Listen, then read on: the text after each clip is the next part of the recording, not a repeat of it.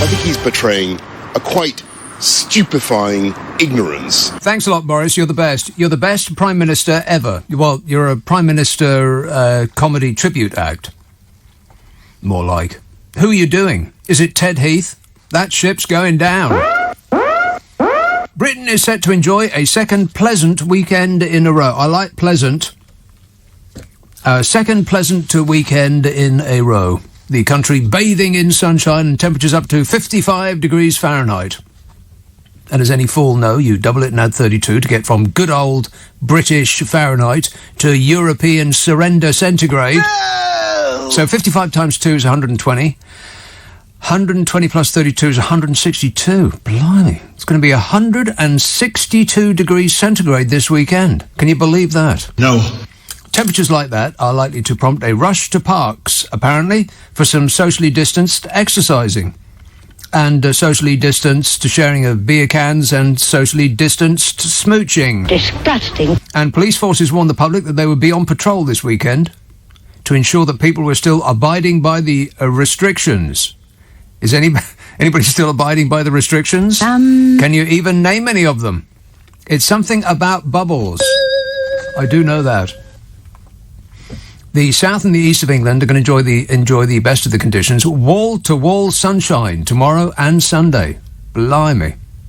So that's the south and the east, which means that somewhere outside the south and the east will not be getting any sunshine. And that would be the north and the west. And that's you, Glasgow. I'll check while you wait. I bet it's raining right now. I betcha, betcha, betcha. One moment, please.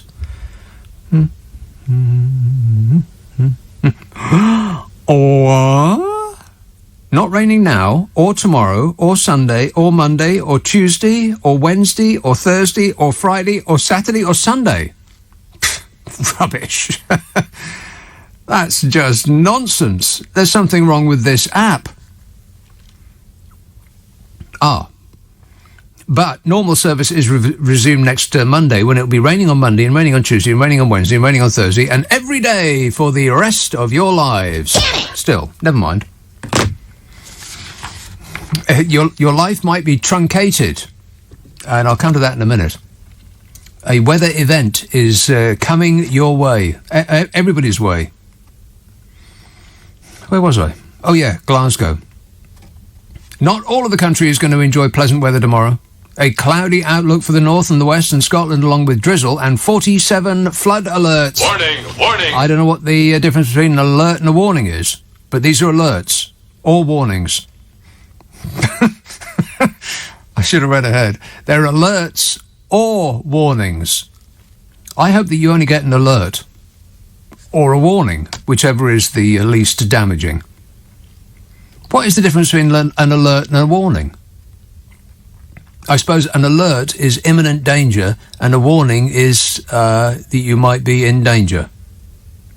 Is there any difference? No. Not really.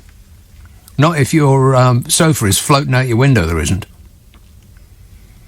England and Wales enjoyed a very mild week for the time of year, with the warmth on a par with Malaga and Barcelona.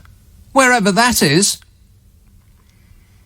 Suffolk recorded 65.1 degrees Fahrenheit on Wednesday. That is warmer than the average maximum for May. Groovy. Yes, warmer than May. The warm southerly airflow bringing the mild weather also brought that covering of dust all over your car. It's like sand. In other news, it is sand, blown here on the winds from the Sahara. And how do we know that? Science. That's how. The mild weather has seen colourful displays of snowdrops and crocuses and early daffodils. Guy Barter, out of the Royal Horticultural Society, said people should enjoy the blooms while they can. He said, now it's turned so mild, the blooms are going to be over very fast. If people want to see the crocuses and the early daffodils, they need to get out in the next 10 days or so. He said with snowdrops, they're on the cusp of being over for the year, so we haven't much time. You need to get out and see them right now.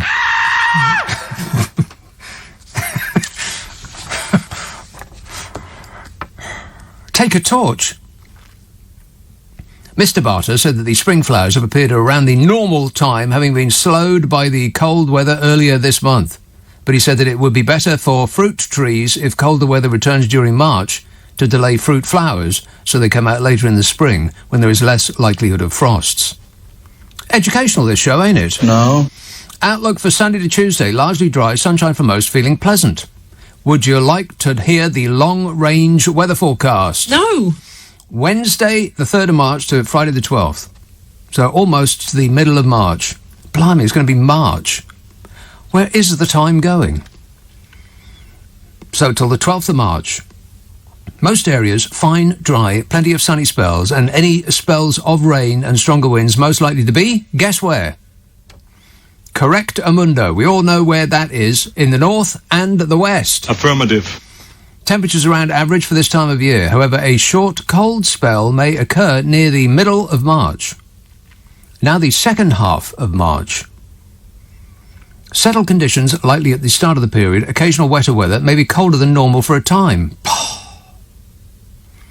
Always the same. When nature shows you summer, or in this case spring, and then takes it away again.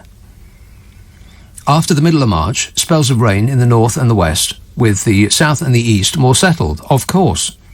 Temperatures most likely to remain around or a little above average. Temperatures most likely to remain around or a little above average? We'll take it. Hey, have you seen the moon? Yowza. It's very, very big and very, very bright. You could see yourself engage in shenanigans by the light of that moon. Disgusting. They call it a snow moon. It actually snows on the moon. Not a lot of people know that. And even if that's not true, it doesn't prevent it from being a fact. We only deal in facts on this show. Kath texts, Nick, it's okay for you to say that the teachers and the police should jump to the front of the vaccine queue, or spelt K-Q-U-E. Okay? I'm terrible at this, but I'm not going to stand for it for you being terrible at it. I mean, when you write it down, there's a little red wiggly line underneath your errors. It's not there to make it look better. Says, Nick, it's okay for you to say, and I assume that Kath has got her fists clenched and placed on her hips. You know, like the left fist is on her left hip and the right one is on her right one, because otherwise she'd be tying herself up into a pretzel knot. Don't tie yourself up into a pretzel knot on my account, Kath. She says, it's okay for you to say that teachers and police should jump to the front of the vaccine K when you have already had yours and it won't affect you. I'm clinically vulnerable. So in group 6, she says, and have shielded for 11 months. I'm scared and am desperate to get my vaccine. Healthy young teachers and police officers shouldn't be vaccinated before vulnerable people. Any teachers and police who are clinically vulnerable will already be getting the vaccine in group 6. Only the healthy ones have to wait. God, you're pent up with fury there, Kath. Been shielding for 11 months. Well, you want to get out now? Oh, no, that's right, you can't. All right, well, I'll come to that in a minute. But first, some much more important business about the end of life as we know it. But I must first take this call here. Or do I have to? Huh? You don't have to. I don't have to. No, okay. Well, that's a good job, then. Oh, all right, then. It's very keen. Yes, Mike? Hi, Nick. Yes, Mike? Have I discombobulated you having to take the call? Well, it's a little early. What do you want? Well, so a couple of quotes and a question, really. Yeah, a couple of 3 quotes.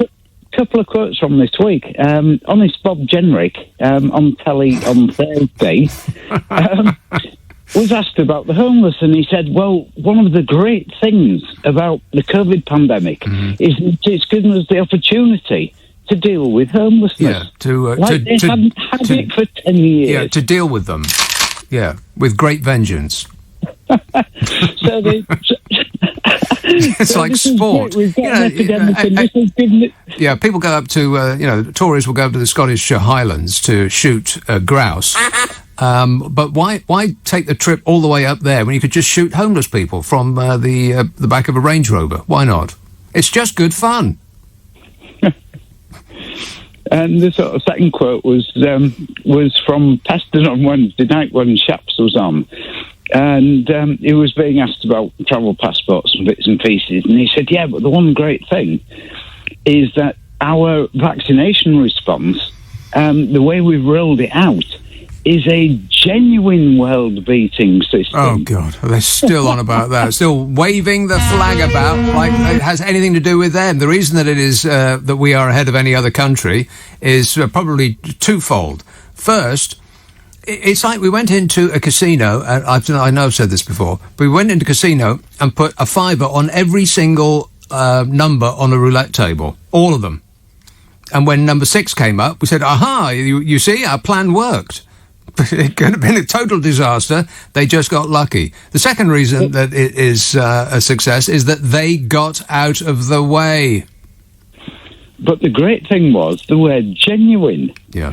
Because all the other world-beating stuff is thereby not genuine. Implications to what he's saying, yes. And the question really is, Matt Hancock announced that we'd got South African variant in London and Warwickshire. Yeah. But what he'd done is deploy enhanced track and trace. And we haven't heard a single thing afterwards, so obviously it's not spreading.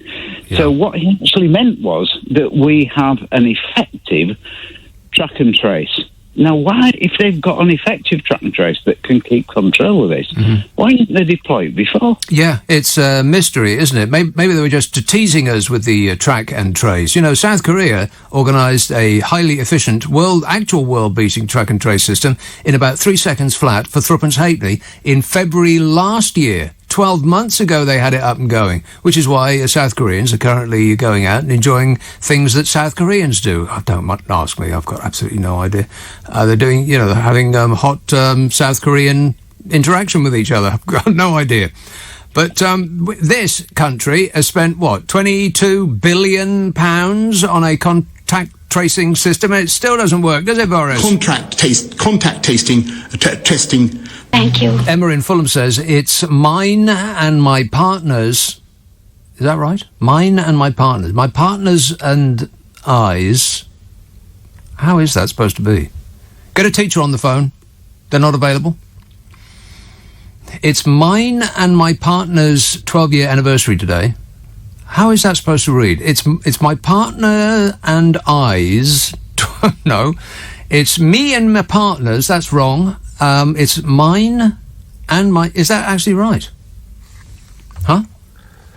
Me and my partner's. No, that's wrong. Maybe it is. It's my... No, it's not my partner and I, because that'd be I''S. Oh, yeah. Stupid. Who are you calling stupid? It's maybe that's right. It's mine and my partner's 12-year anniversary today. We've been listening to your show every weekend since last March when Lockdown 1 kicked off, and you've given us something to fill our Friday and Saturday nights with while the bars and the nightclubs have been closed. Wow, Emma in Fulham is dancing to this show. Can you believe that? No. Well, for the full nightclub experience, you want to turn me up, stand up and shout in each other's ears while throwing your money out of the window. When you go to the loo, pee on the floor for that authentic club experience. Matt texts, I'm just cycling back from Dorset 111 to Boscombe. Do you mean that you're on the phones at 111? Do we say 111 or 111? 111. Right. You see, Americans would say 111, wouldn't they? And that sort of sits more easily on the tongue than 111. They don't say 911. They don't say 911. Well, yes, they do. Not they do. Wrong. See, you got that wrong. Smart Alec. Matt says, hi Nick, I'm just cycling back from Dorset 111 to Boscombe after a long shift on the phones. The moon is indeed full. Groovy. Which is helpful as it allows me to turn my front bike light off to save money. No! Can I advise against that? The amount of people that I see that I actually don't see until it's way too late, who are practically invisible on the roads, is just numerous. And considering that half of the country is now employed delivering the other half of the country's dinner on bikes, which they seem unused to, then you really want to wear something bright. Because if you're wearing all black clothing on a black bike with no lights, then don't be surprised if you ping off someone's bonnet. Drivers aren't paying attention. They're cosseted in their nice, warm, air-conditioned, comfy, heated seats solitude, and they're listening to some tunes rock and roll on the radio. They're not paying attention to you. They can't hear the outside. They are insulated. And they're not expecting somebody who is practically invisible to just lurch out of the gloom at them. Light yourselves up. And that goes for pedestrians too. I mean, I know that people in this country always dress in the darkest, most dour and depressing colours. You'd think that after this period of time, the human race has been going quite a while now. I mean, it's long enough, isn't it, to have learned our lesson. You think that in the dark days of winter, we would actually dress ourselves up a bit. But no, we'd go the other way. As though we're trying to blend into our surroundings. We don't have to hide from saber-toothed tigers anymore. Show yourself off a bit. 0345 6060 973. Here is an educative call in Bromley. Ailing. Are you? Wait a minute. Oh, God, I've just done that wrong. Hang on. Ailing. Or Ashling. Can I call you Ailing? Sure. Everyone else does. Right. Go ahead. So, mine and my partner's, I think the safest way to get that grammatically correct would be to say, if you're talking about your anniversary, it's probably to say, my partner and I have our... you have to change the verb. A workaround. You can't really say mine and my partner's. Yeah, it just doesn't work. There's no way to work it really that it's going to sound correct or even be correct. Yeah, it was coming up against a barrier in my brain. Yeah, it was saying, no, that's wrong. I couldn't figure out how to do it. No. Are you an expert, Ailing? I'm a teacher. Right. What do you a primary school teacher? Right. So what do you instruct the little bags of disease in? Everything. Primary everything. school teachers have to be jack of all trades. Right. What's your least favourite thing? Finger painting. Oh yeah. I'm not. Because it's messy. Well, what about the glue? That's even worse. Yeah, they're all they're all running around off their heads because they've been sniffing glue. What about those magic markers? I bet they're hooked on those. Yeah. Tipex. Tipex is another one. Tipex, yeah. Just give them a couple of 3 sniffs of Tipex and then they're out like a light for the afternoon. You'll be able to put your feet up and smoke a cigar. So what do you think about the government refusing to propel you and your teacher colleagues to the front of the vaccine queue? It's such a tricky subject. It's such a tricky one. At the moment, I'm working in private tuition, and so I'm not in a classroom role. But I got my vaccine because of an illness that I have. Right. So my sister is a secondary school teacher. She's at home in Ireland, but obviously, as you probably know, the vaccine is being rolled out very slowly over there. My granny's 94 and she still hasn't gotten it. Blimey. I think it's a hard debate to have. I mean, the government are following the science on that, but then they're not following the science on, say, vaccinating. And you know what that means? Even in prisons. It means that they're not following the science at all. They're just going ahead and doing whatever they were going to do initially, and if the science agrees, then they say, well, of course, we're just following the science. Exactly. I think probably a lot of the teachers who are vulnerable will get their vaccine by way of the groups that they fall into. Yeah. But it's so tricky. I mean, I think that police not having it is a similar. That's a bit much, isn't it? Issue, yeah. But yeah. What about March the 8th? Are you ready? I'm not classroom teaching at the moment, so that won't have a huge effect on me because most of my teaching's online anyway. Right. But yeah, my sister will be going back, but her husband's a primary school teacher, but again, they're in Ireland, so it's a little bit different. A little bit different over there. Okay. So I don't know what I think about this teachers assessing exams, though. I think that's a bit messy. Okay, well, that was a question I didn't ask, but you went ahead and asked the question that you wanted you wanted to answer. All right, go ahead.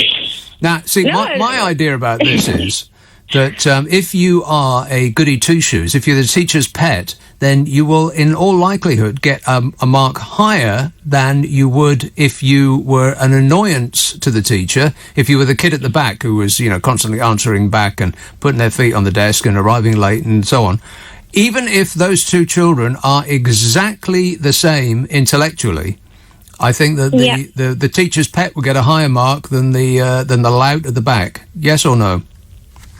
I think so, but I think some of that might come down to teachers' own personalities, because I think you're going to have some teachers who won't want to upset kids, and then that's going to really mess up their, the grades that they're going to assign to people, because you don't want to give a bad grade to someone who is going to leave school, but then you're going to have all of their siblings coming along, knowing that you're the one who gave their older siblings a grade. Yeah, considering how armed kids are these days. Yeah, that is a good point, yeah. All right, well, I wish you all the best. Thanks a lot, Aileen. Thanks, Nick. Cheers, my dear. Ta-ra. 0345 6060 973. So I think we sorted that out, Emma in Fulham, if you're paying attention. It's mine and my partner's 12th anniversary today. It's, I've forgotten what it was. What's it supposed to be? It's my partner and no. It's the 12th anniversary of my partner and I. No. What is it? I can't remember either. No, oh, blimey. We're rubbish at this. Talk about not learning my lesson. Ailing wants to see me after class. Thank you, ma'am. May I have another? I'm a very bad student. Kevin in Walthamstow texts, I just want to mention, why is it that funeral workers are not mentioned? That's two uses of the word mention in the same sentence. No. I just want to mention, why is it that funeral workers are not mentioned? He mentioned. He says, we're having to deal with this situation every day and deal with families just saying, says Kevin, who is in fact just saying. Yes, that's a good point, Kevin. I agree. I'm very agreeable. Isn't that right? No. Jimmy in Fulham says, I just watched 10 minutes of Gordon's Bank Balance, Gordon Ramsay's new game show on the BBC. It's so bad, it's almost funny. He should stick to foodie programmes. I've met him several times, though. We had a mutual friend, and he's a top man. I never heard him swear either. Yeah, well, that's his act, isn't it? That's his logo. That's his, Tommy Cooper had a hat, a fez, and Gordon has got swearing. I know who I'd rather watch doing a game show, and it's not Gordon. You know, when I heard that was going to be a thing, I just could not believe my ears. I thought, that's a really bad idea.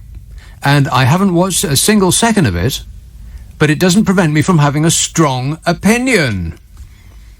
Terrible idea. Why would anybody do that? I mean, what would be the point of anybody doing that, particularly on the BBC? It's on BBC One, isn't it? What are they thinking of?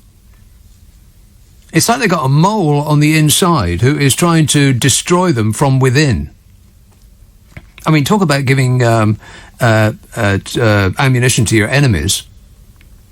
People on the outside are throwing stones at that organisation. They're trying to destroy it. But morons on the inside seem to be doing a pretty good job of destroying it from within. Gordon Ramsay doing a game show. Does anybody think that is a good idea? No. He ain't got the personality. He ain't got the charisma. He's not likeable, apart from anything else. You've got to be likeable to present a game show, for crying out loud. I mean, who presented a game show that was not likeable? Give me one instance of a person that presented a game show that was not likeable. I double dare you. One. I mean, who are the greatest game show hosts? There's Bob Monkhouse, who did Likeable for a Living. There's Brucey, ditto. Terry Wogan did one. Who else? Jim Davidson. I don't like him. What? He did a game show? Jim Davidson did do a game show, did he? Yeah, the snooker one. Big Break. Oh, I feel like I want to shower. Just those two things put together, Jim Davidson and snooker. Oh, I feel the colour has drained out of my cheeks. My skin has gone waxy, like I've been locked in a basement for the last 6 months. You know, like a snooker player. Those kids look ill. Get outside and get some sunshine on you. Yeah, all right, well, I'll give you that one. He doesn't, he has not got a very likeable character. I mean, even people that think he's hilarious will admit that he doesn't really do bonhomie, does he? Particularly, as it's a French word. Dreadful. Yeah, no, he doesn't do good humour. I mean, he's not good-natured as part of his act, is he? All right, so take him out of it, because what a stupid idea that is. For Zora Sullivan was the voiceover on Big Break with... You're kidding. She's just popped in to tell me. Our newsreader was the voiceover on Big Break with Jim Davidson. She's likeable. You've got to be joking. Well, I don't care. I didn't see that show. A game show around snooker is just about the stupidest thing I've ever heard in my life. Second only to putting Gordon Ramsay on at peak time in the on the most prestigious channel in the country, if not the world. All right, well, I've got detailed files. Gordon Ramsay's primetime game show, Bank Balance, has been slammed by viewers following its lacklustre debut on Wednesday. Who could have predicted that, apart from every single person that had given it thought for more than a tenth of a second? The series, which was lambasted on social media for its annoying contestants, confusing rules and cringe-worthy banter, kicked off with just 2.7 million viewers, being beaten out by the finale of ITV rival The Bay. What's that? The Bay. It's not one of those shows where everybody parades around in swimming trunks and they cop off with each other at the end, is it? It is. Oh, for crying out loud. See, ITV, they can do stupid for a living. That's their thing. But it wasn't supposed to, eh? I got it wrong. It's a drama. It's a drama. Right. Don't tell me a serial killer is targeting women. No, there are some missing people. Children? Yes. See? It's either one or the other. That's what we like for our entertainment. Somebody abusing children or killing women. Every single show that is a drama on television is one of those two things. And it's not by accident, it's not a coincidence, it's because that's what we like to watch. Are we a bunch of sick bunnies or what? Books the same. I bet if you went to the Sunday Times best-selling books, all the fiction would be people abusing children or killing women. I bet it would all be that. That's what people... Oh, they love it. They can't get enough of it. A sick and twisted people we are. Anyway, Gordon Ramsay got a new game show. Can you believe that? No. No. Who in their right mind would give Gordon Ramsay a game show? I mean, really? TV critics were damning, with the Daily Mail's Christopher Stevens giving the show a 2-star rating, which is 1 whole star more than I thought it was probably worth. Again, I haven't seen a single second of it, but it doesn't prevent me from having a strong opinion. Correct. In his review, Stevens pointed to Ramsay's apparent unease on set. Well, he always looks uneasy to me. He always looks uneasy. Like he is not at ease. He says, it's obvious within minutes that he doesn't have the telly skills for this show because he simply cannot think on his feet. Without a scripted quip, he's floundering 10 seconds behind the action. See, that's the other thing that you need to be a game show host. You need to be funny. You need to be quick. Bob Monkhouse, perfect. Bruce Forsyth, of course. Who else? Terry Wogan, yeah, he did ho-ho for a living. Ho-ho, I'm Irish. Ho-ho. That was Terry Wogan. That was his thing. And then, who else? Who else was a greatest game show host? Anyway, they all did comedy for Roy Walker. Which one was that? Catchphrase guy. Catchphrase. The old Irish man. Is he the guy that did the show with the bucket? 3, 2, 1. I don't think so. What's that him? Somebody used to win a bucket. Anyway, he said his first contestants, this is the TV critic of the Mail, his first contestants, brother and sister Tozin and Toby, were a polished double act of noisy show-offs, bickering like children. They'd have been a gift to a real game show host. Alexander Armstrong and Joe Lycett wake up praying for a couple like this in the studio. Gordon had no idea what to do with them. He behaved like a maitre d' in a restaurant, politely waiting to one side until his customers finished having a public row. Simpering with embarrassment, he chipped in, "Psst, I'm still here, you know." That sounds absolutely awful. Okay, here's what the show consists of. A team of 2 contestants answer questions from 12 subject categories and are rewarded with bars of gold for correct answers. Well, so far so interesting. Boring! As it's accrued, the bullion must be strategically stacked on a precariously balanced platform like a 4-way seesaw so that the stacks stay standing. Oh, I just can't be bothered with the rest of it. It just sounds awful. Why is it on BBC One? Why? Why? And furthermore, why? Why, oh, why, oh, why? This is not what we pay our licence fee for. We can get plenty enough stupid on ITV. Have you seen Channel 5? Somebody at the BBC needs to think about what they are supposed to be for. And it's not competing with stupid on other channels. They're supposed to be above that. That's why we pay for them. Many viewers admitted they struggled to make it through the show as they found the contestants too annoying and indecisive. Others complained about Ramsey's lack of ease with the contestants and pointed out that he looked uncomfortable on set. He always looks uncomfortable.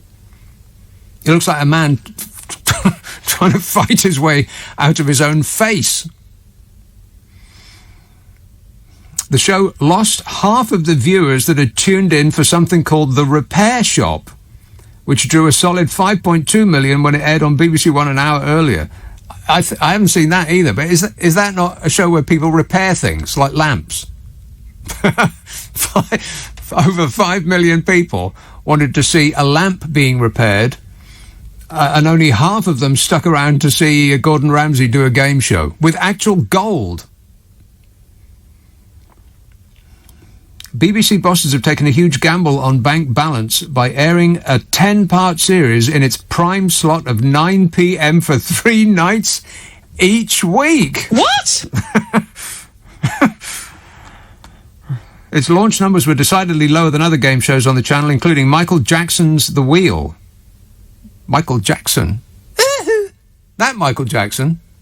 I didn't know he was still working.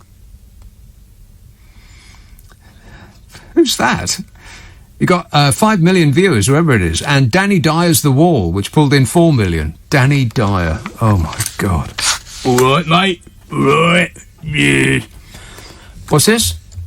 It's Michael McIntyre, not Michael Jackson. Well, that's what it said in the paper, Michael Jackson.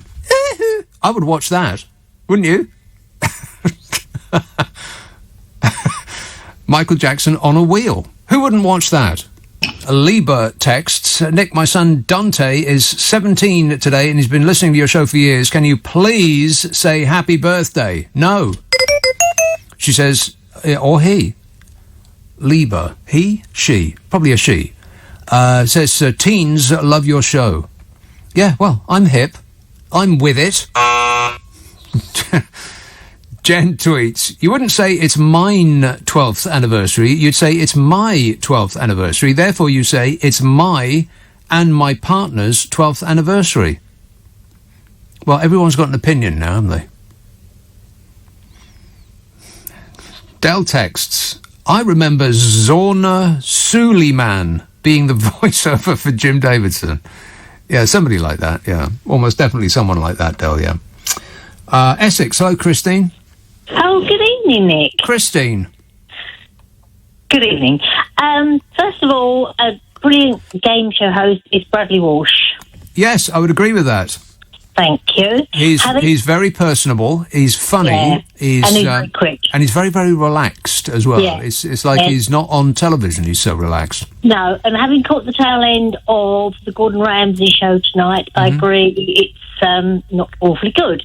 No. What I'm actually phoning about is my daughter is a teacher, primary school teacher in Essex, Canvey Island, Essex. Right. 39, and she's having her vaccination next week. I left education just over a year ago. I was a teaching assistant, and most of the people I work with who are still in education have had their vaccinations. How come? So, yeah, well, because they're in education.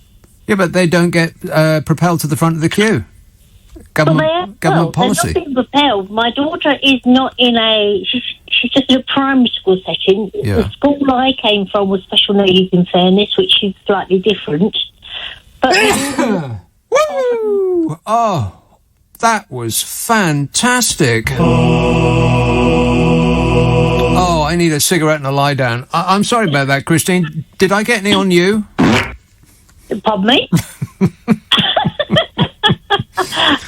I'm over the age. I've had my vaccination. That was the most emotional experience I've had all year. It is happening for them, which is good. Floating on a cloud right now. Yeah, so yeah. I don't know, where some people are thinking it's not happening, and I don't know how it's happening, but it is happening in some areas. Right. Okay. Well, thanks for passing that on, Christine. Cheers, my dear. 034. I wasn't listening to a word she was saying. I was in like a post-sneeze ecstasy. Floating on a cloud of lovely. 0345 6060 973. Jim texts, Dave Lee Travis did snooker on the radio. You just had to close your eyes and listen to the sound of the balls flying here, there and everywhere. Quality entertainment. I did hear that once and I thought, what are you doing? That was a stupid idea. I mean, really, really bad. That's probably the worst radio idea of all time.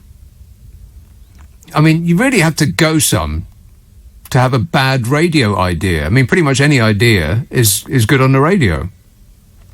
Because if you can't conjure up the actual visual, if it's too expensive to provide the visuals of 1,000 people going to war, sweeping over, mountain and over hill and dale, then you just tell people that that's what's happening and they will fill in the visual gaps using their brain. That's what radio's like. What radio is uniquely bad at is snooker, for instance. Gary in Rotherham says, Jim Bowen, darts on TV, smashing great super. It wasn't it smashing super great? Or great smashing super, or some combination of that. It says 1980s jumpers and hairstyles and a prize speedboat. Brilliant speedboat. Yes. Yeah, somebody who lives on the 34th floor of a block of council flats won a speedboat. What the hell are they going to do with that? Super smashing great, apparently, in that order. And Dom says on 321 they want a bun, not a bucket. A bun? A bun? What? They want a bun? What, as in an iced bun? He says Dusty Bin was a legend. No, Dusty Bin was not a legend. Dusty Bin was a bucket with a face on it. They want a bun. Well, that's the silliest thing I've ever heard. A bun. Okay. Let's have the wait the longest. Peterborough. Hello, Michael. Hello, how are you? Right? All right. Yeah. We're talking moons. Are we? We're talking moons, yeah. You're talking about the full moon. The full moon tomorrow is actually the 27th. Tonight it's only actually 99%. Is it? It is indeed. Tomorrow, the 27th, is actually going to be the full moon, which will be 100%. Yes. And it's going to be about 17 minutes past 3 in the morning, a.m. Yeah, no, I wouldn't think so. You would? It's true. No, I very much doubt that. It's very true, Nick, honestly. Well, how do you know? Yes? I've studied science. Studied. You looked it up on the internet is what you did. No, not at all, no. 17 minutes past midnight tomorrow. Right. 20 minutes past 3, it's going to be the full moon. Mm-hmm. How come the moon is... the other day I saw an almost full moon. I'm guessing it was about a 97% full. Affirmative. 97% full moon at about 3... I haven't finished yet. At about 3... At about 3 o'clock in the afternoon. Explain that to me, scientist. I can't explain that to you at all, not at all. See, you're rubbish at this. No, not at all, no, Nick, at all, honestly. Tomorrow, 17 minutes past 3, tomorrow morning, full moon. 17 minutes past 3. A second ago, you said it was past midnight. So your whole story is beginning to fall apart. No, 17 minutes past... I do suspect that you have got no idea what it is you're talking about. 17 minutes past 3 a.m. Yeah. In the morning? In the morning, yes, yeah. It's called the snow moon. Yeah, because it snows on the moon. It does indeed. Does it? Yeah, absolutely, yes. Yeah, it does, yeah. Wow, the things you learn on this show. It is educational. No. Yeah, every now and again. Right, okay, well, as soon as you learn something else, then I want you to let me know straight away, all right? I will, Nick. Okay, put it on a postcard. Thanks a lot, mate. 0345 6060 973. Oh, here we go. On 321, you want a bin, not a bun. It was a typo. Right. A bin, not a bun. That makes equally little sense. You win a bin. I suppose it's funny, isn't it? That is actually funny. If you go on a game show and you win a bin. If you win a bin, you go home with a bin. With a happy face on it. That is quite funny. I'd watch that show just to see people's faces when they won a bin.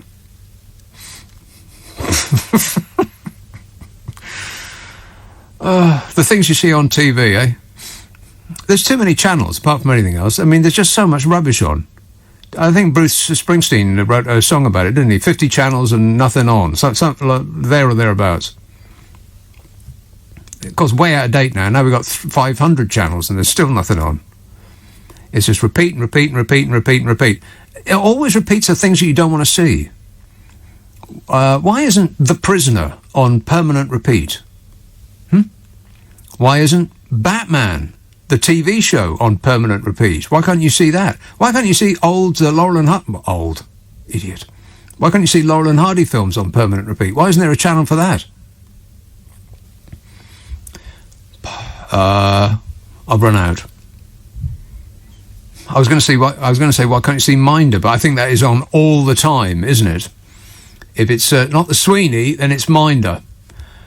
Have we dealt with any issues so far on this show? No. Every now and again we did mention, the teachers and the police persons who have not been spirited to the front of the vaccine queue. We did mention that a little bit.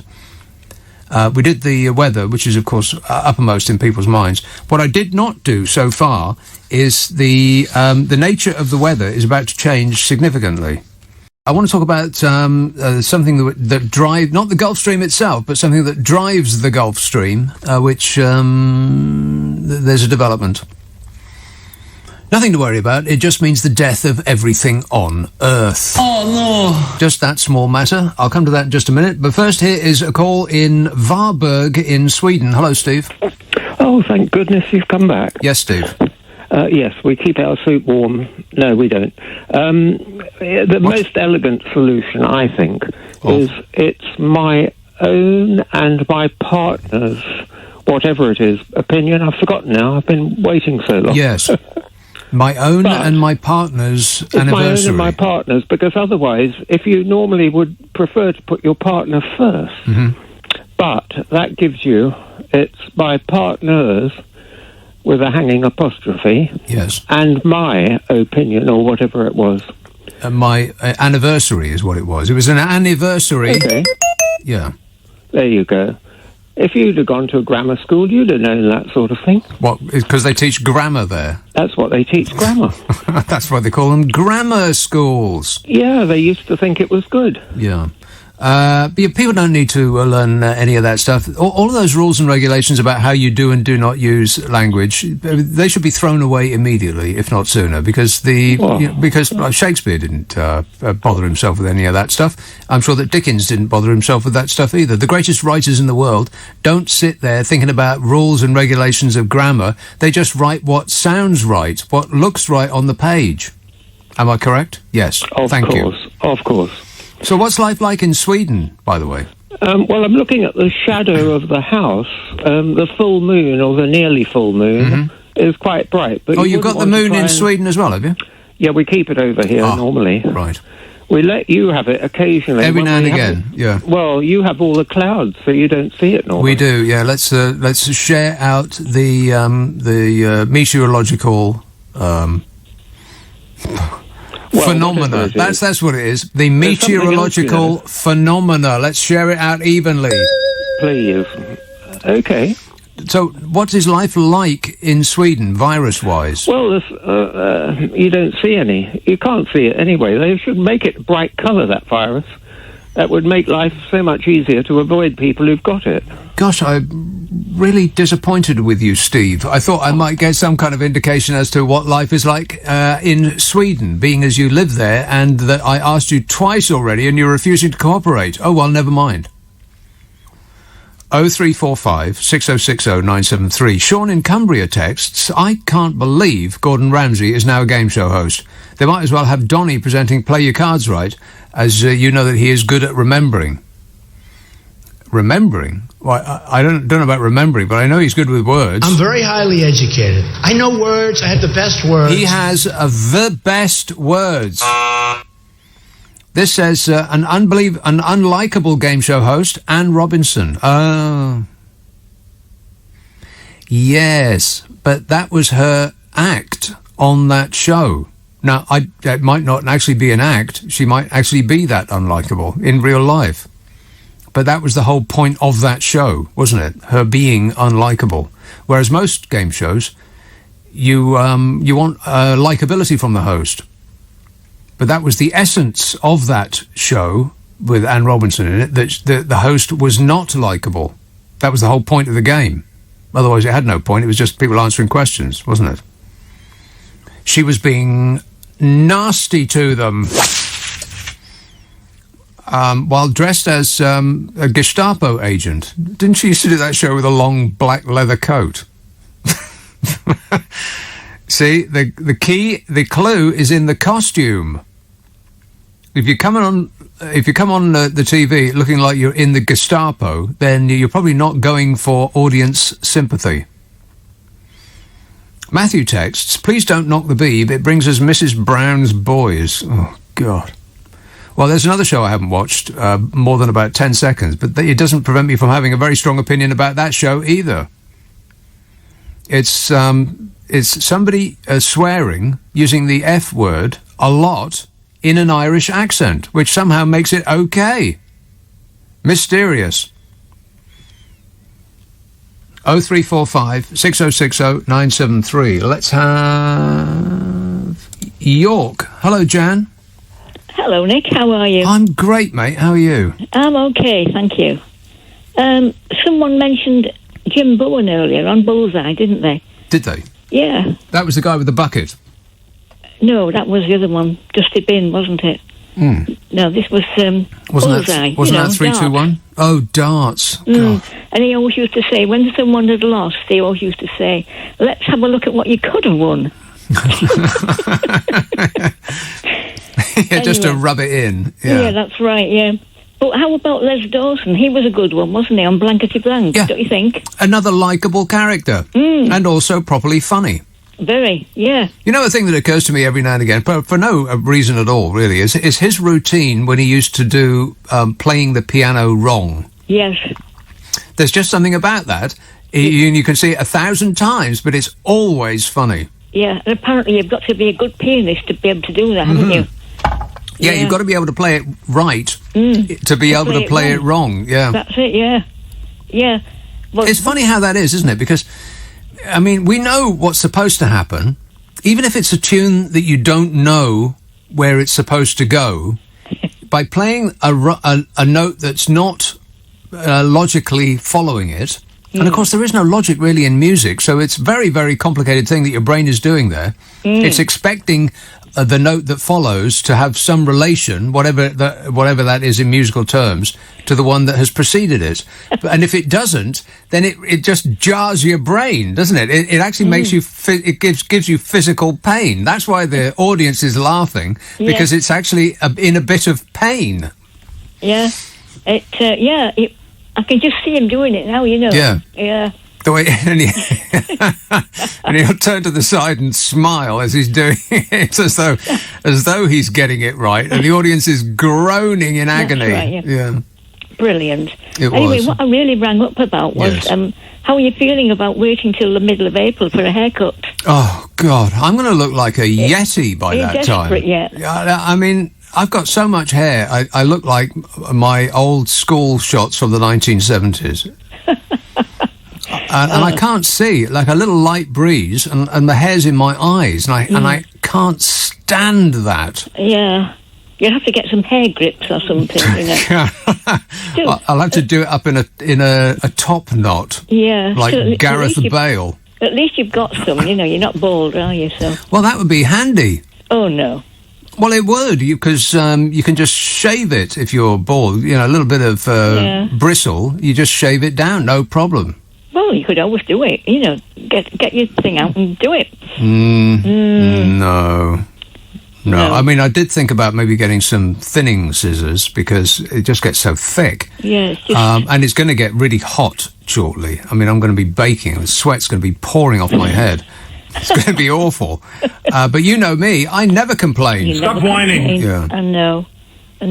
But maybe thinning scissors, because, I mean, how bad could it be that you get somebody to thin your hair? That couldn't go that wrong, could it? But it can go wrong if you cut length. I can understand you get that wrong. But if you just thin it, how bad could that be? I don't know. Pretty bad, probably. I suppose so. Just as well, you know, I know you're going to work, but I mean, I'm not really going out anywhere, but just as well, really, isn't it? Yeah, I bet you look like you've got a hair helmet now. I bet you could get on the back of a motorbike and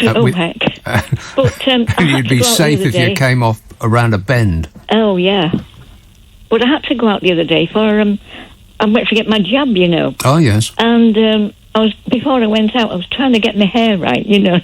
I thought, oh God,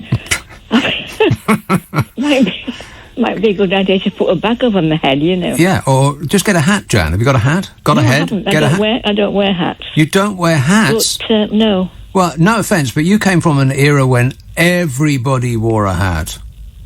What are you trying to say? That you're very, very old. Oh, thank you. No, my mother always used to wear a hat. Everybody did. Everybody before the 60s used to wear a hat. You see a picture of a crowd of people from the 50s earlier, and there won't be a single person in that crowd who's not wearing a hat. It's incredible how popular hats were. And even the men used to wear hats, didn't they? Even on the beach. Always. Well, yeah, always and everywhere. Every single man in a crowded picture. Like if you look up a picture of New Year's Eve 1930 or whatever, and it'll be crowds of thousands of people crammed into Trafalgar Square or wherever it might be. Or actually Piccadilly Circus. I remember pictures. People used to crowd in there. Why? I've got absolutely no idea, but they did anyway. And it'll be 1,000 people in that shot, and there won't be a single one over the age of about 5 who is not wearing a hat. When did the memo go round that nobody wears hats anymore? Because no one wears a hat now. You look like a bit of a Charlie if you're wearing a hat now as a bloke. Yes, it's strange, isn't it? Yeah. Unless it is the least appropriate hat to wear in Britain, a baseball hat, which has apparently taken over the whole world. Oh, they're terrible. The only hat I've ever worn is my school beret, and that looked terrible. A beret? Yeah. Ooh. We used to pin it on the back of our head, you know, to try and hide it. Well, so you couldn't see it from the front. That's right, yeah. You kids, you need a damn good thrashing. I know, exactly. Yeah. But they don't wear berets now, do they, at school? Yeah, well, with very good reason. That you look like chump, and you'd probably get beaten up on the bus. You wore a beret. A beret. I know, they were awful, weren't they, really? There's absolutely no point in a beret. I mean, I guess it might keep the heat in, but it doesn't keep the sun off your face, does it? It's ridiculous anyway. Yeah, silly hats. Did you wear a cap at school? Yes, we had a cap, yeah. That's something else they don't wear, do they now, cap? Well, I think a cap has been taken over by the baseball cap. Yeah. The flat hat, which everybody north of Watford used to wear all the time, like stapled onto their heads for their entire lives, from when they're about 13 to when they're about 93, if they lived that long. Yeah. That everybody used to wear a flat hat. Flat cap. Yeah. Yeah. Don't go up on Ilkley Moor without one. Yeah. Exactly. Bar tat, exactly. That's right. Yeah. Yeah, my dad had one. He always had one on his head. Always, yeah. The same one. And the inside of it was, you could grease a car engine with the detritus that was on the inside of his cap, I bet. Yeah, you're right. I think I can see it now. He screwed it on. It had a thread that like a nut and bolt. Yeah. Oh dear. Anyway, Jan, get yourself a hat, because you'd look fantastic in like a really big hat. Or no, I won't get a hat. I'll just stay in, and that'll be there you go. Yeah. Or a bag. You could get like one of those plastic shopping bags. You could put it over your head and tie it tightly at the neck. I knew you would say that. All right. Hey, how was the jab, by the way? Okay. I did feel a bit off it the next day. Yeah, a bit woozy. I had a headache, and I did feel a bit peculiar, but it was all right, really. Yeah. Does your arm feel a little bit sore? Just a bit, not too bad. When you touch it, when you lean accidentally on a wall or something like that, you remember that you got it there. Yeah. Exactly. And was it the British one, or was it the European one? The AstraZeneca one. Right, yeah, that's what I got. Yeah, and my next one is the end of April, 29th of April. Right. Well, maintain precautions until that date and beyond. I certainly will. All right. Thanks a lot, Jan. 0345 6060 973. Friday, Saturday, Sunday night at 10. Nick Abbott, LBC. LBC. Getting the car you want, but not all the features you want? Standard. Unless you choose the fully loaded Grandland X Griffin Edition with absolutely everything as standard. Now $289 per month plus $2,601 initial rental. Vauxhall. All Griffin, no bull. Search Vauxhall Grandland X Griffin Edition. Personal contract hire on Grandland X Griffin Edition 1.2 Turbo. Subject to status, T's and C's 18+. Initial rental 2,601 plus 47 months at $289. 32,000 total contracted mileage. You will not own the car. Limited availability while stocks last. Vauxhall Finance Leasing.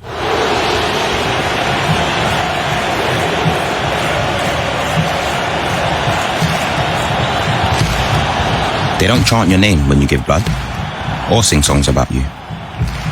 But patients and their families will remember you forever. Because your blood can change their lives. We need more blood donors in Tooting, the West End and Edgware. Bleed for London. Join us today at blood.co.uk. Meet Alison from Darwood and Tanner, the dental practice. Many things have changed, but our commitment to your dental health remains as strong as ever. At Darwood and Tanner, we have risen to the new challenges to protect patients and make certain we can always provide an excellent service that you can trust. And routine dental care may even avoid the need for urgent treatments. At Darwood and Tanner, we're always here for you, helping to protect, repair and improve your smile. Visit darwoodandtanner.co.uk. The latest government guidance requires everyone to stay at home. TfL services continue to run for those who need to travel for legally permitted reasons. If you need to travel, please walk or cycle if you can. If you are using public transport, please plan ahead and travel at quiet times, which at the weekend are before noon and after 6 p.m. You must wear a face covering at all times on public transport unless you are exempt. Check before you travel. Search TfL Journey Planner. To the Mayor of London and TfL, every journey matters. We all like our parts covered, especially when someone accidentally walks in. Oi, I'm in here. With British Gas Home Care, fortunately, both your parts and labour are covered, which means no unexpected repair bill. Sign up by the 29th of March and get 1 month free on selected home care products. Search British Gas Home Care. Conditions and exclusions apply. Cost of cover spread over 12 monthly payments. British Gas, here to solve. It's a perfect moment when you find exactly what you're looking for, when you feel that connection with the one. Finding your perfect BMW 1 Series couldn't be easier. With BMW New Car Locator, you can search, reserve, and buy all online. And you can arrange to click and collect your new car from your chosen BMW centre. Meet the one. Search BMW New Car Locator. Subject to availability. T's and C's apply. Leading Britain's conversation. LBC with Nick Abbott.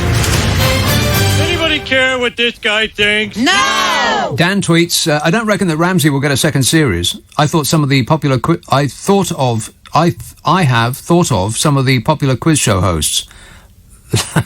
Leslie Crowther and Max Bygraves are what I summoned from my hazy memory.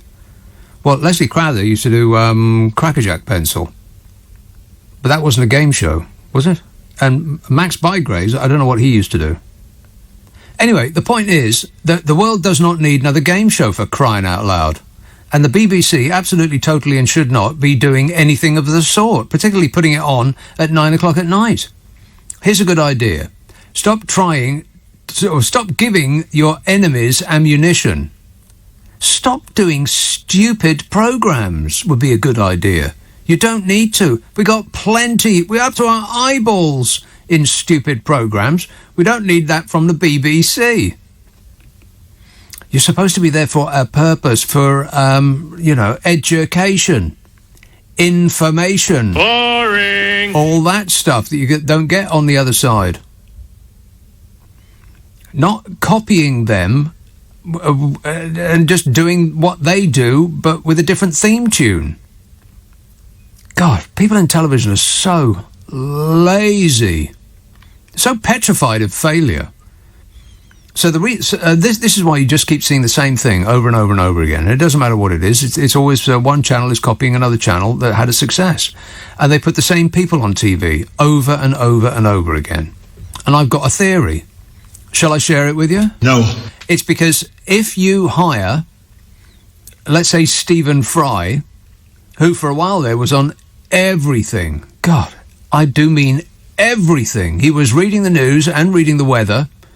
He was on every advert. It seemed like the law you had to hire Stephen Fry. And the reason for that was because he had been on a show that was successful. And so a television executive, a tremulous television executive would, in fear for their job, have a blank sheet of paper in front of them, and at the top of their want list was Stephen Fry, because if Stephen Fry failed in that television show, then it would be Stephen Fry's fault. But if they didn't hire Stephen Fry and the show failed, it would be the fault of the person that put the show together. That's why you keep getting the same people over and over and over again. I was explaining this to Carol McGiffin. Oh, right, yeah. On the podcast that we do. Oh, right, yeah. Yeah, we do a podcast, me and Carol. It's called What's Your Problem with Nick and Carol, in which we try to solve people's problems while laughing our faces off. If you would like us to solve your problem, then send it to the following address, nickandcarol@global.com. That's nickandcarol@global.com. Yeah. And prepare to be completely satisfied. Ask for it by name on an internet near you. But that is an aside.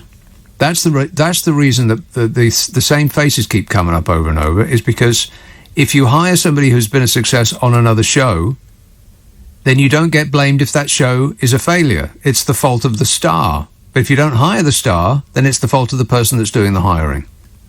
So it's just executives covering themselves. And if you do a show that looks like a hit show on another channel and it fails, well, that's just, one of those things. But if you think of something new and it fails, then that's the fault of the person who thought it up.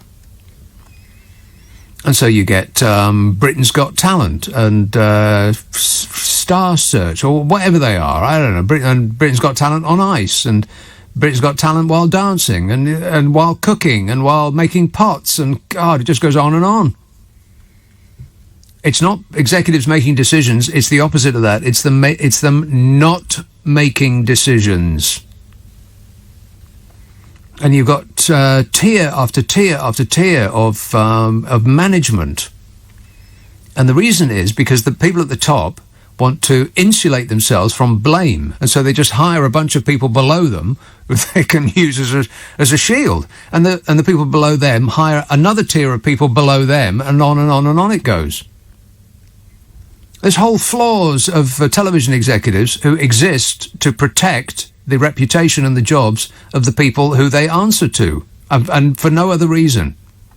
You could fire 50% of them and it not affect the output one iota. Here's a good idea. Turn off afternoon television. Do it now, straight away. There's no need for it. There's certainly no need for it on the BBC. There's not one single show on the BBC in the afternoon that anybody needs to watch, is there? Name one. There isn't one. It's a celebrity antiques hunting, and would you like to live in this house or that house? Or would you like to go to Australia or stay in Somerset? Oh, for crying out loud. It's just people wasting their lives watching that stuff. Your lives are eking away, tick-tocking away. Well, time's up. Turn it off. Do something better with your life. And the amount of money that they could save by doing that. Huge amounts. They could give a freebie to every pensioner in the land if they just turned off afternoon television. That was a pretty smart wheeze, by the way, by the government, hoiking it on to the BBC. I bet they couldn't believe they got away with that. The Conservative government gave the BBC the onerous task of telling pensioners they couldn't afford to give them a freebie anymore. And so it wasn't the government telling them, it was the BBC, which is why, they get it in the neck all the time. Oh, yes. I bet the government couldn't believe their luck when they got away with that. I bet they ran away from that negotiation. Quick, let's leave the building while they still don't know what they've agreed to. Let's have County Durham. Hello, Sean. Hello, mate. How are you doing? Good, thanks. Two questions, mate. Yes. Danny Dyer, or whatever you call him, that does that game show. He's the most boringest actor, worst actor in the world, right? He does a game show. And he goes, drop your balls. Drop your balls. I don't understand the bloke, like. He does a game show. I know, but it's... No, that's a question. That's a question. It's the way he talks, man. Right. He's like Boris. You know what I mean? Right, so he has a strong accent. Is that what you're saying? No, he's just boring. Right. Boring East End... Oik. Trash. Yeah. Well, and they keep giving him... East Enders, it's trash, mate. Right. Well, yeah, you can't understand a word they're saying. I get it. Exactly. Aye, exactly. Okay, so that was point one. Another lockdown? I would be amazed if we didn't have at least one more, wouldn't you? I think we're going to have another lockdown as soon as the kids go back to school, mate. If the R rate doesn't go through the roof when the kids go back, then you can colour me amazed. I really do think. I think. You know what I mean? What have they got against teachers? What have they got against police?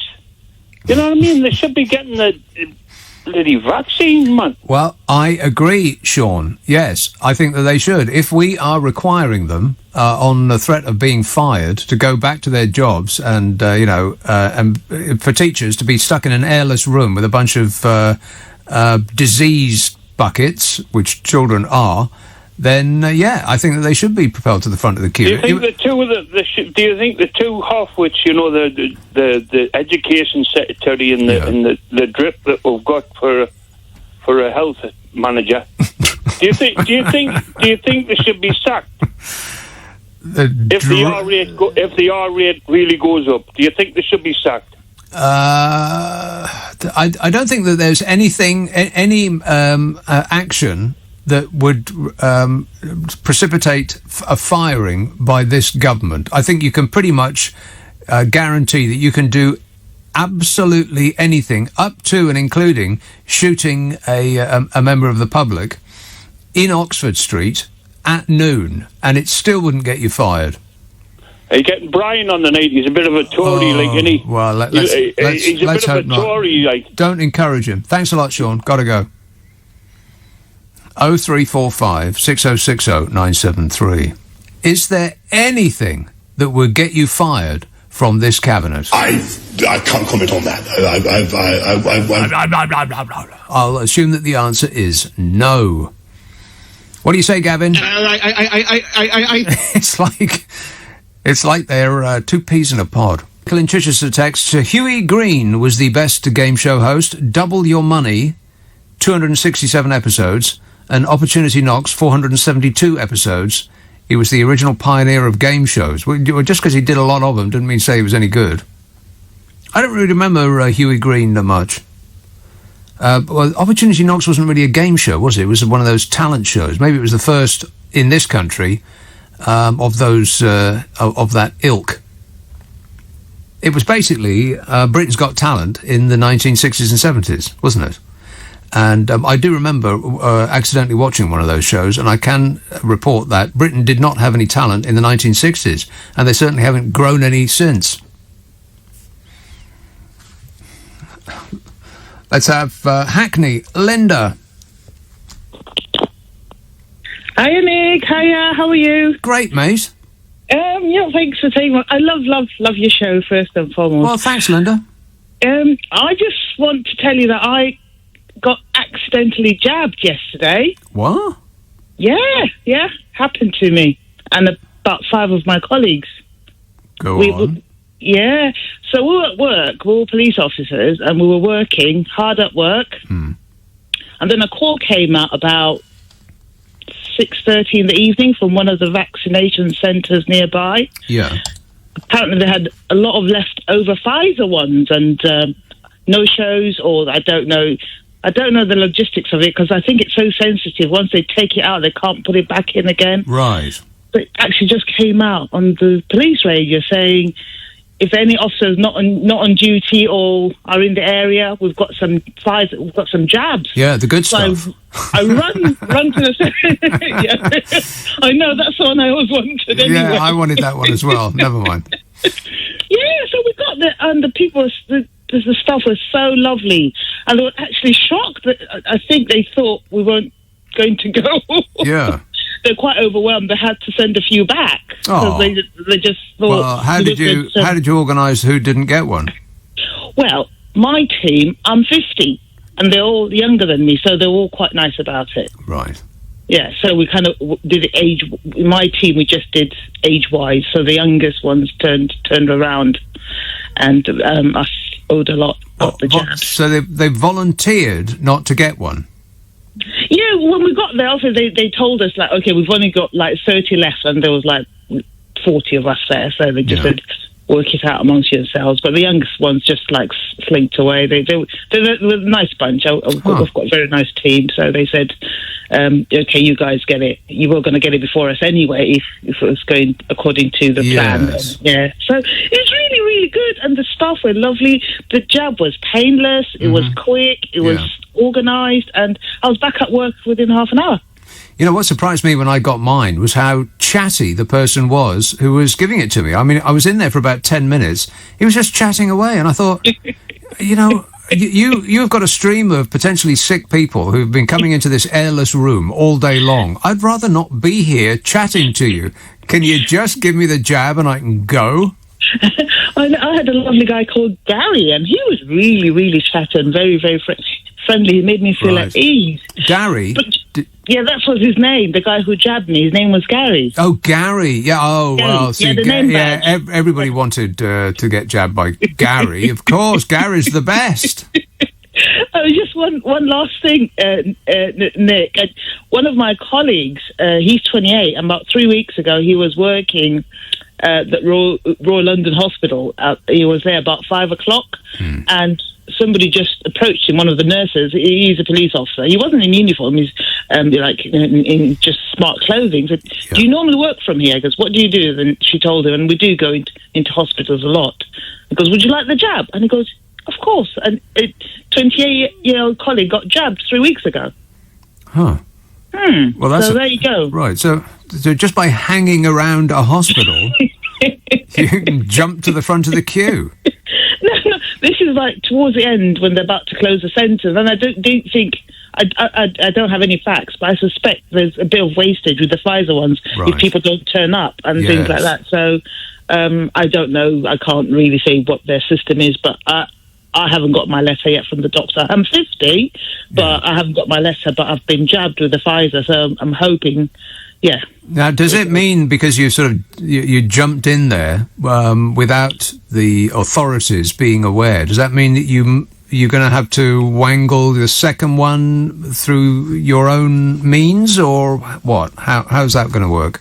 No, it's an NHS vaccine site. So immediately I gave him my date of birth and my details, my address and my local GP details come up. So my GP details have been updated and just said, oh, your GP will now invite you for your second one. We've sent them the message that you've got the first one. Because I don't live anywhere near where I work. I don't even live in London, so to speak. Right. So all you need to happen is that an NHS computer system works perfectly for you to get a second jab. Let's hope so. Let's hope so. But it was accidental jabbing yesterday. It was really, really good. Well, you got lucky. What about the rest of your colleagues who aren't going to be spirited to the front of the queue? I mean, I'd be irritated by that. How do they feel? I work with a good team. We are a good team. And it was just easy. We just looked at each other. I'm 50. My next colleague is 45. No. I mean, in the police population in general, you're not getting priority. So how do your colleagues feel about that? Well, I can't say I've had a general conversation with quite a few people because it only happened last night. But, I mean, our job, especially response officers, you see it's very, very hands-on. We can't help that. It's tough, it's just quite tough. But, I'm fortunate I'm not vulnerable. Right. So I'll have plus to wait. You've had your jab. So there's that. I don't know, honestly, Nick. I don't know what to feel. It's quite a difficult one because at the back of your mind, there are people who need it more than you do.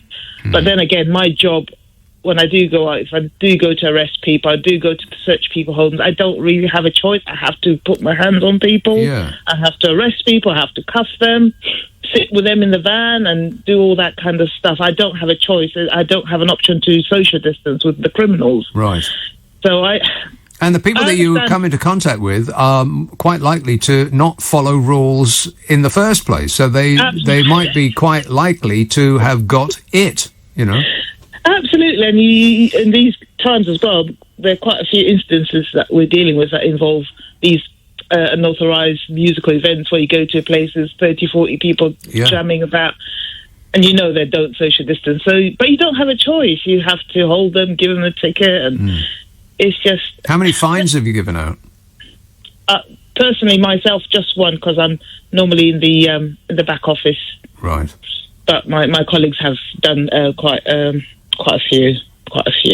I can't put a number on it. Right. But quite a few. Plenty, Plenty, yeah. All right, Linda, be careful out there. Thank you so much. Enjoy the show. All right, thanks, Linda. Keep Cheers. up the good work. Will do. You've kept me happy through this lockdown for the last year. Well, Lorna says, it got me thinking that if I was Melania, I'd be straight down the tattoo shop having that name stamped on me. Yeah, if Melania had the name of John McCain tattooed near her area... Disgusting. ...then Donny wouldn't go anywhere near her. I mean, even less than he does at the moment. He's been on the golf course, Melania. He hasn't been giving you the attention you deserve. I don't care. She's actually not that bothered. Midlands, arrange it. Oh, hello. How are you? Great, mate. I'm good. Okay, where shall I start? You've been on about haircuts, yeah? On about?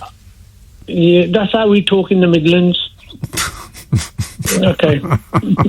You've been talking about accents and everything about Danny Dyer and, that gentleman up Newcastle. And that. Just on that subject, I mean, no offence to Danny Dyer. I'm sure he does excellent work in every regard. But, I mean, talk about a race to the bottom. He is now a documentarian. How is that possible? We've got him and that woman who is she's his equal.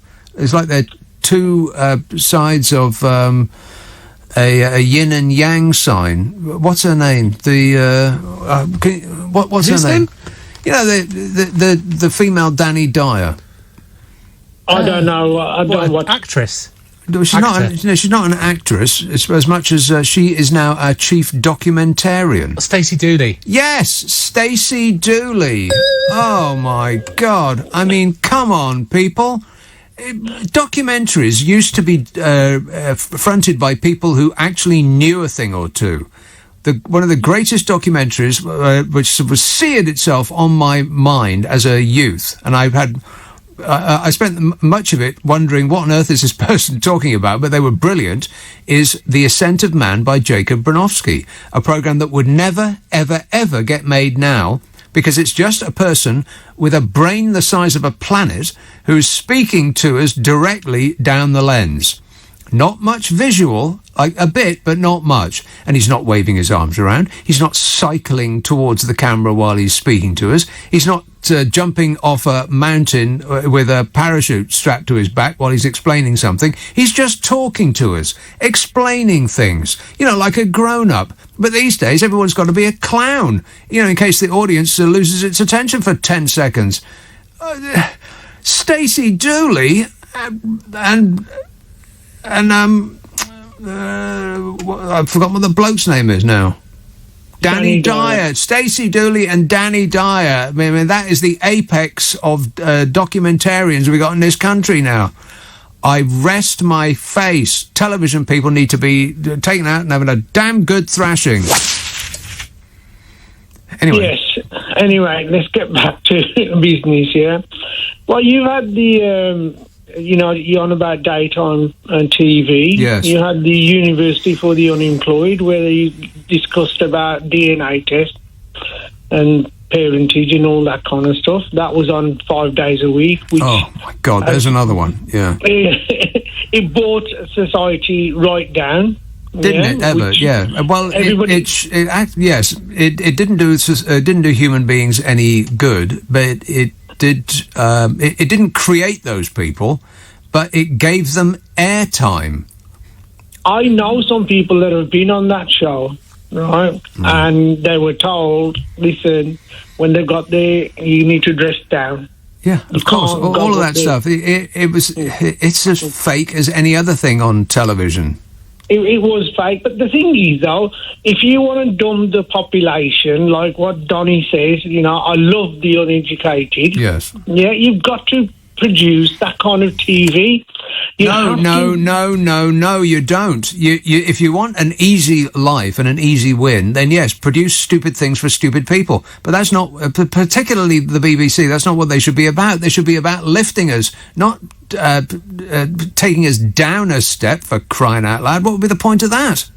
Nick, if everybody was intelligent, then wouldn't they ask Bojo and his mates, yeah, what are you doing to us? Yeah, if you can make everybody dumb, yeah, that means the leading class. Yeah, this is beginning to sound. This is beginning to sound like a conspiracy theory. It's not a conspiracy theory, like you just said earlier.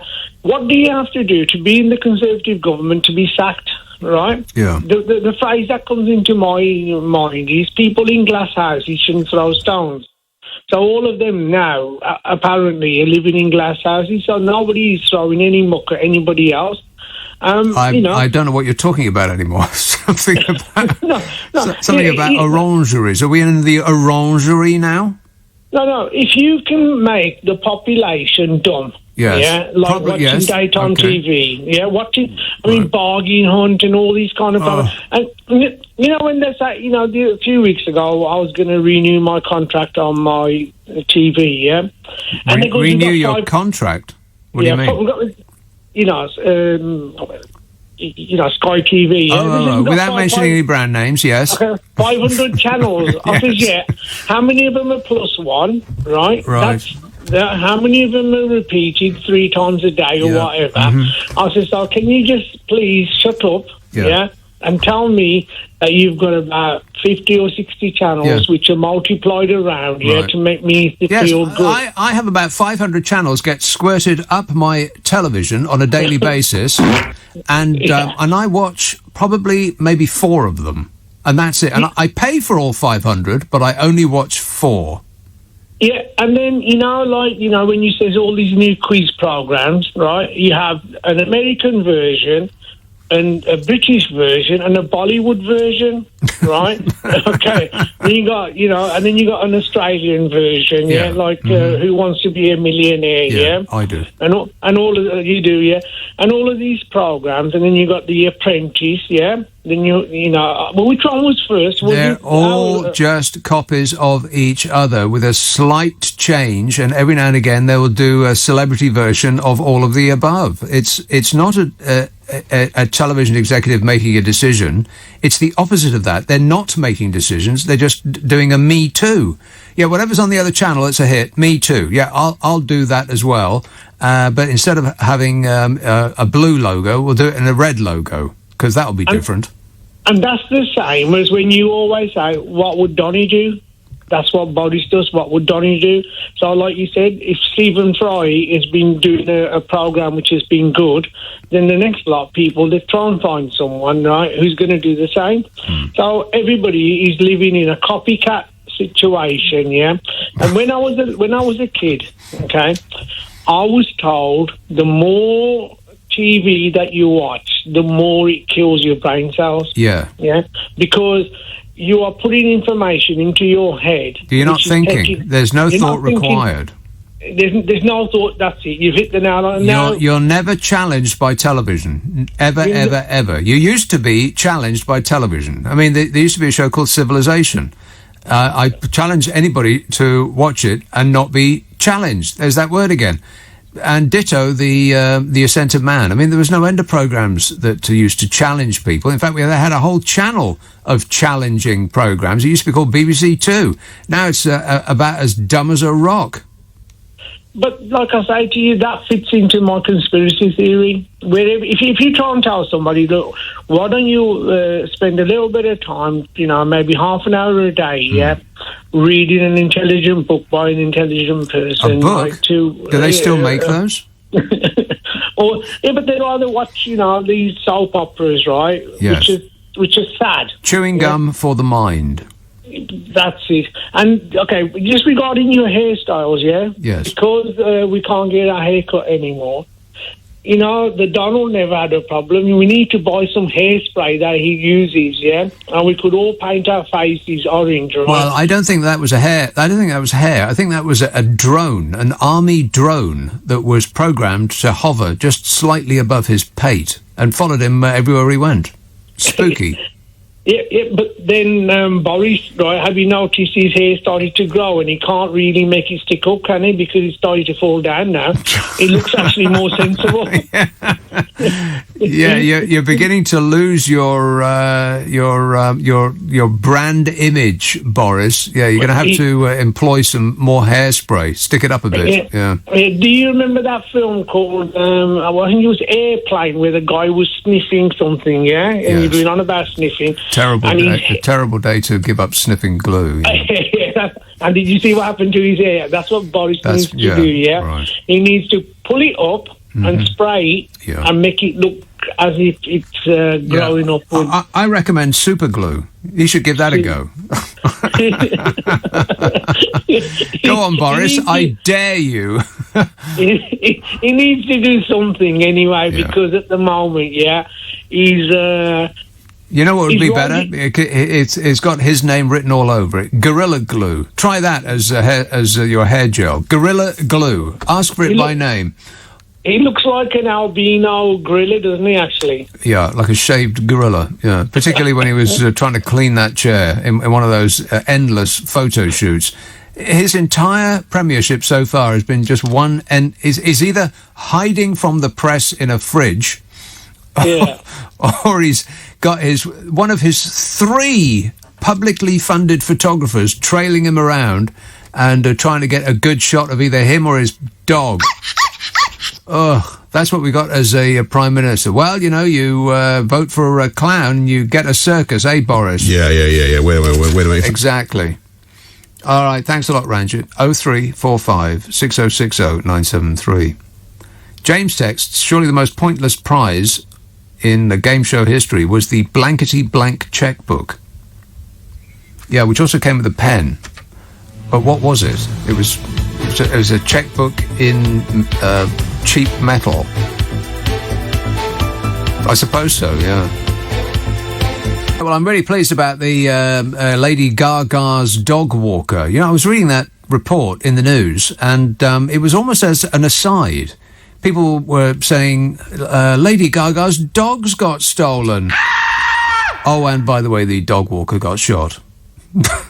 as you know, in other news.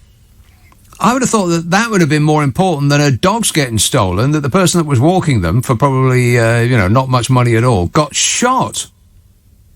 That, to me, would be the actual headline, rather than Lady Gaga's dogs went missing. I mean, who cares, apart from Lady Gaga? And maybe the dogs. But, you know, if somebody's feeding them and they're throwing a ball for them, then, dog's not really bothered that one way or the other, is it? But the news seemed to completely gloss over the fact that somebody got shot. Well, that's the power of stardom, isn't it? You're upset, and that trumps somebody almost getting killed trying to protect your property. Anyway, Harj texts, I used to wear a beret, a raspberry-coloured one that I got from a second-hand store. Yeah, and I bet when it was warm, you wouldn't wear much more. Disgusting. Cindy texts, what happened to Matthew Wright, host of The Right Stuff on Channel 4? He just disappeared. I don't know. What are you asking me for? Walthamstow. Hello, Mohammed. Hi, Nick. How are you doing? Good, thanks. Good. Just to share a little story. Like that police officer, I happened to walk past one of those pharmacies who's jabbing corona vaccines. Oh, yeah. And it was authorized there, get your vaccine here. So I thought, initially I thought, like, I can go in there and pay for it and get one. And walked in, asked the receptionist, can I get one? How do I get it? Yeah. And she said to me, are you booked in? I said, no, I just, I thought that I can get one here, like paying or whatever. Yes. She said, no, but we have some cancellations. If you want one, we can give you one. Huh. I said, yeah, that's fantastic. She said to me, right, okay, what's your date of birth, name, blah, blah, blah. And also she asked me, pulled out a barcode thing, and can you scan this? And I scanned it, and NHS website came up, book for your vaccine, and I just booked it in there, give my NHS number and name and details and all that.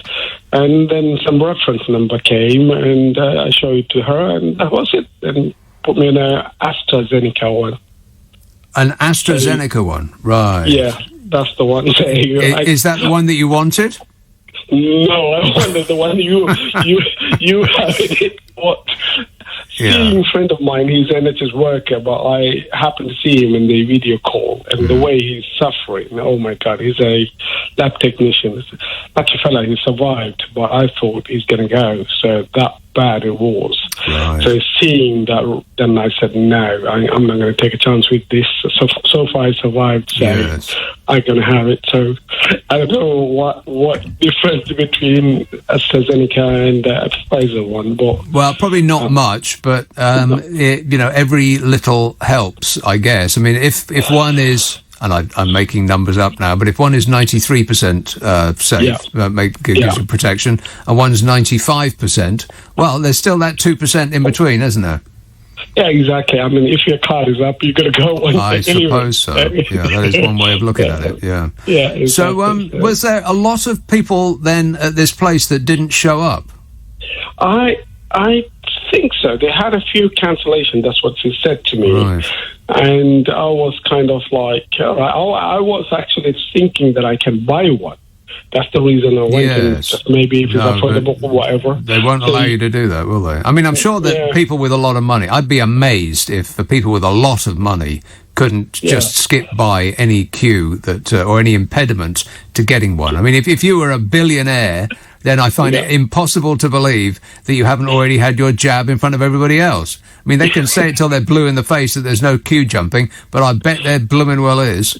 Yeah, well, I was lucky on that day. I mean, I'm extremely lucky. I just walked past by and just went in to ask. Well, I wonder why people are cancelling, because I mean, it's not like we're all busy. We haven't got anything to do. There's nothing open. We haven't got any appointments.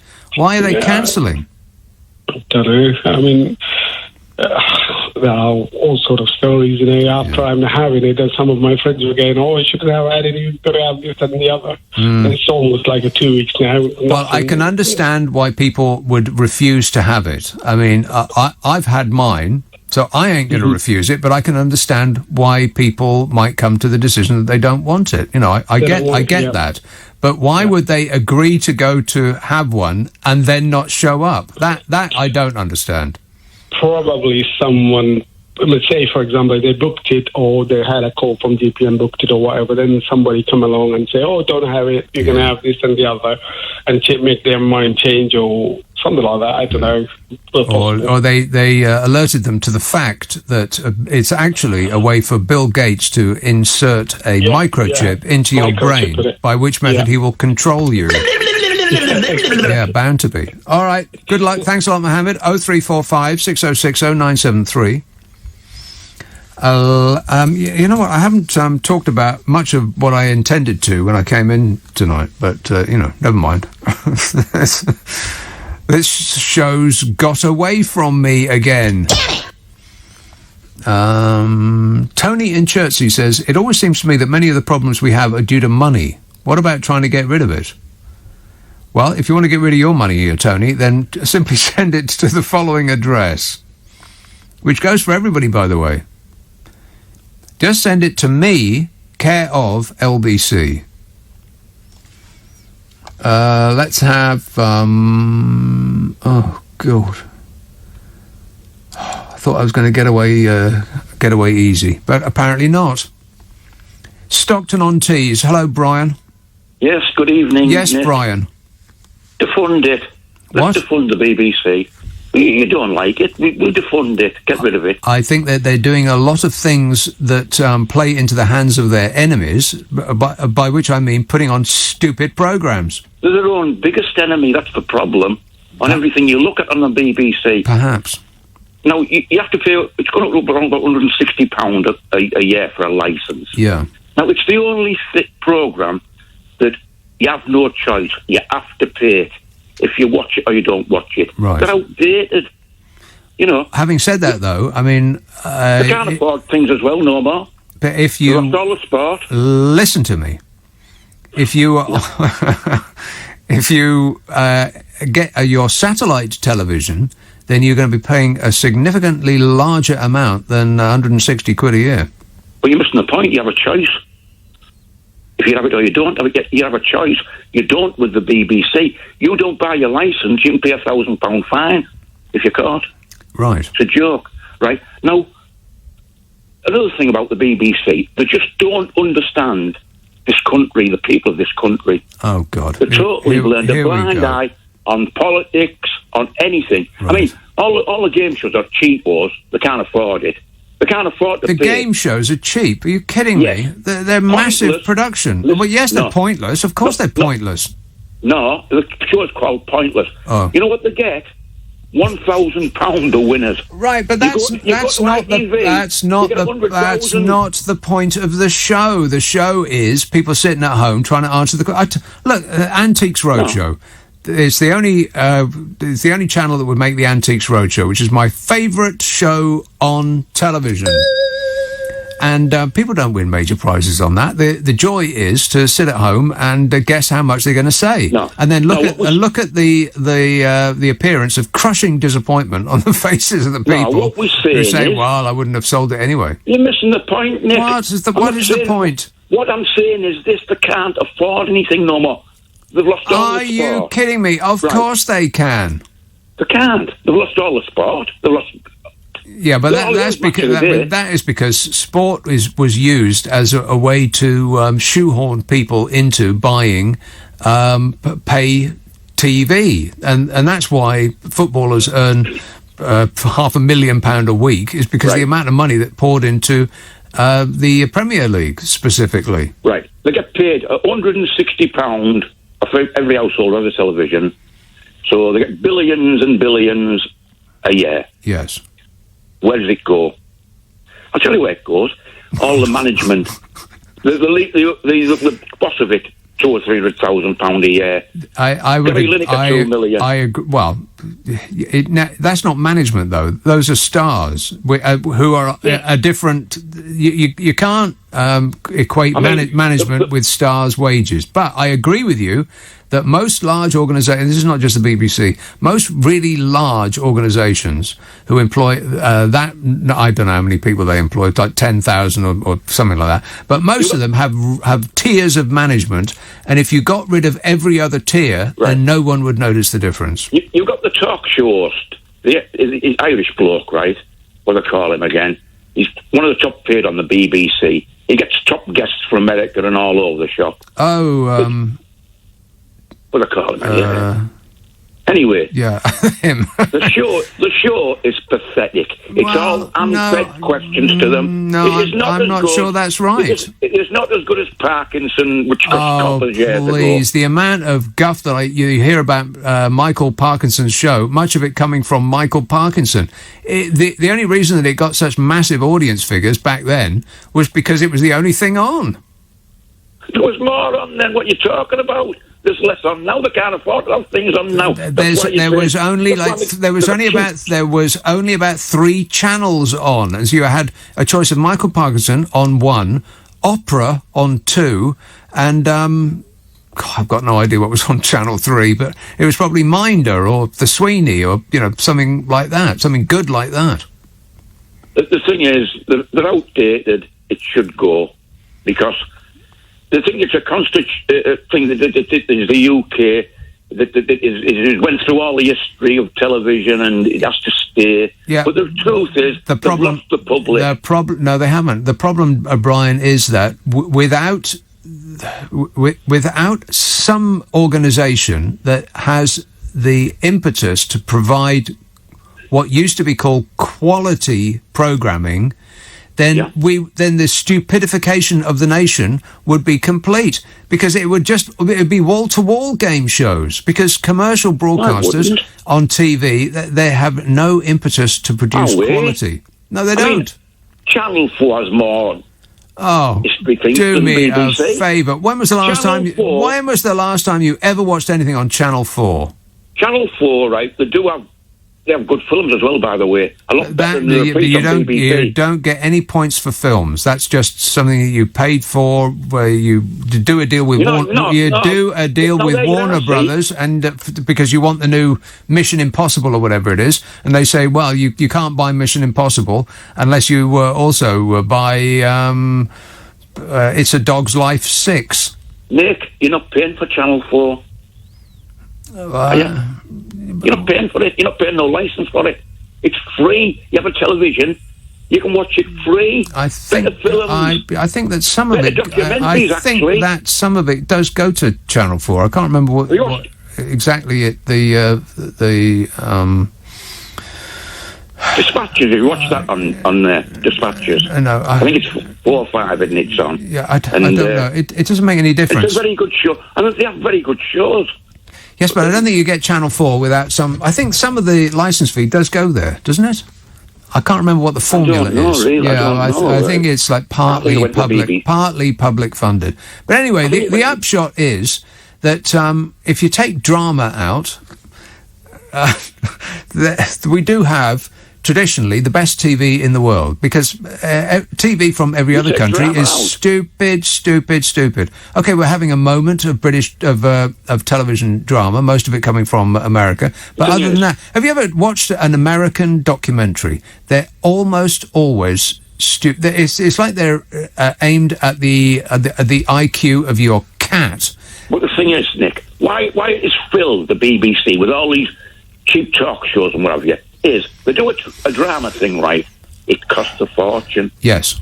They can't do many of them because it costs millions and millions. Well, then the idea, so you see they should do then is cancel all of the stupid programs, which is what I was saying earlier on. If only you would listen to what I'm saying, Brian, then you'd be educated more. Well, then they only want 2 hours a day, wouldn't they? That's no good to them. They need to cut. They need to cut off all afternoon television. Look, the BBC should listen to me. The BBC should not start till 6 in the evening. It should start with the news, and they should spend all of the money that they save by not putting all that trash on during the day on more quality shows. All the programmes have to fill in with cheapos.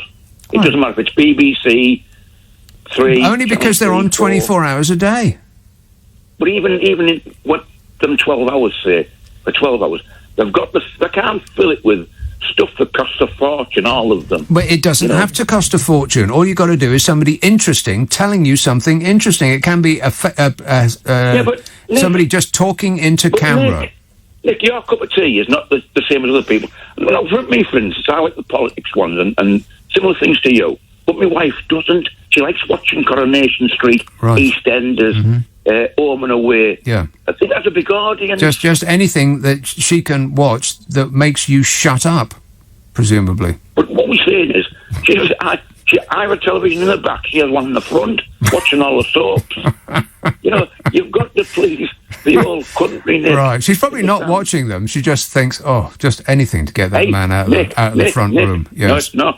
She will take records so she watch them all. She will not miss them. She can't miss an episode. Yeah, well, you don't want to miss them. You might miss something important. Here, Brian, I got to go. But thanks a lot, mate. Stephen Hawley says, Leslie Crowther did The Price is Right. His daughter married Phil Lynott. Who's that? Do you mean Phil Lynott out of Thin Lizzy? Or do you mean somebody called Phil Lynott? Because I've never heard of Phil Lynott, but I've heard of Phil Lynott. Rock and roll!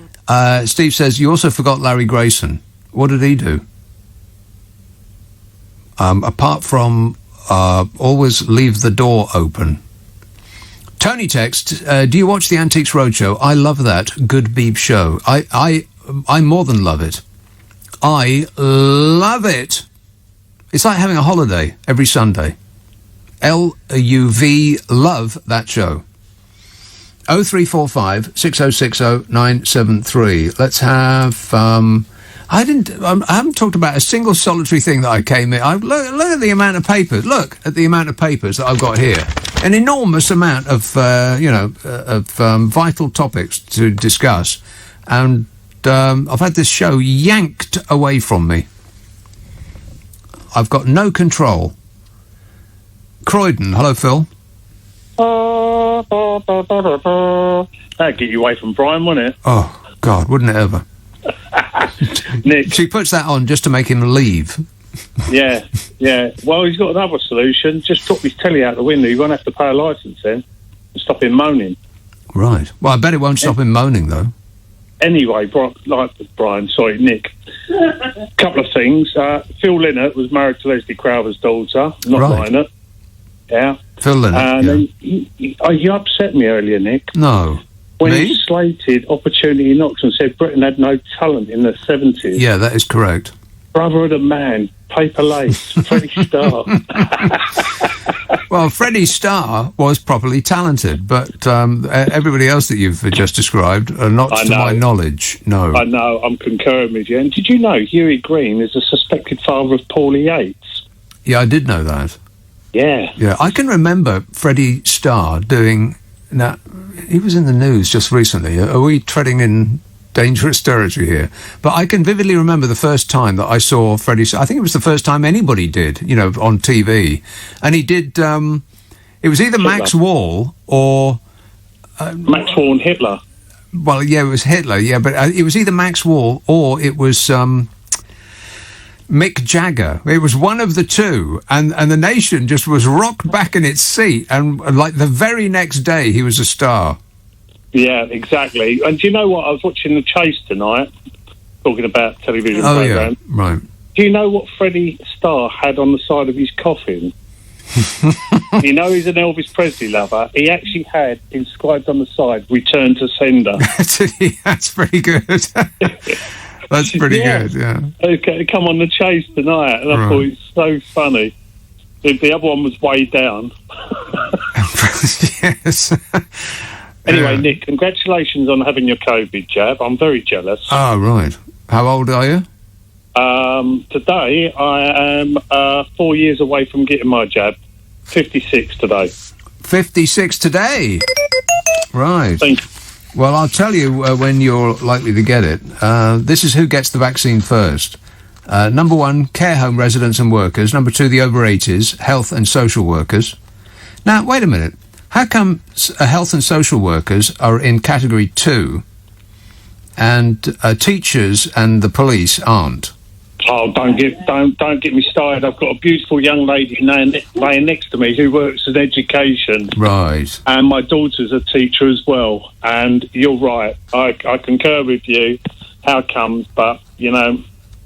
So what they were saying, so what the government's, sorry mate, so the government's been saying that, we're following the science. There is, of course, no such thing. It's just that whenever the science tells them what they were going to do anyway, they say, oh, well, there you are, you see. That's why we made this decision, because of the science. It's incorrect in every respect.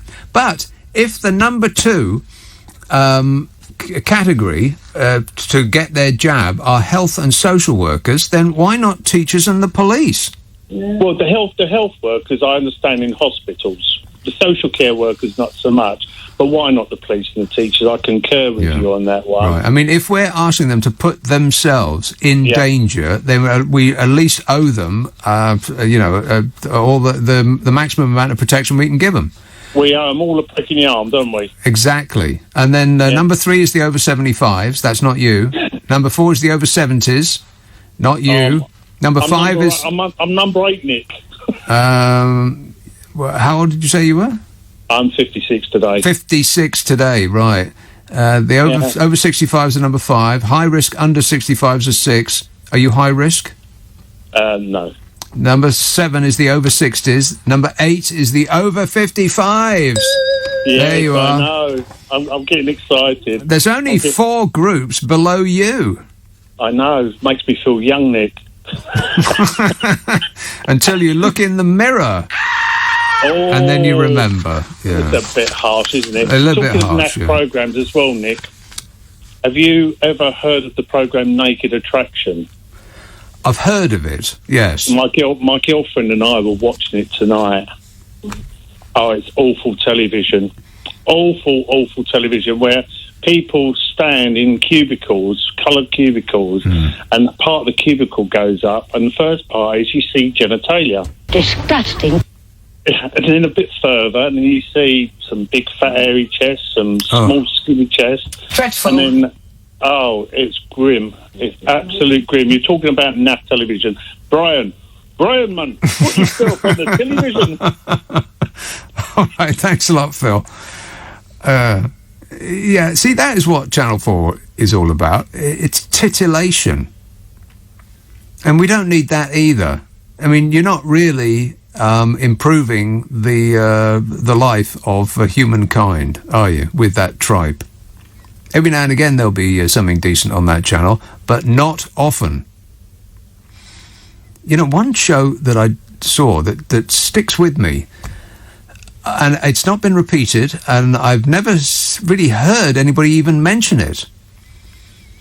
It was one of the best filmed things I've seen on television. The direction was brilliant, and it was really in your face, shocking, and it was very, very appropriate for what we're all going through at the moment.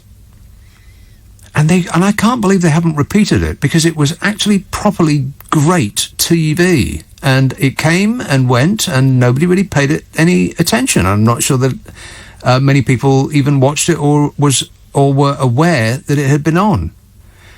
And I don't know if it's available. I don't know. Maybe they got embarrassed by it, or they thought that it's a bit too on the nose for what's happening at the moment.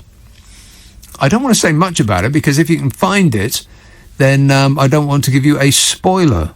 But it's called Utopia. Look it up and thank me later. No, wait. I've changed my mind. You can thank me now. Thank you. Utopia. He is a very sick and dangerous man. George in Sussex says, oh, come on, Nick. What about Bob Monkhouse and The Golden Shot? The best game show host by far. Yes. Well, he was up there, most definitely, yeah. Bernie, The Bolt. Exactly. Gary says, Lady Gaga is giving $500,000 reward for the return of her dogs, not to catch the shooter of her dog walker. Yeah, talk about a disposable human being. I think Lady Gaga needs to check herself. There was an actual real-life human being who was shot trying to protect your dogs. Not barely a mention, no mention at all. I thought that was pretty shocking. And not just Lady Gaga, but the news organisations as well. It's like, Lady Gaga's dog's been stolen. Oh, no. Oh, and by the way, the person who was walking them got shot. Never mind, eh? Let's concentrate on the dogs. 0345 6060 973. William in Newcastle says, television these days is largely rubbish, except for Russia Today, which Keir Starmer tried to have shut down. A Tory MP wanted it banned from the Parliament building so MPs couldn't watch it. It's so dangerous that MPs have to be shielded from it. Just the job. Russia Today. Come on, people. You can't tell them. You just can't. You must have... You must expand the source that you get your news from. Do not get your news exclusively from Russia Today, or Facebook, for that matter. Sibaya, Bethnal Green. How you doing, Nick? Good, thanks. Nick, I'm really happy. I'm really happy you're here. First thing I want to ask you, though, Nick, before we get started, you're not by any chance related to Diana Abbott, are you? Labour Party Diana Abbott. Yeah. Am I Diane Abbott? Is that what your question is? Are you related to Diane Abbott? Not to Labour MP. Not to my knowledge. No. Fine. Perfect. Yeah, I'm not really a great fan of her, but let's not get into that. That's another story. Anyway. Is it? Go on, Nick. That's another story. Yeah, that's another story going into that. But what I wanted to talk about today is that TV license you're talking about. First thing I want to ask you, Nick, are you paying your TV license? Are you for it or not? Yeah, I'm paying it. Are you for it? I wish they used it better. Do you know what? I think it's a waste of money. It's an absolute waste of money. I'm paying it, but right now I'm thinking I'm going to cancel my direct debit. I'm just going to cancel it because you use it anyway. Right now. We've got all the Netflix. We've got our YouTube. Why do you need it for? And plus, he's paying the wages of Gary Lineker. What has he done for us? Right. Okay. What do you think? I know people get exercised about Gary Lineker.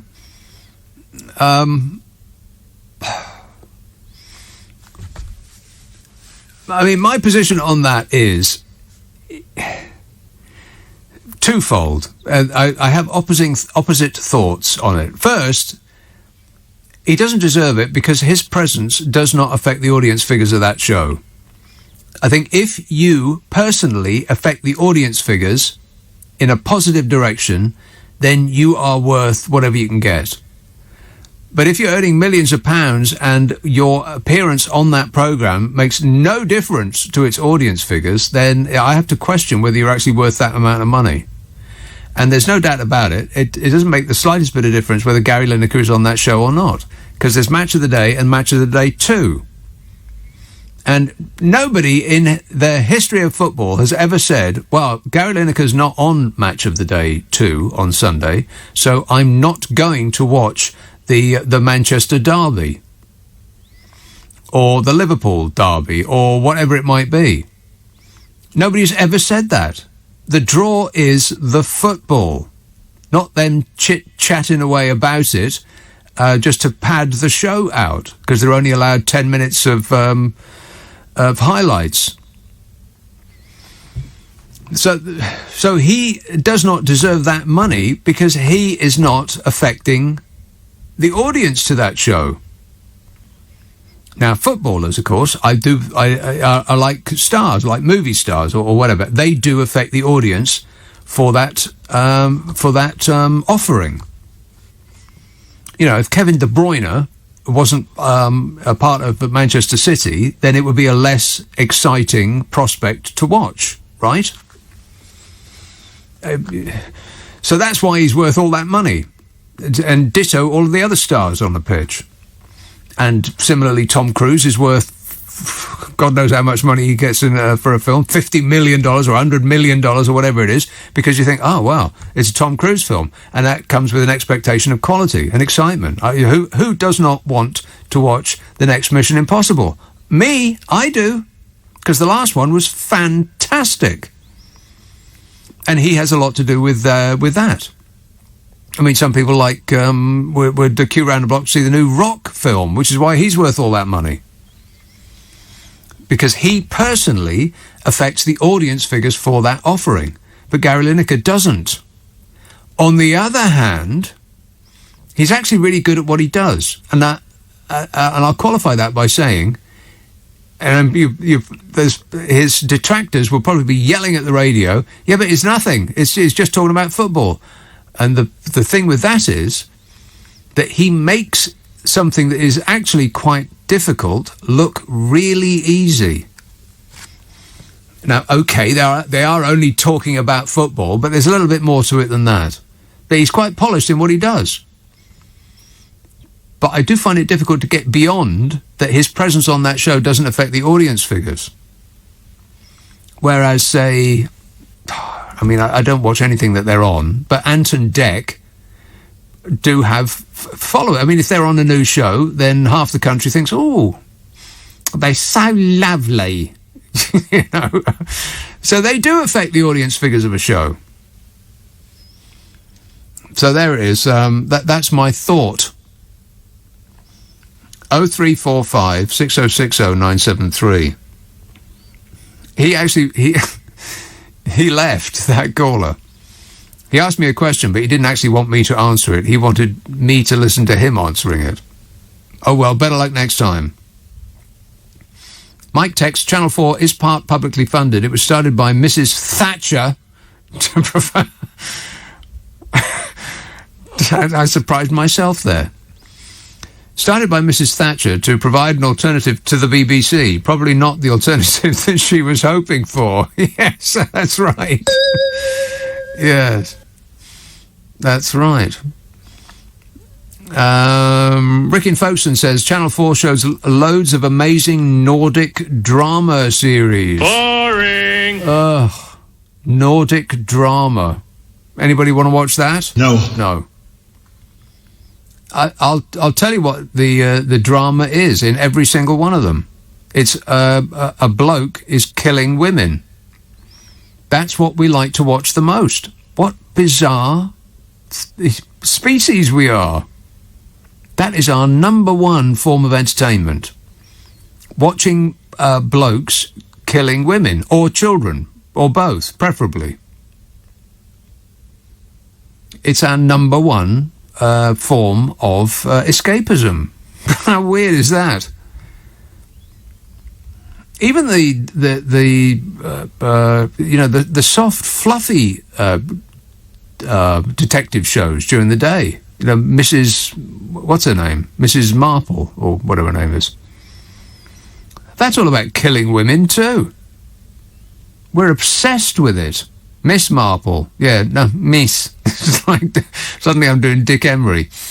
Yes, hello, madam. It's Miss.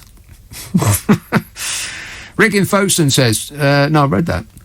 Martin texts, Nick, Utopia from 2013 is indeed fantastic, but avoid the utterly pointless American remake by Amazon Original at all costs. Oh, okay then. I just thought that it was one of the best things I've seen on television, full stop, Utopia.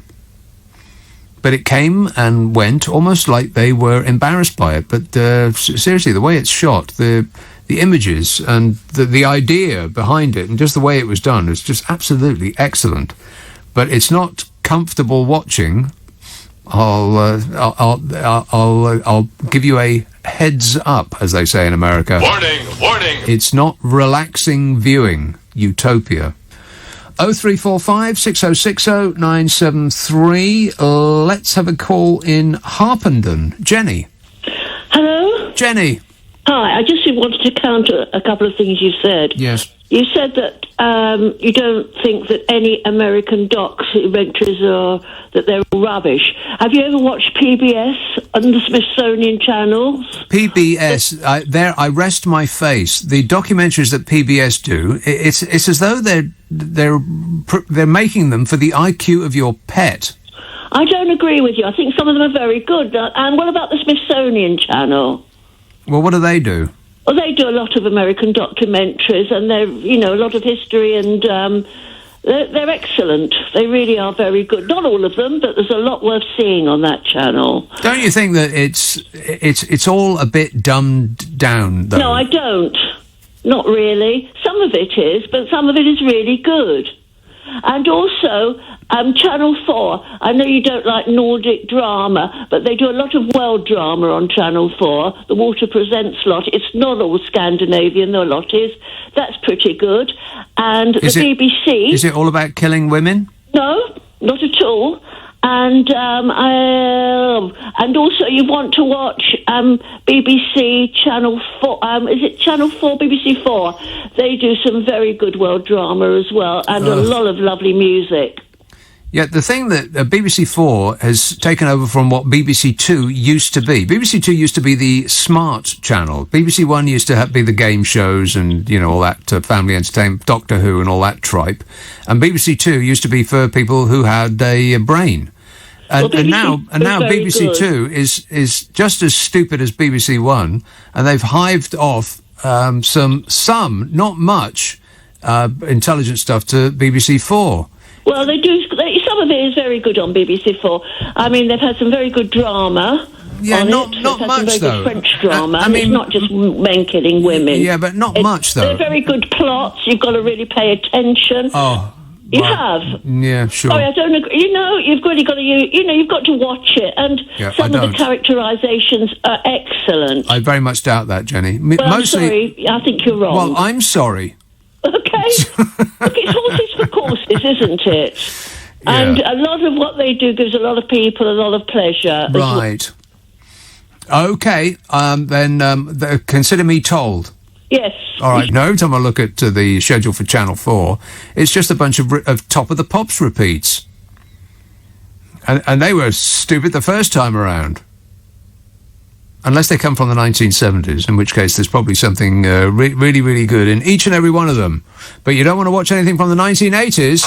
No, sir. This text says, why do we pay a TV licence when the BBC is making programmes and putting them on a pay-per-view channel BritBox?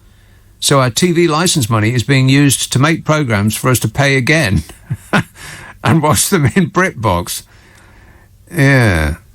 That never seemed like a smart idea to me. The first time I heard about that, I thought, who's going to buy that?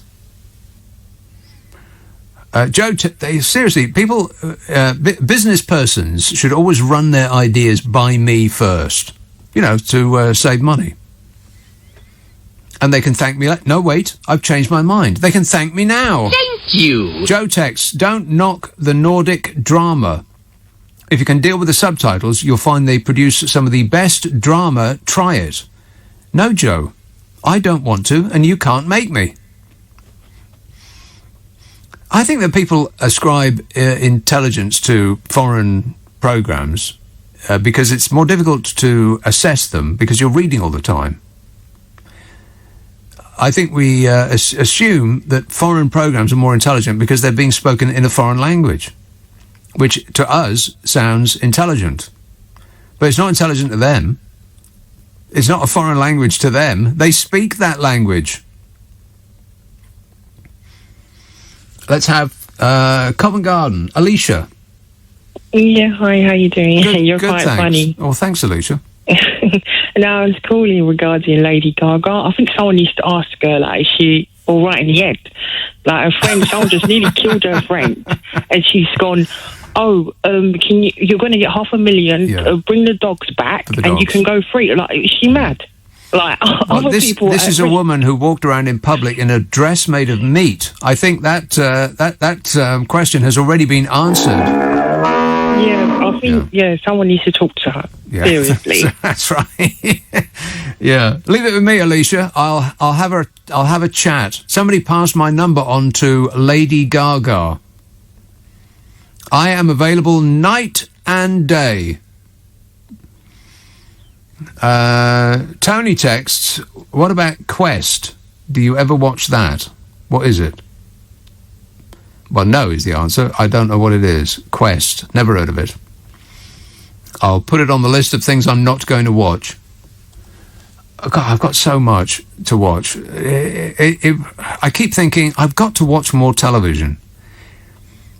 Because for the longest time, years,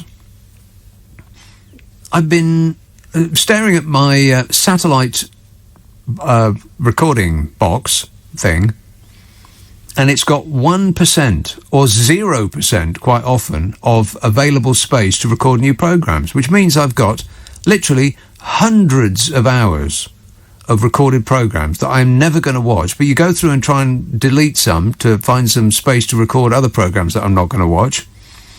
And I always think, oh, well, a 3-part documentary about the family that designed Gothic buildings in Britain. Maybe I will watch that. And then a year goes by and I still haven't seen it. I spend most of my life trying to watch programs so that I can delete them, so I can record other programs that I don't want to watch. This is my life. I must spend more time with my television. I keep hitting that thing and it doesn't keep... Oh, there it is. Keeps not working. It's like about the 1 in 4. It just refused over and over again. Let's have a Bournemouth. Chris. Morning, Nick. Yes, Chris. You mentioned De Bruyne. He brings more value to Man City than he did to Chelsea. Much like Gary Lineker, he does the BBC Match of the Day, but he's on BT Sport. I mean, he's getting paid the money there. I just think it's ridiculous. Why are we paying this licence fee, Nick? I mean, you've got people ringing your show and interviewing you, right? Radio, the wireless, is the best form of media ever. Do not watch the box. Do not believe anything on the box. Do you think that the BBC have reported... I don't want to go political on your light-hearted show. We've got like 3 minutes to go. But they haven't, have they? I mean, can you watch BBC News now and say it's impartial, Nick? I'm interviewing you now. Do you think it's impartial? Do you think it's not? I don't watch TV news. I spend my entire day reading the news. If I'm going to watch television, I do not want to watch the news. That's for entertainment. And I don't want to pay for it.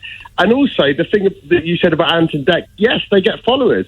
I've been doing a cooking show on Instagram. It's hard to get people to follow you. Obviously, people like them, but those Nordic boring things. A cooking show? What kind of a cooking show? What's the recipe today, Raymondo? I'm called Big Nose Barbecue on Instagram. I cook.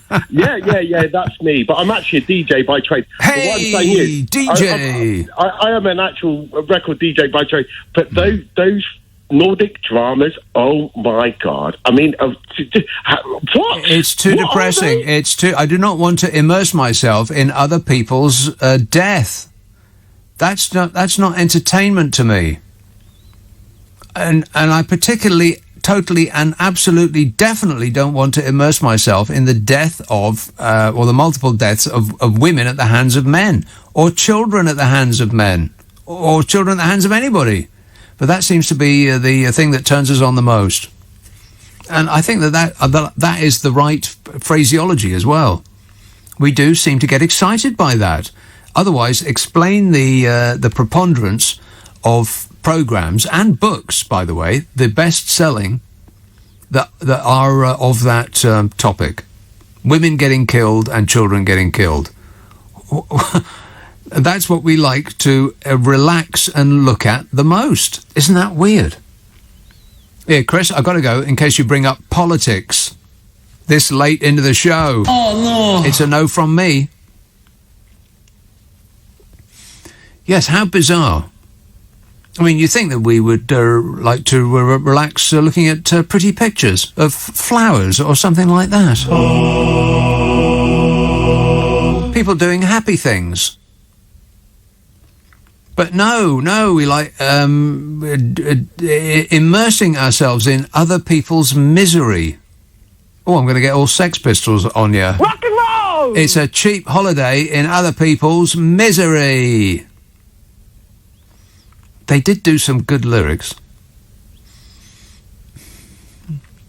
Right, So I'll talk tomorrow about some of the issues that I came in intending to talk about today. But this show got ripped from my clutches. This programme was like this when I got here. Nothing to do with me. Oh, hello. Yeah, that's what William sounds like. What does Kate sound like? I mean, I know what William sounds like. William sounds like this. Oh, hello. Oh, hello. But what does Kate sound like? I bet if I went into the street with a sound recording device and 10 people on it, you would not be able to pick Kate out if £1,000 was resting on it.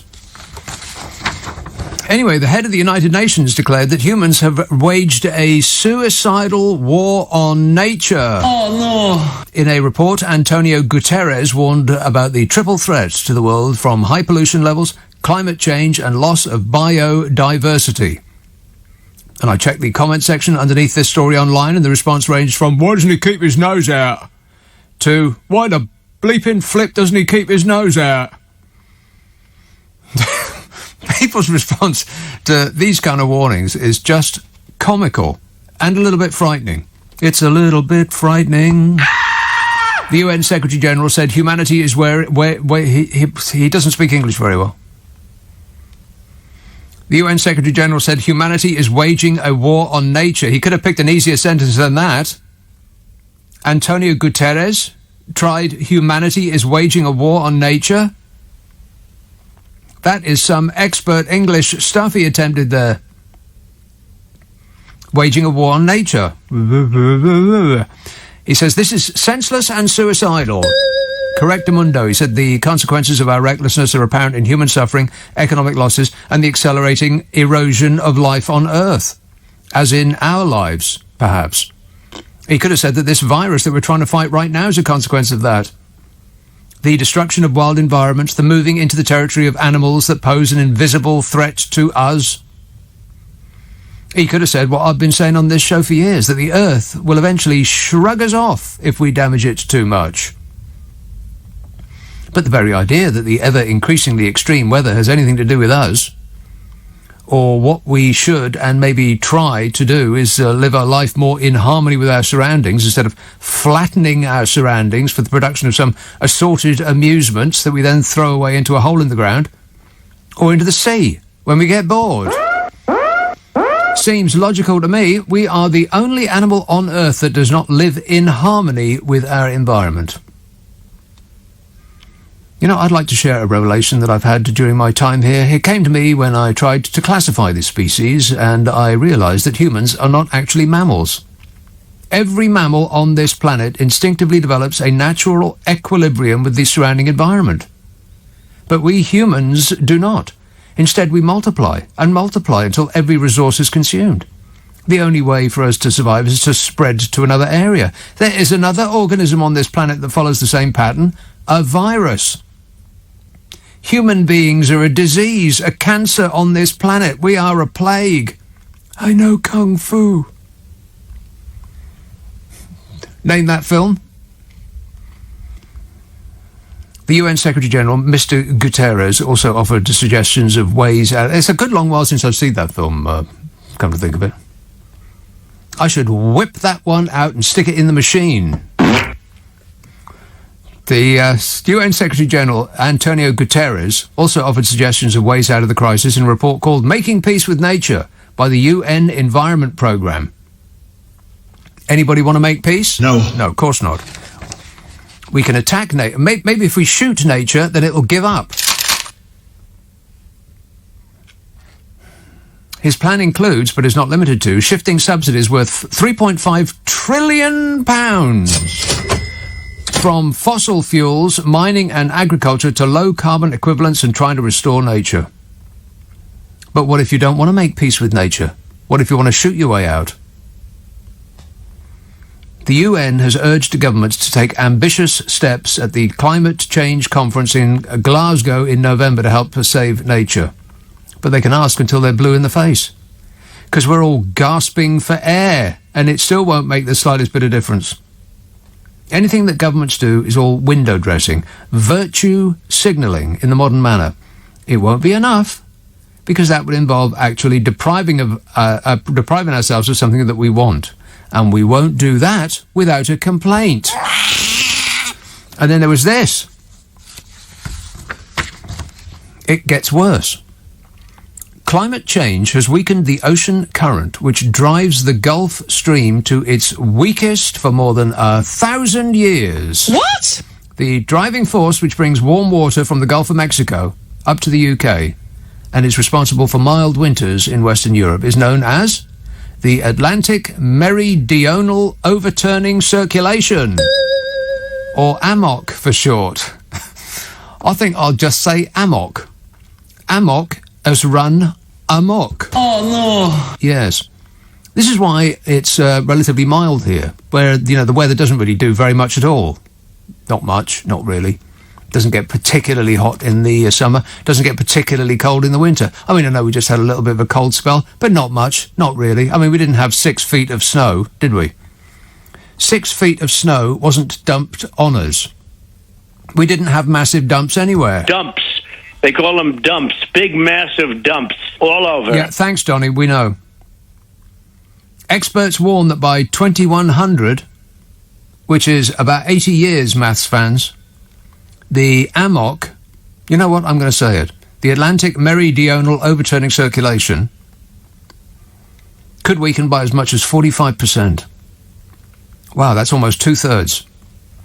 And it could bring humanity dangerously close to a tipping point, resulting in devastating weather conditions across the world. And should this happen, sea levels will rise, with potentially disastrous consequences. Western Europe could face more extreme weather, winters becoming much colder, droughts, storms, heat waves, thunder, lightning, very, very frightening. Stefan Ramstorff. You know Stefan Ramstorff, don't you? No. Stefan Ramstorff, out of the Potsdam Institute for Climate Impact Research, said, the Gulf Stream system works like a giant conveyor belt, carrying warm surface water from the equator up north and sending cold, low salinity deep water back down south. Are you following it so far? No. He said, if we continue to drive global warming, the Gulf Stream system will weaken further by 34 to 45% by 2100. This is according to the latest generation of climate models. He said this could bring us dangerously close to the tipping point at which the flow becomes unstable. Oh, no. Researchers collected information from a variety of sources dating back about 1,600 years. And they found that the ocean current has slowed by 15% since the mid-20th century. 15%. That's a quarter. And then the scientists made the mistake of giving us detail. They said, until the 1800s, it was relatively stable, but the current declined after the so-called Little Ice Age ended in 1850. Now, this was not due to human impact, as the Industrial Revolution had yet to reach full tilt. And that little detail there gives enough room for the right-wingers to drive a snowplow through that gap in the argument to dismiss anything that any climate scientist ever says. The Gulf Stream used to be slower before, which is the same as the planet used to be hotter before, which enables people of no knowledge to confidently assert that man has therefore nothing to do with it. It's all just weather, innit? And they can go back to spending all day trolling Greta Thunberg on Twitter. But just because something happened before, without the malign influence of person-kind... Affirmative. It doesn't mean to say that we're not responsible for something that's happening right now. Huge amounts of pollution disrupted its formation by the 1950s, which meant the Gulf Stream slowed severely. You know, the AMOG. Increased rainfall and enhanced melting of the Greenland ice sheet caused by global warming add fresh water to the ocean, which reduces the salinity and the density of water. This is all science.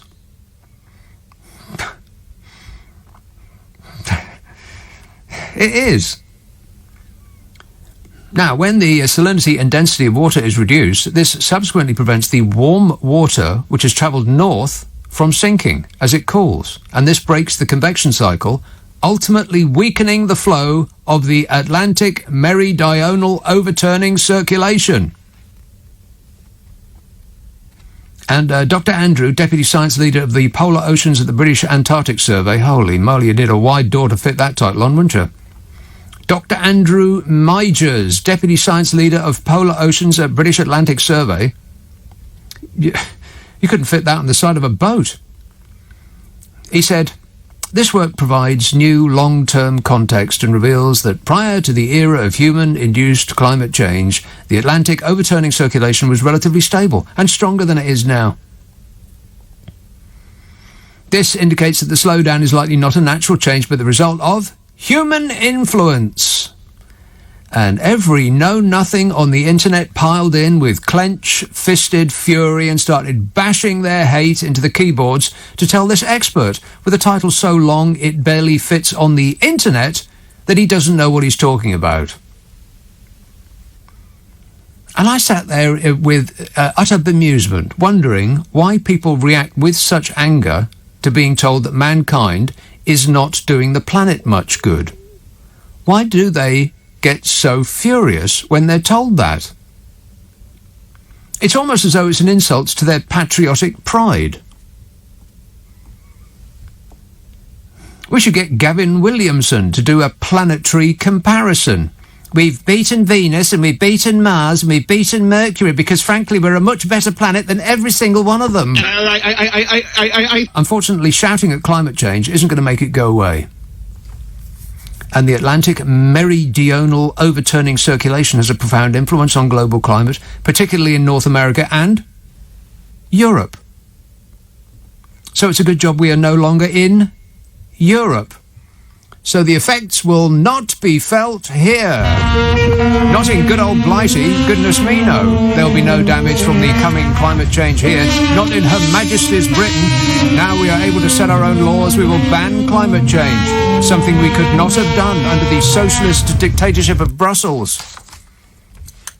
And even if that's not true, it doesn't prevent it from being a fact. I don't know everything, but I do know this. Just one small detail, and then I'll talk about something else. Nobody wants to hear about the imminent destruction of planet Earth caused by us. And it's not us, because that just sounds too fey. It's us. I can't say us, got to say us. Don't ask me to do otherwise. So what would happen if the Gulf Stream collapsed? Well, it would be... we're doomed. The Gulf Stream current basically makes this country warmer. Because if you look around the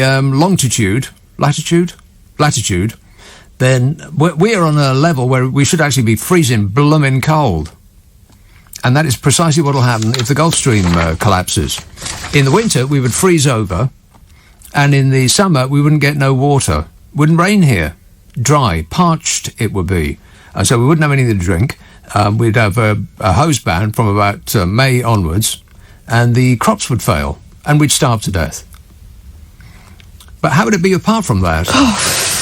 Fabulous. Experts warn that by 2100, the AMOC, the Atlantic Ocean Meridional thing, could weaken by as much as 45%, bringing humanity dangerously close to a tipping point. But as they are experts in possession of facts, no one is remotely interested in anything they have to say. So we'll just forget it. We'll just carry on concentrating on the short term, which is what we'll do for humankind. Sarah in Putney texts, your colleague Tom S. is planning to present a post-lockdown show from a pub. Are you going to air an evening with Brian from Stockton-on-Tees? Yeah, well, in different pubs, maybe. Glenn in Tipton says, you seem to have conveniently forgotten about the summer of 76. Global warming is not a new thing. It comes and goes. Oh, my God. See? Woodwork squeaks and out come these people. It used to be warmer 1 year before. Therefore, global warming is not a thing. It's just weather. Says Glenn in Tipton, the climatologist, the expert. Just because everybody is a virologist these days does not mean that you are an expert in all sciences just because you read one story or you happen to disagree with the findings of one science. And plus, just because science once made a mistake about something doesn't mean to say that it's wrong about everything. Siva in Wimbledon says, I've been saying this for years. That United Nations is another bunch of unelected bureaucrats that need to be cut to size or dismantled. Which is a perfect encapsulation of what I'm talking about. If you don't like the message, then just shoot the person that sent you the message and ignore the message. Because by that method, problem solved.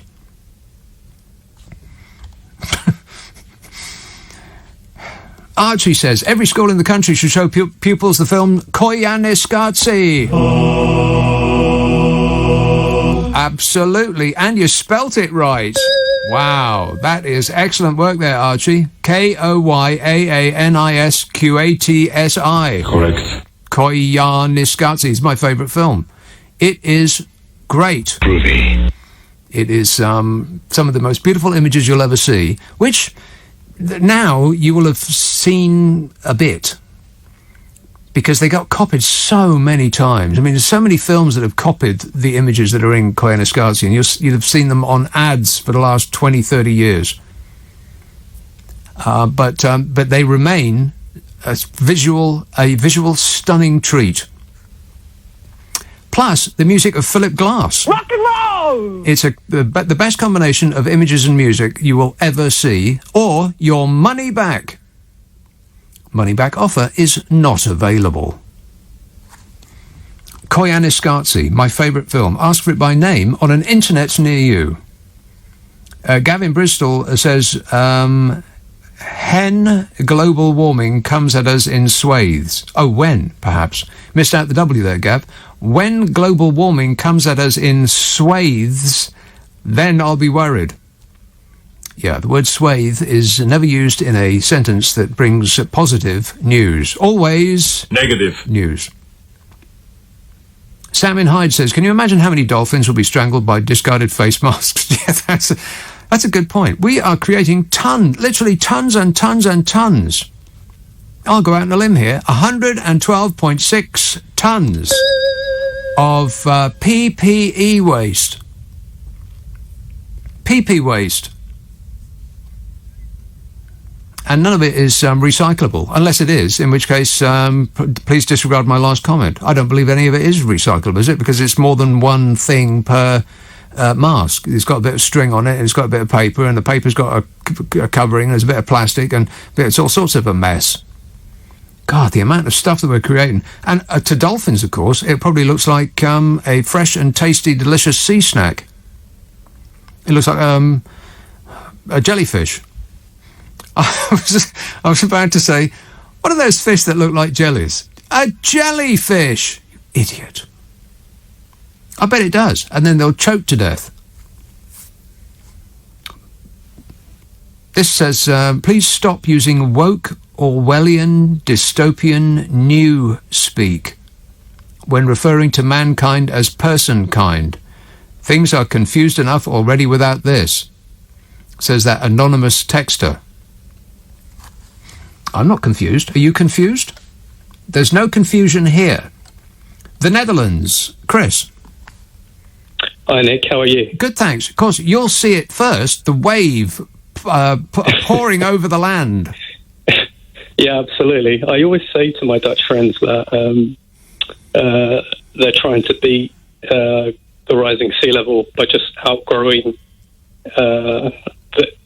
with their height. They're like 6 foot over here. That is why the Dutch people are so tall, so as to mitigate the effects of the incoming wave. Yeah. Exactly. Yeah.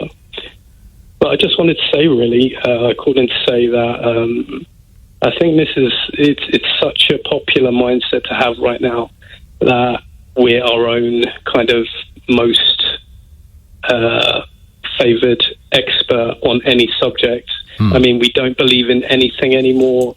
I think Michael Gove had it exactly right, even though I don't agree with his politics, which is we don't believe in experts in this country anymore. Well, I don't think we believe in exports in this country anymore. Not at the moment, no. I'll get onto that in a while. But there'll be people with a finger raised of complaint. Gove didn't say that he wasn't interested in experts. I think he said that we aren't interested in experts that tell us that. Was it Brexit is going to be all negative, something like that? I can't remember precisely what he was whining about, but it was something that was subsequently proved to be correct in every respect. But yeah, everyone's an epidemiologist. Even people who can't spell epidemiology are epidemiologists now. Yeah, certainly. I mean, if you just have to log into Facebook these days. Yeah, don't do it. And then you have these. Yeah, don't do it. What? Log into Facebook? Are you out of your mind? Warning! So, what's life like in the Netherlands these days? What with the virus and everything? It's a difficult one to kind of describe because in the Netherlands you have a kind of a individualistic streak, much like ourselves in Britain. And so I feel when you try to tell people to do something, they're just going to do the exact opposite. Really? So we've had like in Vondel Park, I think about in the weekend, which is a park in Amsterdam. Yeah. They had this like stop the lockdown, stop the curfew kind of meet up. It's a pretty grim. It's a pretty grim park, isn't it? I mean, for a significant world city like Amsterdam to have Vondel Park as your major city centre park, I think that's a bit embarrassing. It was just a place for mosquitoes to breed. Well, you know. Well, I'm in Rotterdam anyway, so right. it's you're well out of it. Yeah. Exactly. So you've got lockdowns. Have you got face masks in the street? What's it look like? In Rotterdam, you know, it's funny because I speak to my Dutch friend in Amsterdam, and she describes a totally different world to what I'm experiencing in Rotterdam. So when I go out in Rotterdam, I see some people wearing masks, some people not wearing masks, some people keeping their distance, maybe not. Whereas she says they're a bit more keeping to the rules in Amsterdam. So maybe that's because they're enforcing it more in that area. It's a funny place, the Netherlands, isn't it? Because we in this country think, they're all hippies and very, very liberal and loose, and they're up to all sorts. Disgusting. But that's the opposite of the truth. They're quite conservative, aren't they? Yeah, in some aspects they are really. You've got like a big surge over here as well in terms of right-wing populism with the Geert Wilders, we might have heard of already, and Thierry Baudet. And yeah, I think every European country is kind of going through this kind of phase where you do have this massive surge in the far right. Yeah, they were having a moment. America went through that. I don't know whether you heard about it. I think it was in all the news. I can be more presidential than anybody. He's going to make a speech tomorrow, by the way. That is if they haven't sent him to jail for tax evasion. No, he's not going to jail, Nick. There's absolutely no way he's going to jail. Well, and I'm telling you now. Yeah, but yes. But people said that there was no way that he would become president. A president? Can you believe it? He didn't even believe he could become president.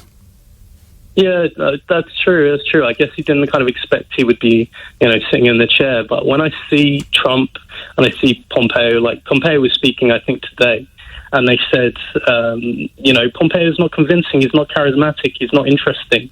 And I was thinking to myself, it doesn't really matter. You could, run a potato as vice president. Like, you could dig up a potato, put it in a soup, and they would still vote for Trump and the potato on the Republican ticket because they just want Trump. Yeah. But, there's somebody said something quite interesting on this show last night. It certainly wasn't me. They said that in this country we seem to flip-flop between very charismatic leaders and people who have got all the charisma of a wet rag, maybe. No, worse than that. A dry rag. A waterlogged corpse. I don't know. Yeah, something like that. We had Tony Blair, and then we had Gordon Brown. For instance, and so I think America wants maybe to have a little less razzmatazz with its politics, make politics a little less interesting. We should start a campaign. Let's make politics less interesting. Who's with me? Miro texts, Nick, don't forget that Eric Trump said that his father was the most beloved politician in history. Yeah. Sure he is. Eric Trump. Yeah, the chief of the Dingalings. They're going to get Fat Donny. They just had his tax returns taken. Not all of them, but I think back a good long while. And, wouldn't it be marvellous if they got him on the same thing that they got Al Capone on? Absolutely. Yeah. Tax evasion. Oh, please, oh, please, oh, please, oh, please, oh, please. I want to see him in orange. It would clash with his skin. Darren says, when this wave hits Britain and wipes out mankind, will the people of Glasgow notice any difference, as it will be raining every day for the rest of their lives anyway? Just wondering, says Darren. Which is, that is offensive, Darren. I don't know why you think you'd get away with saying that. Haringey, hello, Ben. Hello. Ben. Yeah, I don't think they have to worry too much about climate change because... Oh, okay then. Never mind. Because the chemicals that kill all the pollinators have been approved by the British government. So we'll all starve to death before that. Ah, yes, because we ain't got no bees. Or any other pollinators. Kills them all. Yes. And also, all these anonymous emails you're getting are probably from people who voted for Brexit. Because they don't want to know about facts, just want to know about feelings. Yes, that is correct. We're all about feelings now, baby.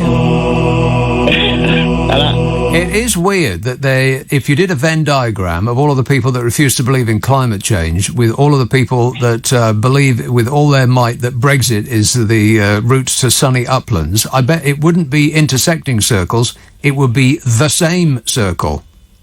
It would be, and Amsterdam and Dublin and all the other, I think Barcelona will be stealing a city. There's something seriously up with your phone, Ben, or your reception, or... Oh, no, I'll move towards somewhere better. Move towards the light. Move towards... And now he's cut himself off entirely. Oh, no, he's back. Yeah, and he's gone again. Oh, he's back? Then he's gone again. He's back? He's back? Oh, He's gone again. Right. I'll have to sign off then. Yes, okay. Can I interest you in a landline, Ben? No, what's that? Everybody under the age of 30 is looking at the radio with bemusement. A landline? What's that, Grandad? Grandad?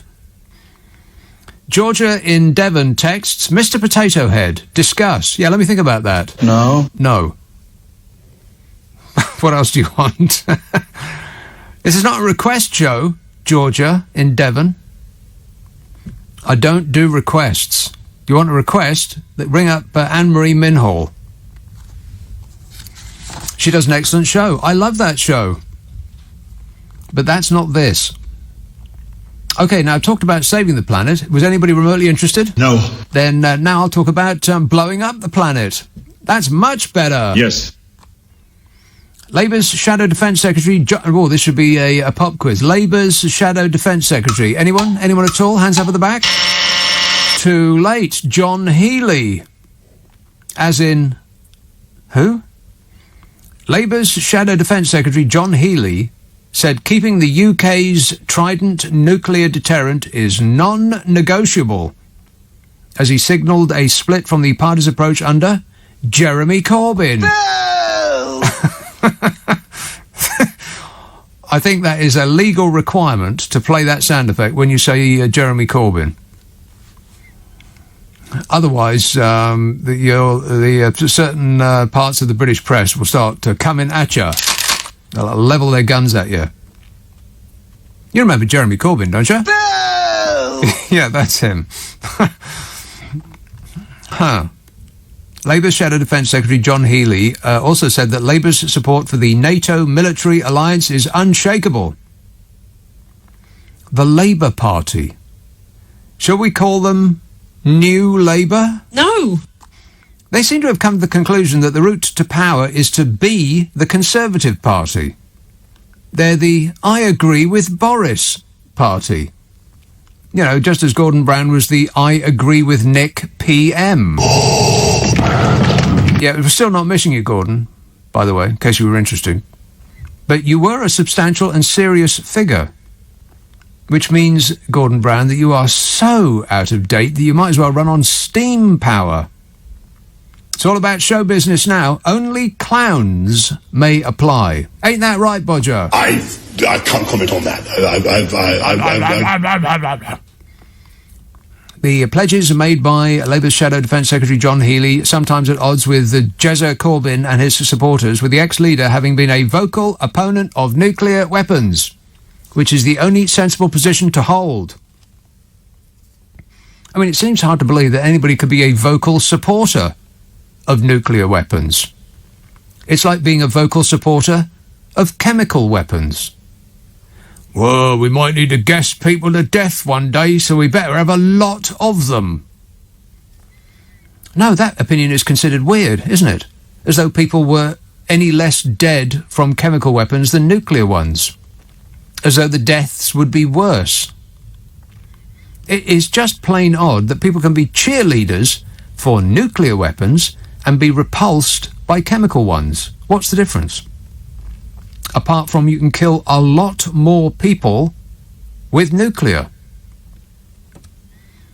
Speaking of the Royal United Services Institute think tank, Labour's Shadow Defence Secretary John Healey said that Labour's support for the UK's nuclear deterrent is non-negotiable. And we want to see Britain doing more to lead efforts to secure multilateral disarmament, he said. Well, that's a dichotomy that is causing bells to ring in my head. So he wants to spend hundreds of billions of pounds on weapons of mass destruction while saying that no one should have weapons of mass destruction. Does that make sense? I mean, it does only if you think that we will ever use them. But can you think of a likely scenario in which we would?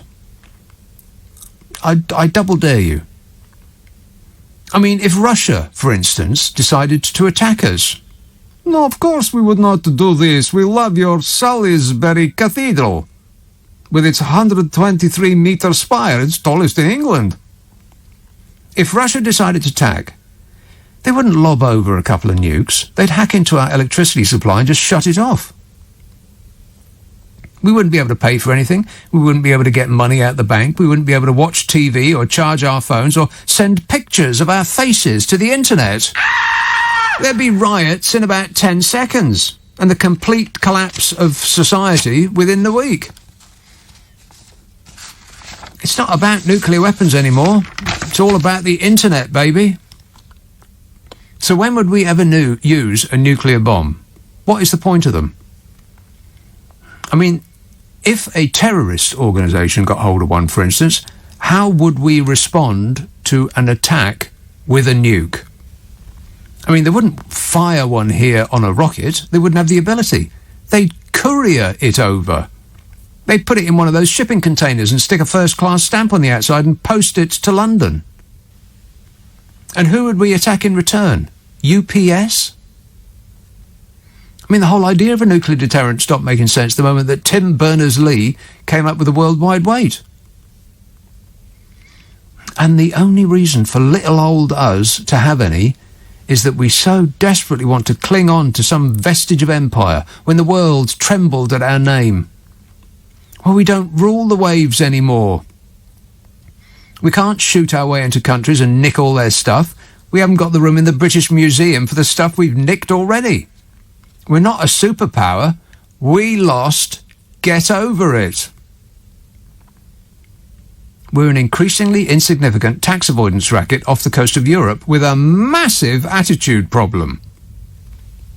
And we're being run by a three-ring circus. The people running this country shouldn't be left in charge of a spud gun, let alone a nuclear submarine. Parliament voted in July 2016 to renew the Trident nuclear deterrent.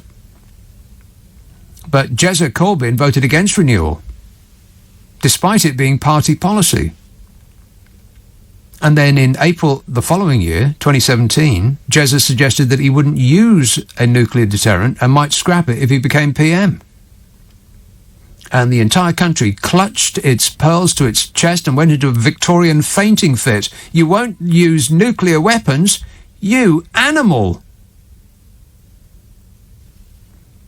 I mean, it's probably the only sensible thing that anyone in a position of power has ever said on the subject.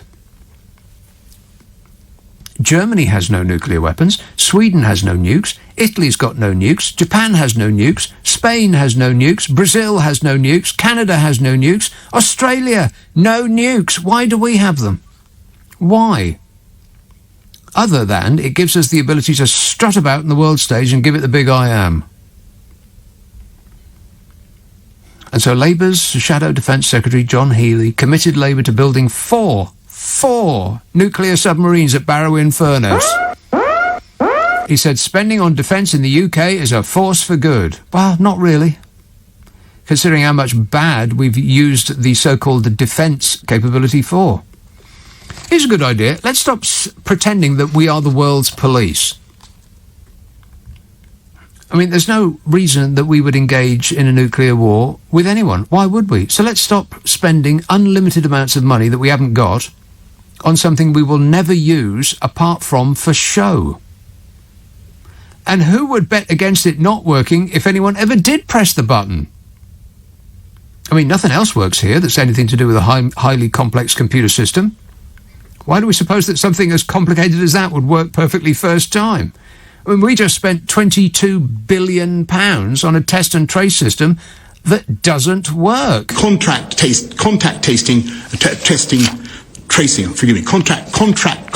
tracing. Exactly. I bet if somebody did press the big green button marked go, they'd get a puff of smoke and an error message to contact their administrator. And anyway, it's not like we're full-on in support. In January 2016, there was a poll conducted that showed we were split down the middle. It's almost 50-50, for and against. And I would suggest that more people vote for the status quo just out of, I don't know. Don't change anything. People don't like change. And when you ask Labour supporters, 70% of Labour members support getting rid of the nuclear weapons system in this country. 70%. That's according to a YouGov poll in the Sunday Times in 2019. So either the current Labour leadership isn't interested in Labour supporters, or they aren't interested in getting into power. Because you can't do the latter without the support of the former. 0345 6060 973. You can set your watch by it. Here it is in a nutshell. This is certain people in this country who are not helping, who have the notion that they are patriots, but it is the opposite of the truth. Frank in Plymouth texts, "If you are so down on this country, why don't you get up and go?" Oh, one of those. You're right by the edge of the country, Frank. Why don't you go take a couple of steps in that direction? K texts, this weapons subject is the only one the Queen should pipe up about if she had any sense. She shouldn't start chucking about the selfish word while many thousands are living on the streets, while she has many huge empty properties. Many hundreds die out in the cold annually here in the UK. Yeah. But I don't see what the one has to do with the other. I mean, yes, but I don't really see the connection. Never mind. Chelmsford. Hello, George. Hello, fella. How you doing? Good, thanks. I just wanted to back you up on your quote that nuclear weapons are a bit silly. For a start, I'm an ex-serviceman myself, and I understand that there are many laws in war these days, and no country has stricter rules in conflicts than the British. And is that true? We found no country? No country that I'm aware of. I was always told that we have the strictest rules and laws. Even the Americans don't abide by all of our rules that we carry out in warfare. Okay. Now, if I'm sure you've all seen footage of World War II, and you've got bombers going overhead, and all these bombs just falling from the sky. These are known as free-fall bombs. These are bombs that aren't guided in any particular way. They just land where they land. These are very, very, very dangerous and now totally illegal. Obviously, dangerous, you know what I mean? Yes. For civilians as well as military targets. Right. During the Second World War, they're about 40% accurate. That's a terrible accuracy rating for any weapon. So these days, any weapon that is fired must be guided in some way. You must know exactly where that weapon hits, therefore avoiding civilian casualties. Yeah, now, supposedly. Unless you want it to hit somewhere where there's a lot of civilians. Well, it's not. It wouldn't be a novel thing to happen, would it? But anyway, go on. No, you're right. Yep, go on. With nuclear weapons, obviously blast radiuses are so massive, huge, that you are very likely to hit civilian targets. Therefore, deeming nuclear weapons actually illegal by our laws, and even the US, or nearly all NATO countries, it deems it illegal to use in warfare. Yeah, what I don't understand is that people are absolutely appalled by the concept of chemical weapons. I mean, we go berserk if some tin box dictator uses chemical weapons. We get out our big guns and pummel them. But people are perfectly fine with nuclear weapons. I don't understand the distinction, other than people dying of chemical weapons on the news is so upsetting that you might actually stop eating for a couple of seconds. That could be down to a level of evidence. We've seen plenty of cases of gas attacks during the First World War. We've seen it in Iraq with the Kurds, I believe. Many poetry made on it. Plenty of civilians know about gas attacks. Gas, quick boys, and ecstasy of fumbling. Yeah, that's it, exactly that. Whereas nuclear weapons, I don't know of one poet that ever wrote a poem about a nuclear weapon. Yeah, because they're dead now. Anybody that tried to witness that is over. Yeah. And nuclear weapons have only ever been used twice in anger. So it could be a level that it's just not as common. We haven't seen as much potentially. It just doesn't make any sense. You're either all for all weapons of mass destruction, or you're against all of them. There is no picking and choosing. Yeah, true. Which is what we've done. We picked and well, we like this one that kills an unlimited number of people, but we don't like that one because we're a little bit queasy about how people die. We don't like the frothing at the mouth. We don't mind them being vaporized on the spot, which we can't see. But when they start writhing and contorting on our TV sets, and we get very upset about that, so we want to ban it. Yeah, well, yeah, it is a much more gruesome way to go, gas attack. However, death is death. By the end of it, it's still. I mean, if you're acceptable. If you're 10 miles from the blast of a nuclear bomb, then what happens to you then is pretty gruesome too, I bet. No, yeah, very true. Yeah, that can be a very slow, painful, disgusting death. True. Now, another point I want to add on is, say tomorrow the Russians decide to nuke us, the British. Yeah. Okay. From the moment those weapons leave the ground and they start flying, that's it. It's game over. We've lost. Yeah, they won't do that. They're going to hack into our computer systems and turn off our water. Yes, most likely. However, if it was nukes, that's it. There's however many people in this country, let's say, for example, let's say 1 million, that's 1 million people gone. We know that's going to happen in 8 minutes or however long it takes. Those weapons are going to hit the ground, and that's 1 million people gone. Right. What is the point in retaliating? But there wouldn't be any. Exactly, what would you do? That means we'll kill all their population, and it's just more death. We've already lost. Don't bother even retaliating. What's the point in killing 2 million? So what's the point in having them what is the point of having them in the first place? Hundreds of billions of pounds. It's pointless. Yeah. Their one good feature is that they are so scary and so terrifying, it makes people think twice before attacking. Yeah, because it doesn't matter if they're illegal, we will use them. We know that we will use them, or else we wouldn't have them. No, we wouldn't. So, I bet you we wouldn't. I can't imagine the circumstance in which that would happen. Russia is not going to launch a nuclear attack. They just won't. Of course they won't. I mean, so who else is going to do it? And why would anybody launch a nuclear attack at little old us? What would be the point of that? I mean, what do they want to take out? Our excellent shoemaking facilities? Philip texts, 70% of loony, lefty Labour supporters voted against Trident and for loser Corbyn because they are all stupid, capital letters, 4 exclamation marks. Starmer, unlike them, is not a spindless, hard-left loon. You're not covering yourself in glory there, Philip. I'll have to be honest with you. I mean, when I read your email, this is the sound that I was hearing in my ears. If that's what you were going for, excellent work. Bullseye. Michael texts, if Scotland breaks away, will they still have a seat at the UN? Well, they'll have other things to occupy their minds. If Scotland does break away, by the way, then they'll take with them the only waters we have deep enough for our submarines. That's actually true. Can you imagine how much parking would cost to stick a submarine next to Scotland? I mean, it'd be more than £6 an hour. Plus, they would also have all of that hot, delicious fish that we like so much. You know, all that tasteless stuff that comes from waters north of Scotland. Eastbourne. Hello, Robert. Hello, Nick. Great listening to your show. Thanks. Okay. Donald Trump's presidency, up to something like 500,000 people died from COVID under his watch.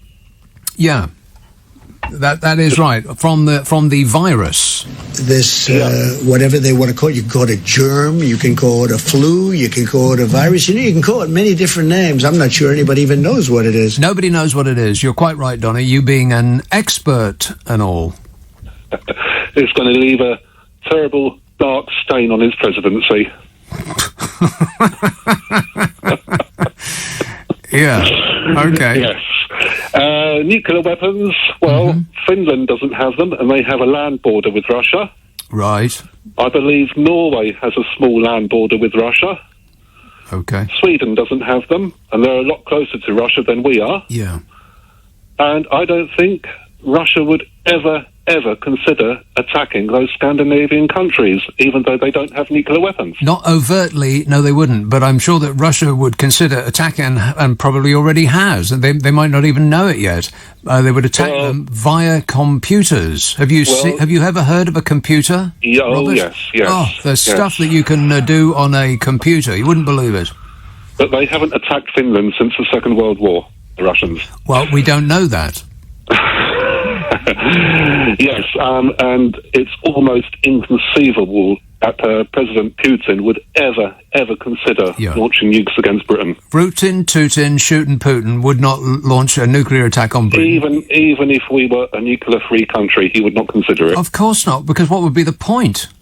Exactly. I mean, what would you be preventing by blasting us to smithereens? The other thing, Nick, is as far as I'm aware, I don't believe that the Royal Navy's Trident nuclear missile system, their submarines, those missiles cannot be fired without American approval. Well, I'm not sure that's right. There may be some like element of American approval, but I don't think we have to actually ask them. It's true that some of our weapons are in America, and they're maintained by Americans.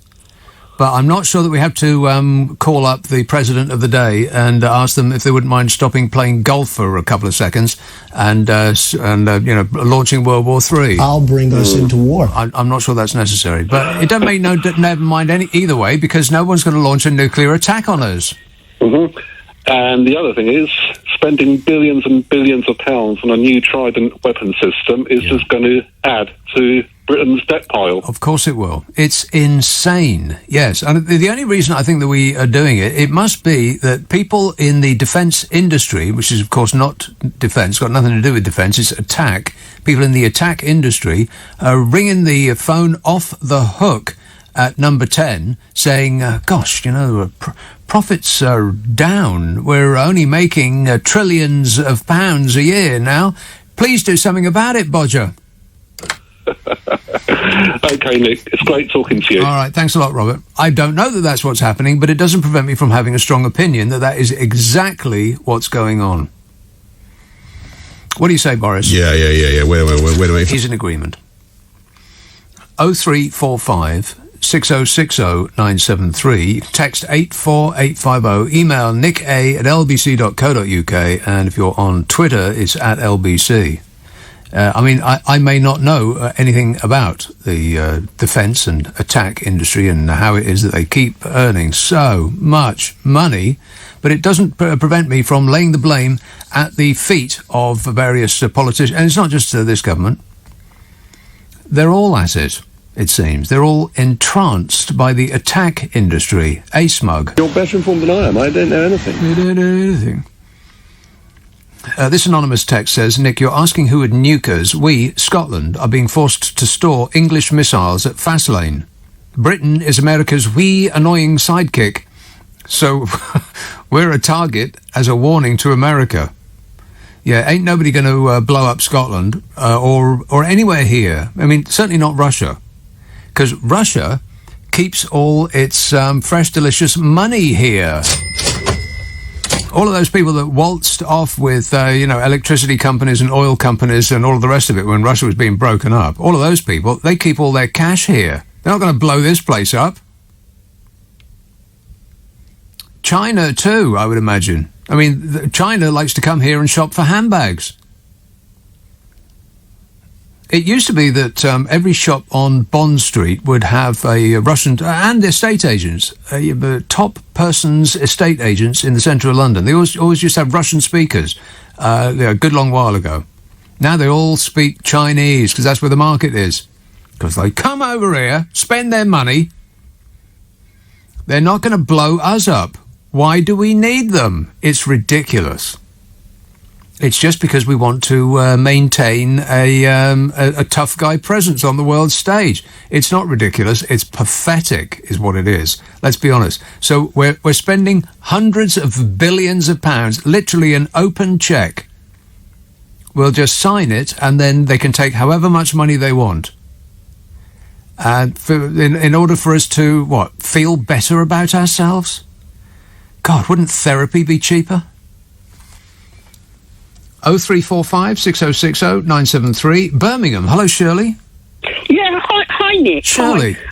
Yeah, I'm going to tell you a story that about the BBC that will trump Potato Head, and also the Brighton Maternity Hospital telling people to chest feed women, rather. Okay. Yeah. Can I just check, just before you get into it, does this have anything to do with what we've been talking about so far? Yeah, because one of the callers mentioned Mr. Potato Head. On the news wires, I think, to be honest, Shirley, I think that's shoehorning it in, but go ahead. Yeah, on the news wires, I think RT today, the BBC said they're going to ban all American cartoons for kids and concentrate on English cartoons, encouraging... Like what kind of cartoons from America? I mean, I don't really know what... do they still do Scooby-Doo? Yeah. Mickey Mouse? Simpsons, Wacky Races, anything. They don't have their permission to play The Simpsons anyway. Sky's bought The Simpsons. The BBC couldn't play The Simpsons if they really, really wanted to. But they said they want to concentrate on 90%. This was the news item: English cartoons. Yes. With an English thing. Hurrah! Hurrah for English cartoons. I can't think of an English cartoon. What's the name of an English cartoon? Peppa Pig. Huh? Peppa Pig. Peppa Pig? Yeah. What's that? It's a Channel 5 kids programme. Is it Brian Blessed? He voices. Is it the rabbit? Oh God! Well, if it's on Channel 5, is Peppa Pig naked? Disgusting. Probably is. The filth you get on that channel. And there's quite there's some good kids program. It's Paw Patrol, and that's about like a dog rescuing people. Right. Well, I've just got a picture of Peppa Pig, and it doesn't look like it's the sort of a Simpsons-like cartoon. Because I mean, the South Park is a cartoon, but it's probably not appropriate for little children. Yeah, so this is what nonsense. I'm not slagging off the BBC, but I think they're going to self-implode. If they ban all American cartoons, I think it's stupid, because they've got the good ones. But it's not the business of the BBC to just show other programmes that the foreign countries have come up with. That's not the purpose of the BBC. They're supposed to be doing things that other channels don't do, not just buying foreign programmes for kids and then just repeating them. Where's the effort in that? Yeah, but what with an English culture base, I just think it's a bit like naff almost. No, it's precisely what they should be doing. Spreading a bit of money around the British, not English, British cartoon industry, if indeed there is such a thing. That's exactly what they should be doing. What if they come up with rubbish? What, you mean as opposed to the excellent programme Peppa Pig? From America, when I was a kid, I enjoyed things like Wacky Races, Scooby-Doo. Right. Are we going to beat that? I've got no idea. I mean, Wacky Races, let's face it, what's his name and Muttley never won, did they? I think that race was fixed. No, but have a mixture. How about that? Why say we will only have English cartoons with English culture and maybe... Why not? That's what they're supposed to be about. You can get no end of American rubbish on other channels. And I think they're gonna. It's going to be like the chest feeding or the other gibberish thing. I've got no idea what that's about. But seriously, Shirley, if you're going to try and attack the BBC, then there's plenty of other things to attack them on. This is yes, you are. This is not. No. Yes, you are. This is not. I'm concerned. I'm actually concerned. This is not. You picked the wrong fight. If that's what they're going to do, then they're right. They are completely correct in every respect. Yeah, they should be making their own programmes, not just lazily buying other people's programmes and showing them. It's like with the football. If they get the football, they get no points for that. Even if it's a ratings winner, they get 0 points because they didn't have any input in making it. And neither do they get any points for showing American dramas or, any of the other things that you can watch on 500 other channels.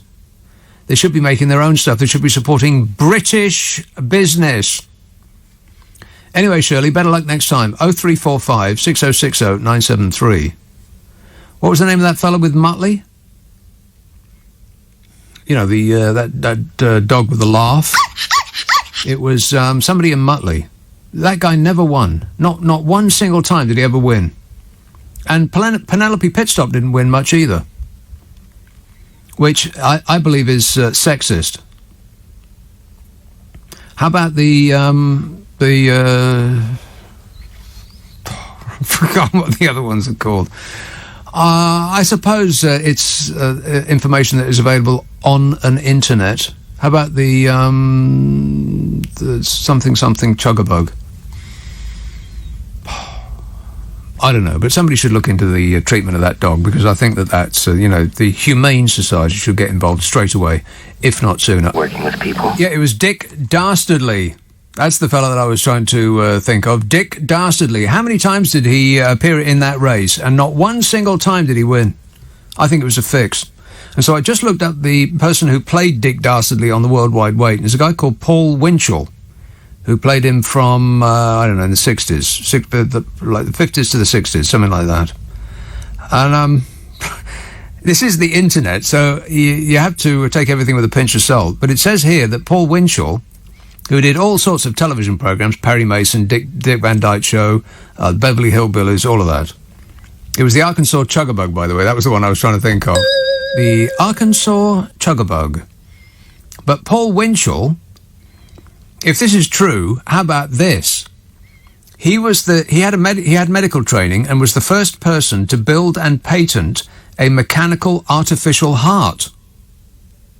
The guy that used to do the voice for Dick Dastardly invented the artificial heart. Can you believe that?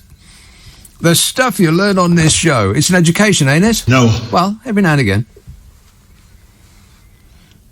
This text says, Dick Dastardly, yep. The Anthill Mob, of course. Thank me later, Nick, says that one. No, you know what? I've decided to thank you now. Thank you. Appreciate it. Bristol. Russell. Hello. Russell. Hello, mate, you all right? Yes, good, thanks. Yeah. I've got the right channel. This isn't Nickelodeon, is it? Because I've just listened to you and somebody else debating a cartoon. And let's be fair, you can't get more fiction than a cartoon. You know, I can understand Peppa Pig. I think it's French anyway, Peppa Pig. It's just that with a cartoon, if you put it from France, you could put any word you like on it. Yeah, the mouths are just moving up and down. Well, that was the same with the Magic Roundabout. Wasn't that French? And the guy didn't speak French, so just used to make the story up. It had no relation. Was it so-and-so Thompson, wasn't it? I don't know. Emma Thompson's dad that used to do the voice on her. Precious little relation to the original story. He just saw it and just made a story up and then voiced that. To listen to you, you're a very educated man, you're talking to this woman, arguing the rights and wrongs of a cartoon. You can't get any more fictionalised than a cartoon. It is so made up, it is ridiculous. Anyway, I didn't ring up for that. Right. Sorry. No, it's about this deterrent of nuclear weapons. Yes. I think people don't understand it's a deterrent. If I go out one night with a gun in my pocket and I think I'm going to mug somebody, and I see a man, I think I'll mug it. Oh, then I find out, no, he's got a gun in his pocket. Yeah. That's a deterrent. I'll walk away. You don't have to have a gun in his pocket as long as I believe that. So we could have no nuclear weapons at all. But if we can prove to the world, or, you know, try letting them believe that we have, then that becomes a deterrent. Because our frightened will strike back before they can strike us. Yes, but the implication of that is that people are itching to launch an attack on us, which is not true. No, the implication is maybe they're aware they're going to attack them first. I mean, wouldn't it be a lovely world that there are new nuclear weapons that everybody thinks there are?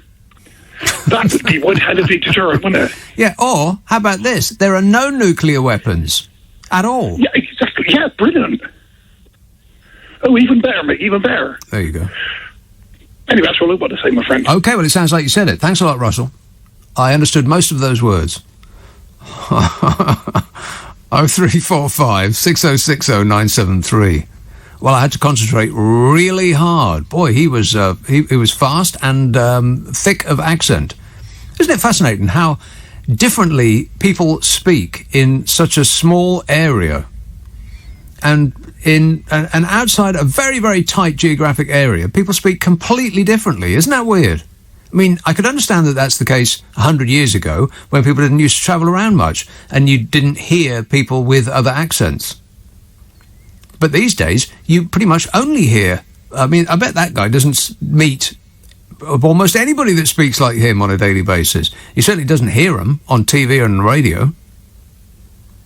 No audiobook is ever spoken in that accent. Alexa, can you repeat that passage? I just find it fascinating that there's so many thick accents in such a tiny area as this country. Don't you find that fascinating? I do. Just me? I see. And some are so thick that people from outside the area find it difficult to understand. I bet there's some people who are looking at the radio when that nice chap was just talking to me going, what?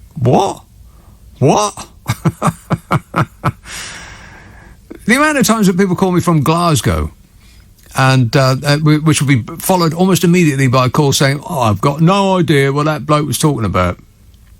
Your ear has to be attuned. Mine is. But, somebody should look into that.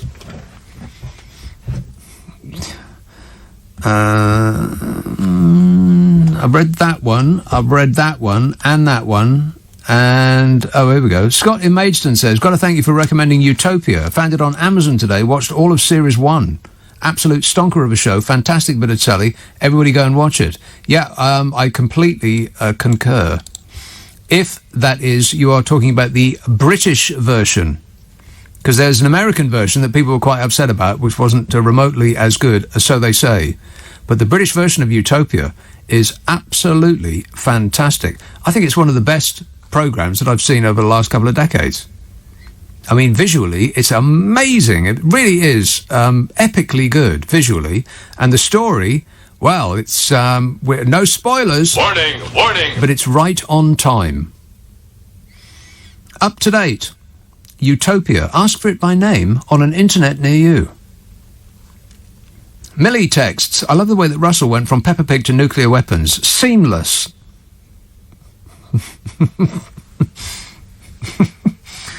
Yeah. If that is indeed what he said. Slough. Paul. Oh, hello there, Nick. Paul. Relative to this nuclear weapons thing, the only empirical case we have in history where one side had nuclear and the other side, no one else did, was the USA and Japan. And in that instance, they were used. So, in a sense, if you take that as our only example, the only real-world example, then really what you're looking at is a case for the argument that we need nuclear weapons in order to deter nuclear weapons. I don't follow. Well, if Japan had had the ability to retaliate in 1945, was it? Then America would not have dropped nuclear weapons on Japan. I think we can more or less agree on that. Yes. If there had been any possibility that Japan could have fired a nuclear weapon back towards America, they wouldn't have used nuclear weapons. But they dropped two bombs. They dropped two bombs because they knew there was no retaliation coming back their way.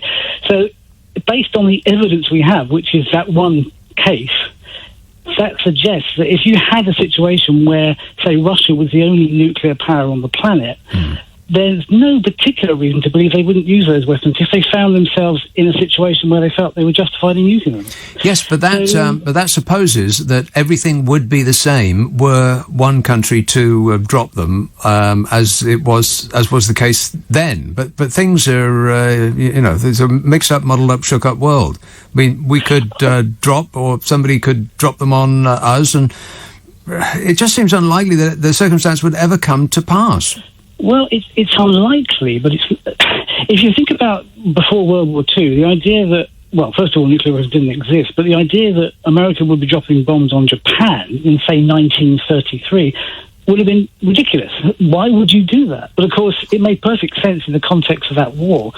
Now, there's no particular reason to believe Russia would drop bombs on us, but if history bent around in such a way that we find ourselves at war with Russia, a conventional war, and a war they started to lose, say NATO was involved, etc.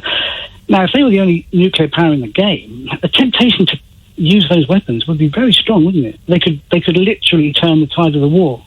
But even if they didn't use them, the fact that they might use them. Take a silly example. You see a man walking down the high street with a shotgun in his hand. Now, he's not threatening you. He's not acting in a particularly irrational or aggressive way. But you're on the phone for cops.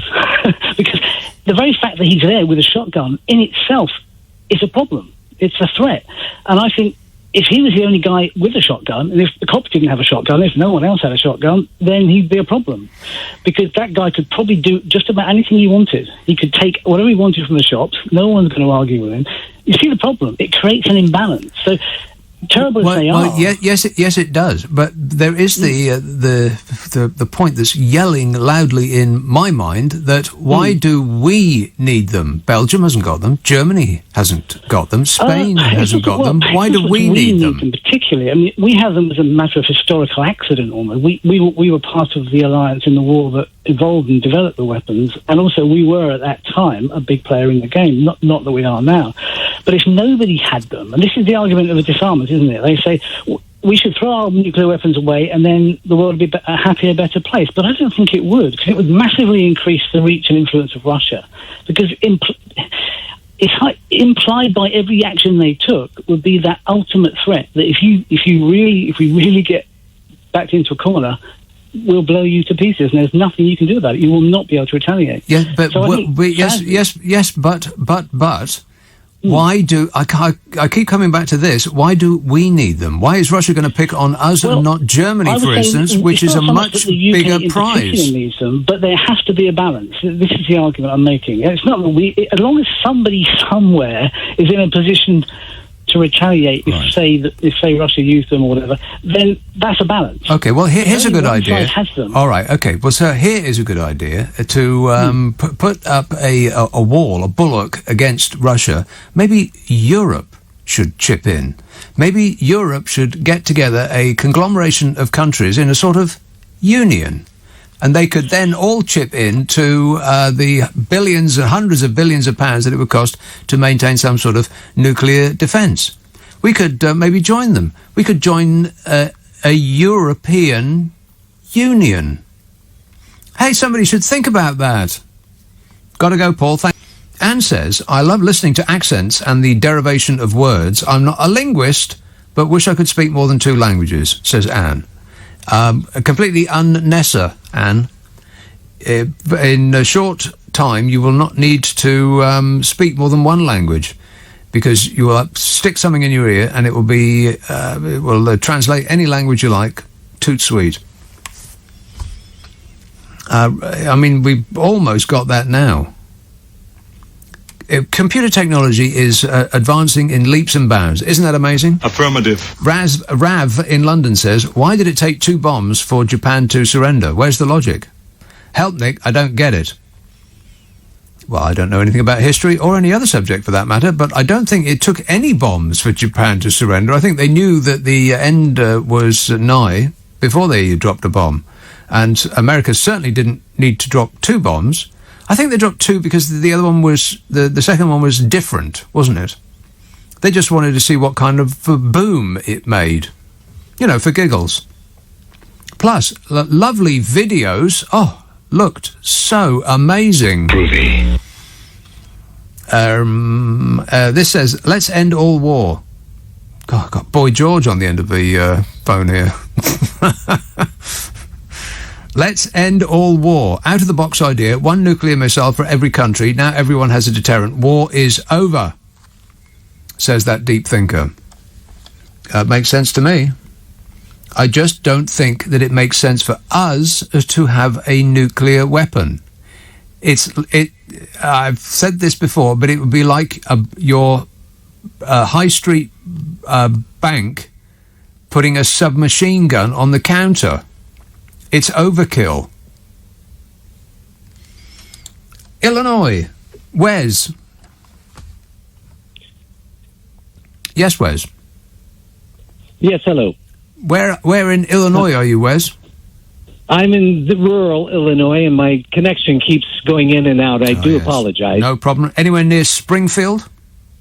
Not far at all. Not far at all. 45 miles down the dual carriageway. Aha. Are you covered in snow? We were. Now it's a melt. Right, it's a melt. Okay. You made it through to the other side. Yes, that's great. Yeah. Yes, I did. Okay, so what's up, Wes? Well, I was just calling to say about the nuclear, having nuclear weapons. I totally agree with you, by the way. There's enough of them. Yeah. And we don't use them. Hopefully we never do.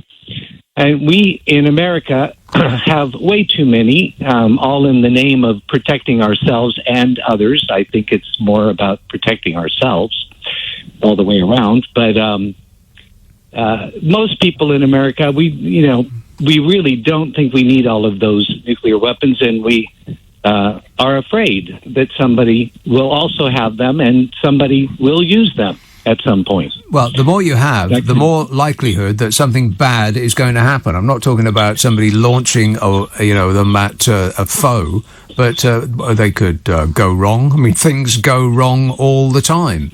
You had exactly. You had a presidency that went wrong. I can be more presidential than Boy, anybody. did we. Boy, did we. Yeah. Yes, I know. And I'm in an area right now where that particular president was very well liked. Yeah. I'm not one of those people. He still is well liked, I bet. He's going to be making a speech tomorrow. Oh, no. Yeah. It's appalling. I know. It's embarrassing to me. Yeah, I think the whole world is embarrassed because I've said this before, but if aliens from space landed on this planet a couple of months ago and asked to be taken to our leader, that we'd have to show them Donald Trump.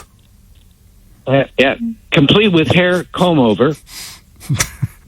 I think that aliens would take one look at him, think that we were pulling their leg, blast off and nuke the entire site from orbit. It's the only way to be sure. I agree completely. Yeah. All right, good to talk to you. Thanks a lot, Wes. 0345 6060 973. Jason says, the British have spent the last several hundred years peeing everyone else off. We need to keep our nukes now because the minute we drop them, we're toast. Well, that's a good point. Yeah, that does make sense, yeah. We haven't covered ourselves in glory up to this point, so, maybe we just keep a big stick in case anybody gets any fancy ideas about, getting their own back. Yeah. Good thinking, Jason. Let's have Leamington Spa. Richard. Hi, Nick. Richard. Great show, as usual. Thanks. I just wanted to ask you, if you lived in America, would you keep a firearm? Would I keep a firearm? Yeah. No, probably not. Knowing that most of the criminals have one, you wouldn't want to protect your property. Well, okay, well, let me ask you this. Do you leave the house carrying a knife? No. But most of the criminals will probably have one. No, true. Yeah, that's my point, really. America has something like 350 million guns. It's something like that. But only a tiny proportion of Americans actually own a gun, which means that people who own guns in America own a lot of them. But most people don't own any guns at all. Okay. If, say, everyone give up their nuclear deterrence, do you think someone like Kim Jong-un would give up his?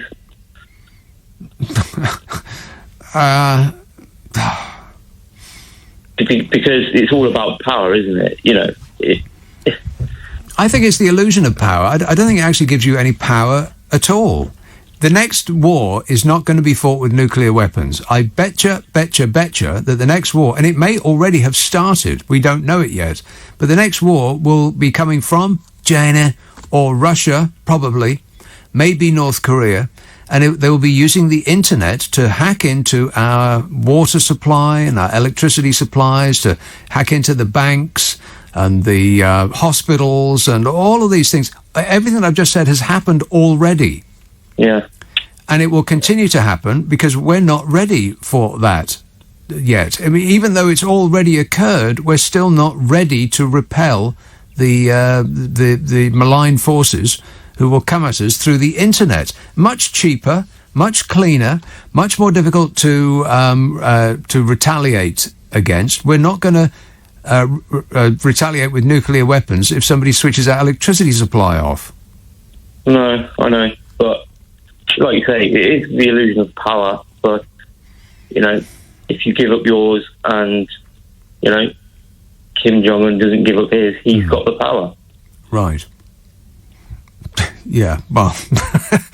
Well, it's true, But you can take out a country with other weapons than nuclear. You know, I mean, if Kim Jong-un did flip his lid and send off a nuke to some Western country, then all of the other countries in the world would flatten that land in about 10 seconds flat. Yeah, I agree. I mean, there's we got bombs that ain't nuclear that will give you a real headache. Huge. Thanks a lot, Richard. 0345 6060 973. All of the countries in the West, if you are interested in a nuclear deterrent, then let's have one and let's all chip in. We can't afford it apart from anything else. I mean, let's not kid ourselves.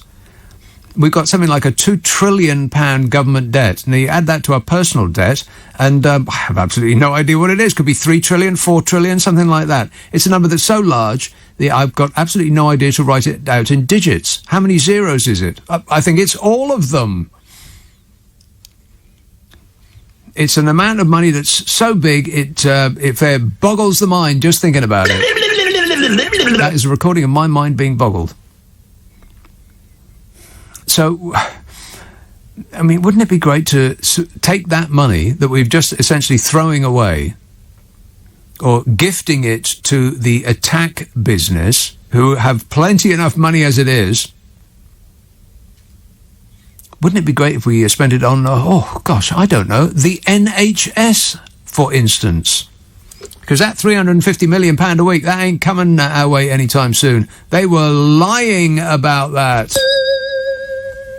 0345 6060 973, and lying about plenty else besides, by the way. And if you are a Fisher person, then you will know exactly what I'm talking about. Those people got used.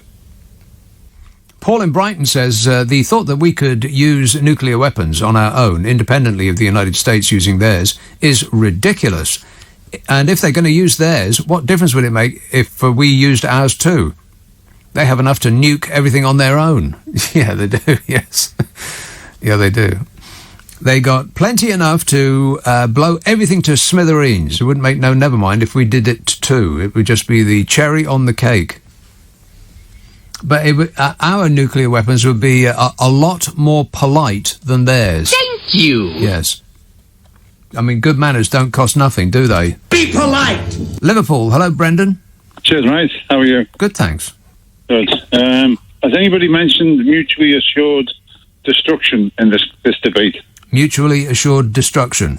Yeah. Yeah. It's the sort of policy of convincing the enemy, we won't just say the Russians, because it could be the Chinese, that if they attack us, we will retaliate regardless of whether we're sort of like dead and buried. Our rockets will still be on the way. But only if they attacked us with nuclear weapons, which seems unlikely. Yeah. But what has happened, I'm a 63-year-old security guard. Yeah. Standing in the middle of nowhere here at the moment. And I've not experienced a world war. I don't know how old you are, you haven't. But there was times when Russia had something like 25,000 tanks to our sort of like 7,000 or 8,000.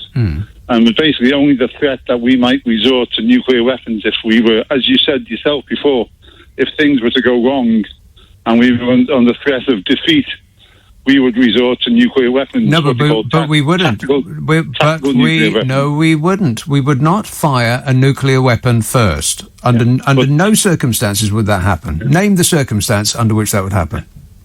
But the point being, you have to maintain that the enemy thinks you're going to do it. No, you don't. Because they believe you're going to do it. Wrong. If the enemy is not firing nuclear weapons at you, you are not going to fire them back, because it would be completely out of proportion.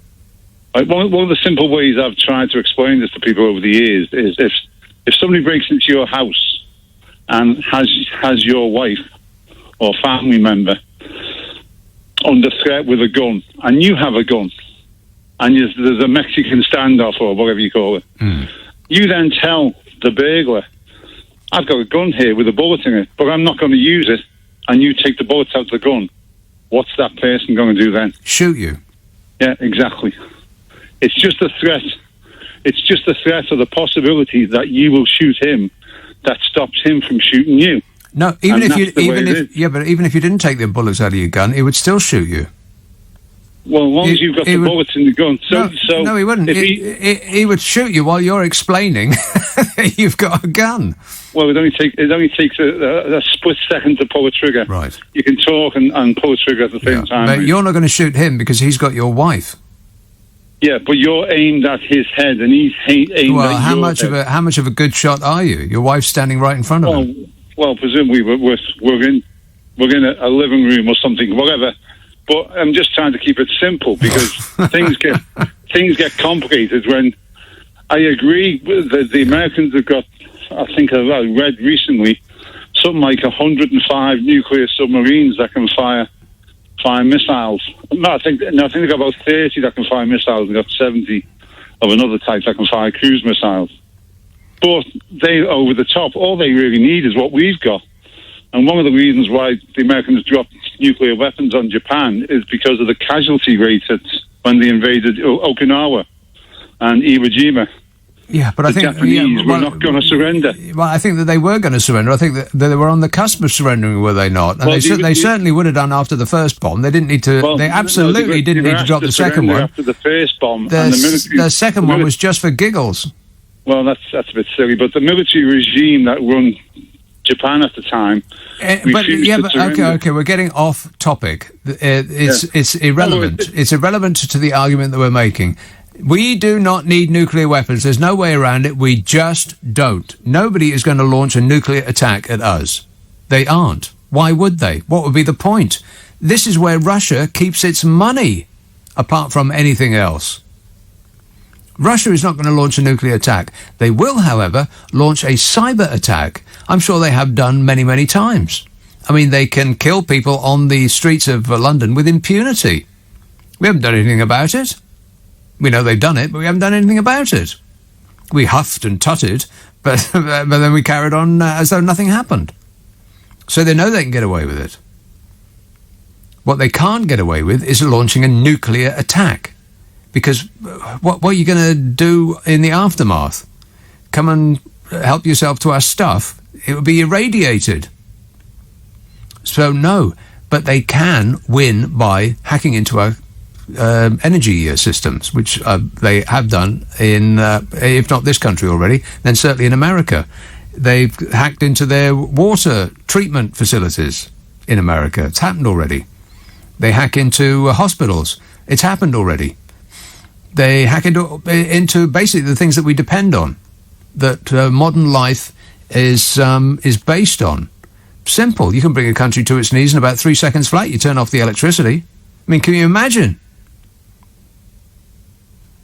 But the idea that because countries have got nuclear weapons, that they has eliminated war is obviously nonsense.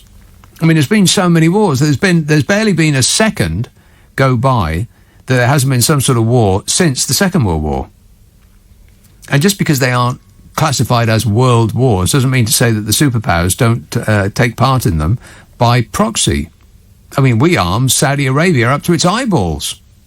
But we aren't actually at war with Yemen, but we provide all the bullets and the bombs. I mean, since the Second World War, there's been the Korean War, the Kenya emergency, the Suez crisis, the Malayan emergency, the Aden emergency, there's the troubles in Northern Ireland, the Falklands War, the Gulf War, the Bosnia War, the Kosovo War, the war in Afghanistan, the Iraq War, and the all-encompassing war on terrorism. You know, but apart from that, it's just been peace all the way.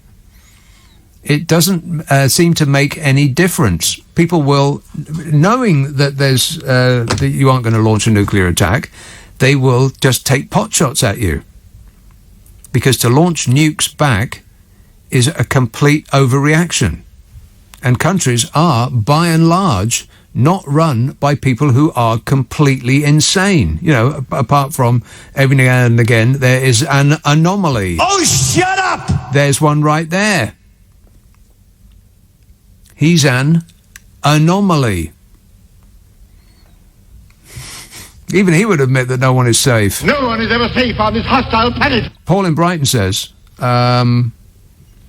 Oh, no, I read that. Joan says, I would love to know where an accent ends and another one begins. I spent 2 years in Birmingham in my late teens and came back to London sounding like Birmingham born and bred, but took 3 months to speak like a southerner again. Does anyone know how that works?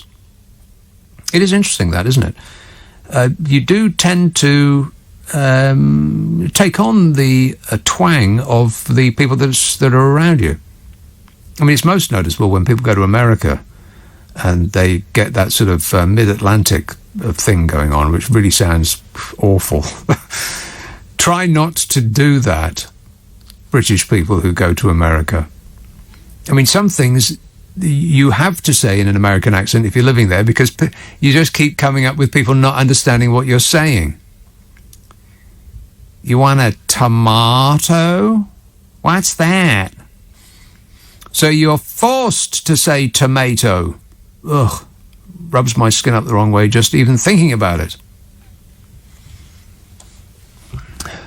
But yeah, I don't know. It's ripe for study. I'm sure many people have studied it at length. Ant in Peterborough texts the following important question: Lennon or McCartney? I say McCartney, says Ant in Peterborough. Well, it very much depends on which song it is we're talking about. I can't make a decision either or. I have to take each one on its merits. For instance, Ebony and Ivory, no. Instant Karma, yes. Woman, definitely not. Negative. Maybe I'm Amazed. Affirmative. Yes. See how that goes? And Dark Horse by George Harrison.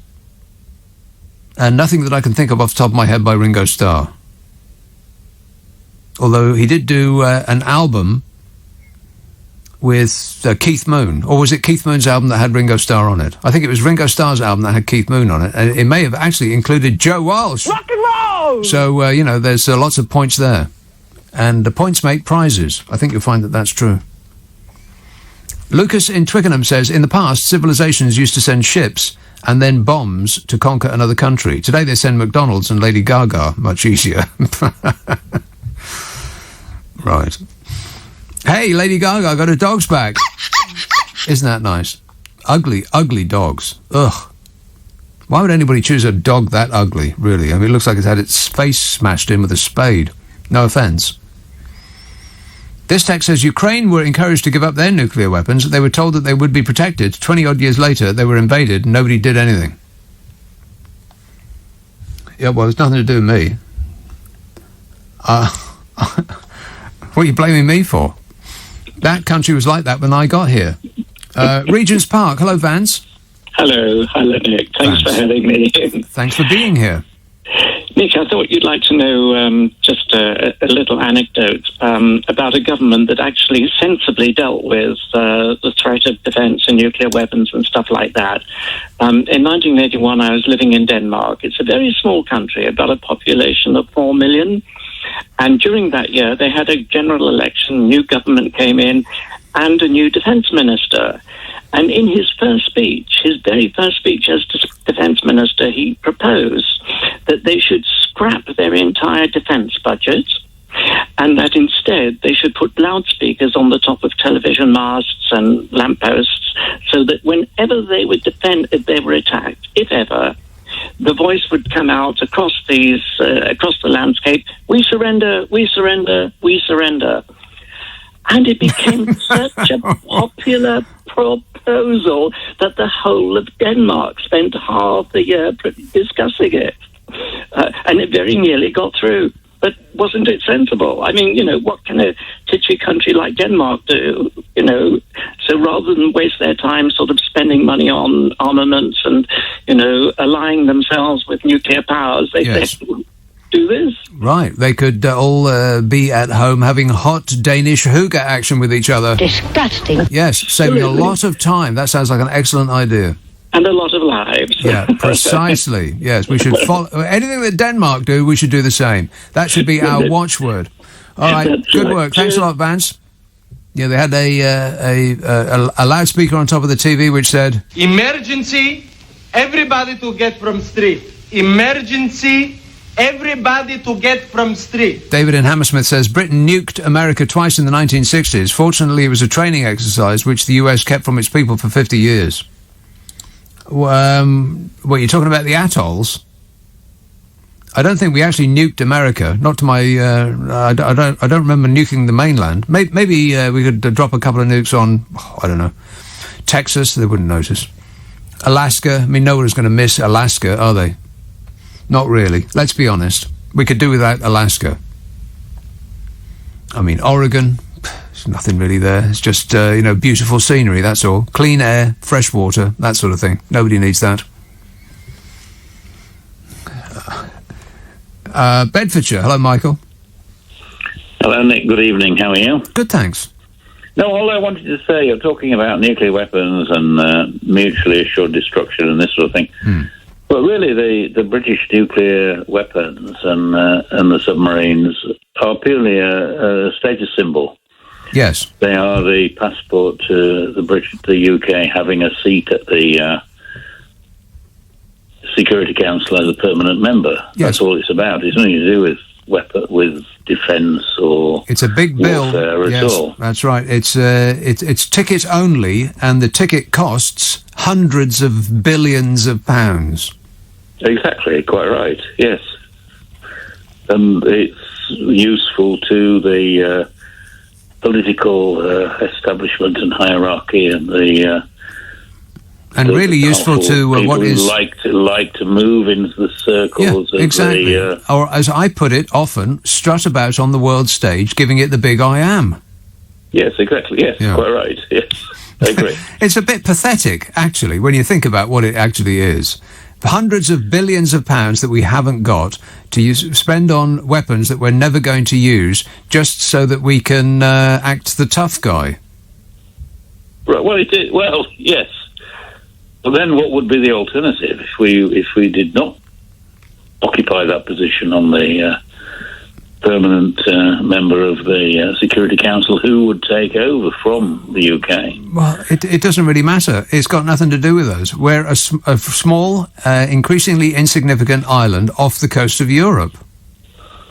Well, there's a lot to be said for having that sort of, independent viewpoint and get out of all these international ties that bind. I don't think there's anything there's anything good to say about any of that. The world is becoming more and more connected all the time, and we alone on Earth pretty much are going in the opposite direction. That doesn't seem like a smart route of travel to me. Well, then that's a major change in the sort of national direction of travel, isn't it? Maybe you should have a word with Boris Johnson about this sort of thing. Yeah. He's the man in charge at the moment, isn't he? Is he really, though? Does he appear to you like a man in charge? Yeah. Well, not really. He's not in charge of his own hair. I mean, let's face it. Well, no, but the hairdressers are all closed at the moment, aren't they? What can you do? He's the Prime Minister. I'm sure he could get himself an appointment. Anyway, I got to go. Thanks a lot, Michael. 0345 6060 973. Dan in Pinner says, at least we're winning the war on drugs, though, Nick. Want to score some pot? Yeah, that's right. We can't even win that war. Maybe we could try to shoot it. Paul behind the sofa says, Nick, I get the cyber attack thing happening already, but what would an aggressor do next? So we have no traffic lights or banking system. How does that get the aggressor a win? Maybe it makes us a weaker society, but are you saying they then attack us conventionally? No, it makes them more powerful by comparison. I mean, take Brexit, for instance.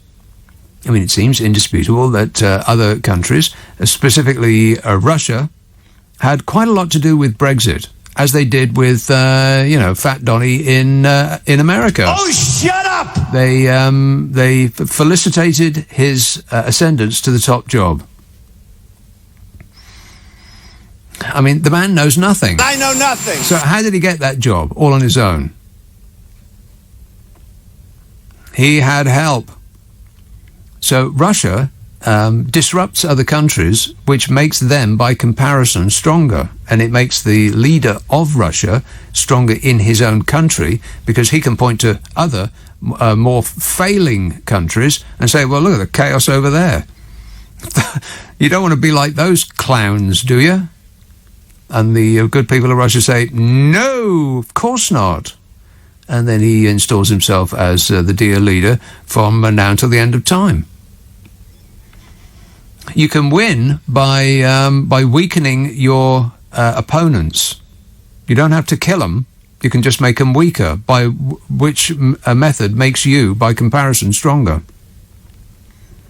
I mean, they're not going to invade, and they're not going to flatten us. They're just going to chip away at us, make us weaker, make us less competition, more reliant eventually on them. It's the long game. Very, very smart is Vlad the Insaner. Trust me, I'm like a smart person. As opposed to that dummy. Don't be rude. That giant orange oaf is going to be doing a big speech. It's going to be the first speech since he was chucked out of the White House. Don't talk to me that way. Don't talk to... I'm the president of the United States. Don't ever talk to the president that way. And it's going to be later today. God, what's he going to say? It was a total steal. I won that election by a huge amount. Everybody knows it. People are calling me up. Important people are calling me up all the time. They say, you won. You won. Total disgrace. Your husband's upset, Melania. I don't care. She's not that bothered. Stephen texts, if you study the footage of Putin's speaking of nuclear weapons, you can tell that he doesn't want to use any of his weapons. He feels he is forced to have obtained these weapons purely because of peer pressure and the need to be the stronger and more equipped administration of their country. Right. Not sure about that, Stephen. I don't think so. I don't think you can tell anything about Putin by just looking at how he speaks at all. There's a bloke you wouldn't want to play poker with. Or anything else for that matter. Let's have, waiting the longest, Scunthorpe. Hello, Tim. Hey, how you doing, Nick? Good, thanks. Your impersonation of Trump make me laugh every time. It's wicked, man. You're good. Cheers. I thought I'd just come back on just make a contribution to listening to what people have been saying about the nuclear capacity for the UK and whatever. Yeah. Okay, so put my cards on the table. I'm ex-army. I used to be, I did several tours in Northern Ireland, 5 years, in fact, with arms explosives search, and was also then went forward to what we call chemical reconnaissance, chemical recce. So I'm not going to get into all of that, but it's just put my cards on the table. When it comes to nuclear, there's a few misnomers which members of the public, I don't know if they've been in the armed forces or not, don't really understand, and I can understand why some of the comments are being made. Yes, all the nuclear capacity in the world is politically based, etc. But we need to understand one thing, is that I'm aware, and probably a lot of my colleagues and ex-colleagues are aware, that when we get into conventional conflict, we generally, these days, I mean, there are sort of like wars in the Middle East, etc., etc. The concern we have is that even on a conventional side, Nick, there is a shell, for example, that is fired from a conventional military asset, which, when it deploys and is fired, it actually got a nuclear yield. So, straight away, it's a chain reaction, what I'm trying to say. It's not just a case of countries, for example, other countries threatening us because one day we think they're just going to press a button. There would be a massive political saga before all that, as we understand. There would be a conflict, a series of conflicts and when you get to using nuclear yields, either the national nuclear yields of different countries, we need to understand very much more that they are probably just as bothered about us attacking them as they are as us, and I mean, hence the Russia and the Ukraine. It's always going to be a lot politically based, and I agree with you that it's probably 70% political. But there's another misnomer I want to just mention to you. The UK does have a unilateral capability of deploying nuclear weapons. It does not have to rely on America. However, I do agree there is no such thing as us ever pressing a button without telling anybody else. It would, again, be part of a much more bigger picture. And one thing I really do want to get people to understand, it's not about China, it's not about Russia, as far as I'm concerned. The fear that we've got for them is going to be cyber, it's going to be artificial intelligence, and that's another scope that we're lending into these days. The nuclear threat is simply, as you probably agree, the nuclear club. It's about being top of the table in certain things and having a capacity to defend yourself against a bigger yield. But I want to just draw my final point. One thing we all need to be very careful about is despots. People, leaders of countries who would probably obtain a nuclear device and who then haven't got any other sanction in their minds through either a sort of religious base or whatever they would want to call it, are quite willing to make a first strike. And that's what we need to understand. And that information is drawn, Nick, from a lot of very brave people who even this day and this very moment are putting their lives on the line in various countries, in our great intelligence services, and doing very, very good work in defending our way of life that we don't value, that sometimes we don't really actually applaud these days very much. I don't see much of it as we used to do in the 80s and the 90s. But there must be a recognition, there's an awful lot going on that we don't know about. And from my experience in the armed forces, the things I've seen and the things that have happened, many people can sit on the pacifistic barrel, so to speak, and have a bit of a yarn and ring into you and talk about it. But when they've actually been in conflict and have seen the nature of nasty issues and things and assets that can be deployed, it is a scary world. But at the same time, we can sit back, because I don't think there's ever going to be a situation where the likes of China and Russia would ever think of doing that. It's part of the nuclear club. And my last point, Rick, to you was to say that you could talk for Britain. Surprised. You could go on. Finally, you're listening, so that's very courteous of you. If you want me to stop, I will. Well, I couldn't get a word in edgeways, but go on. And finally, yes. Finally, Putin. If he's in his throne within 5 years, then I'll give you 20 quid. All right, okay. Pop it in the post right now. Let's save time, and you can send it to me straight away. All right, thanks a lot, mate. 0345 6060 973. There was about 56 different points there, most of which I've forgotten already. I could have dealt with them as they came up, but it was just like a blizzard of information that came my way. All over me. Good work there. Thanks a lot, Tim. 0345 6060 973. This text says, they rejoiced in the Kremlin when we voted to leave the EU. Well done, Comrade Dom. Yeah, thanks a lot, Dom. See what you've done? Hey, how is Brexit going, by the way? Oh, fabulous. Yeah, it's still too early to tell, is it? That's what they'll say. Oh, too early to tell, they'll say. I mean, the cultists are waiting until they can report some good news before it ceases to be too early to tell. I mean, let's ask a Fisher person how it's going. Hey, Fisher person, how's Brexit going for you? Not good. I thought the whole idea was to get people waving the flag and singing Britannia rules the waves, and the fishing industry was held up as the ones who would benefit the most. They were a handy symbol of Britishness.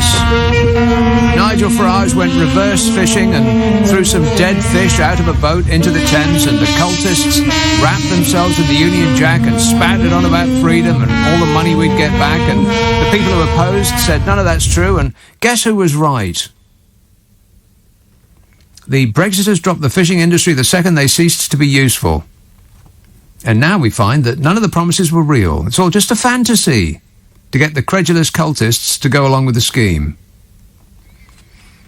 And now in a sort of offhand, try this, Boris Johnson says a campaign to encourage people to eat British caught fish could help the industry, which is looking at dying out because of the Brexit that he brought us. I mean, if it wasn't so serious, it would be comical. How much they just kept going on about the fish. It's all about the fish. And you had Smug going on about it too. You're better informed than I am. I don't know anything. They're happier fish because of it. He was having so much fun. hugging himself. He was enjoying himself so much. And, there's so many people that just went on and on and on about it who have not said word one since. The arguments that UKIP stands for aren't valid. Yeah, no mentioning, no names. Boris Johnson's official spokesperson, Allegra Stratton, said that the Prime Minister's favourite fish was Scottish salmon. So that's really helpful. I'll just write that down. Thanks for that. I mean, maybe you should have a photograph taken with a salmon. Would be a good idea. He could dress up as a fisherman. I mean, you like the dressing up box, don't you, Bodger? I can't comment on that. Fishing industry leaders have accused the PM of being in denial about the scale of the problems facing it. It's not denial, it's a lack of concern. The fishing industry served its purpose, and now he's not interested in it anymore. Which part of that don't they get? It's sad, is what it is. Here's a good idea. Why don't we ditch nukes and pour some money over the people in this country who are struggling? Would be a better idea. You could put £350 million a week up the NHS, maybe. Barry Diaz, chief executive of the National Federation of Fishermen's Organisations, said fishing communities were very disappointed with the post-Brexit trade deal signed by Boris Johnson. They're not angry, they're just disappointed. And they're angry. He said the deal signed by Johnson gave free access to EU fleets to fish in UK waters, but without securing revised quota shares that would reflect the UK's new status as an independent coastal state. He did, however, welcome the idea of a Buy British campaign, in much the same way that he would welcome the idea of winning the lottery. And that's probably not going to happen either. I mean, we've had generations to gain an appetite for British fish. I mean, it's right there, after all. And we don't like it. We like tasteless fish that you get from Iceland. That's the beauty of the EU. We can sell them things that we make or catch or grow that we don't need or want, and vice versa. Gosh, it's almost like Brexit wasn't a very good idea. But don't take my word for it. Barry Diaz, the chief executive of the National Federation of Fishermen's Organisations, said his office was getting a lot of emails from members of the public asking where they could buy British fish. The problem, he said, was that the UK has a taste for foreign species and tended to export most fish caught in our own waters. The UK is a net importer of cod and tuna, for example, while hake, which is plentiful in UK waters, is exported to countries like Spain. The UK fleet catches more mackerel than any other species. Does anyone here like mackerel? No. Of course not. You bet we don't. I mean, I eat it. I'm a good boy, I am. But it always tastes like medicine to me. I mean, I eat it about every other week for lunch, but I can't say I look forward to it. I eat it because it's supposed to be good for you. And it's just me. Cheryl Murray, Conservative MP for South East Cornwall, who organised the call with coastal MPs, said Boris Johnson himself could front a campaign to promote previously obscure British caught fish. She said, I think he comes into his own, the Prime Minister, with his PR. And if anyone can sell the British public to buy red mullet, buy John Dory or buy grey mullet, then I think he will have a darn good go, she said. How about that, Boris? Yeah. Wait a minute. Yeah, use some of that charisma to get people to buy fish that they don't want. That's what it's come to. Trying to work up a success for the very industry that was held up as the first one to benefit from Brexit. This is desperate stuff. And are the Brexit cultists ready to admit that it might not be going as promised? No! It will always be too early. You know what? In 10 years' time, it will still be too early. You might as well tell a congregation that there's no such thing as God. There's no evidence that there is. God has never shown himself to them, has never answered a prayer, has never brought them good fortune, has never improved their lives outside of the comfort that they have in believing in him. And it's the exact same thing with Brexit. It's a cult. So no amount of evidence is going to convince a Brexiter that they've been had. And Labour's Shadow Environment Secretary Luke Pollard said no amount of topspin from the Prime Minister is going to make the structural problems facing the fishing industry go away. He said he wanted people to eat more British fish, but this in itself will not save the fishing industry from going under because of the poor deal that's been achieved over our exit from the European Union. A poor deal. I mean, anyone from the Brexit ultras who wants to say word one about the fish? Anyone at all? This is absolute tosh. Yeah. Right. All unfortunately true. It is. Funny that he should mistake something of being true for being absolute tosh. He being such an expert in absolute tosh, Uncle Nige. It's odd that he's so quiet about it, being as how he was yelling about it so loudly beforehand. Maybe he's lost his voice. Wouldn't that be marvellous? Rick in Folkestone says, Hugh Fernley-Whittingstall has been battering on about buying British fish for about 10 years or more, and how's that gone? I don't know. Poorly, I imagine. There's shellfish workers in Cornwall who say that they're at risk of losing their homes because of how well Brexit is going.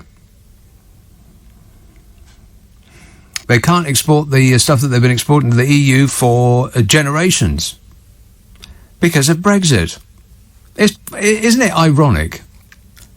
Like I said, it would be amusing if it weren't so serious, but let's settle on ironic. Isn't it ironic that the industry that was held up as the one thing, the flag bearer for Brexit, this is the industry that we're really interested in protecting? There is nothing but sunny uplands for the fishing industry. I know you can't fish on uplands, but it's a metaphor. And they were the first ones to suffer. Actually, but not necessarily the first ones, but the most visible ones. I mean, there's the cheese makers and every other exporter that has tried to get stuff back and forth with varying degrees of success. Much of it worse than it was before. Who could have predicted that? I mean, apart from everybody that didn't want to leave the European Union, who thought it was a bad idea. Bad idea! Apart from all of those people, who could have predicted it? Let's have a call in. There's 3 seconds between them as to the people that have been waiting the longest. 2 of them, one 3 seconds longer than the other. So first up, Feltham. Hello, Ian. Hello, Nick. Ian. I was just listening to your discussion about nuclear weapons. I'm put my cards on the table and hope Tim's still listening. I'm ex-military as well. Now, we don't own any nuclear weapons. They are leased from the Americans because we made an agreement back in the 50s to stop our nuclear weapons program. So we can't launch them without their say-so. I'm not sure that's right. I think it's commonly thought, but I'm not quite certain that you're right. Unless there's been a change, because I have discussed this with people who are involved with them, armourers in the Air Force, etc. The other thing is... all very hush-hush, no doubt.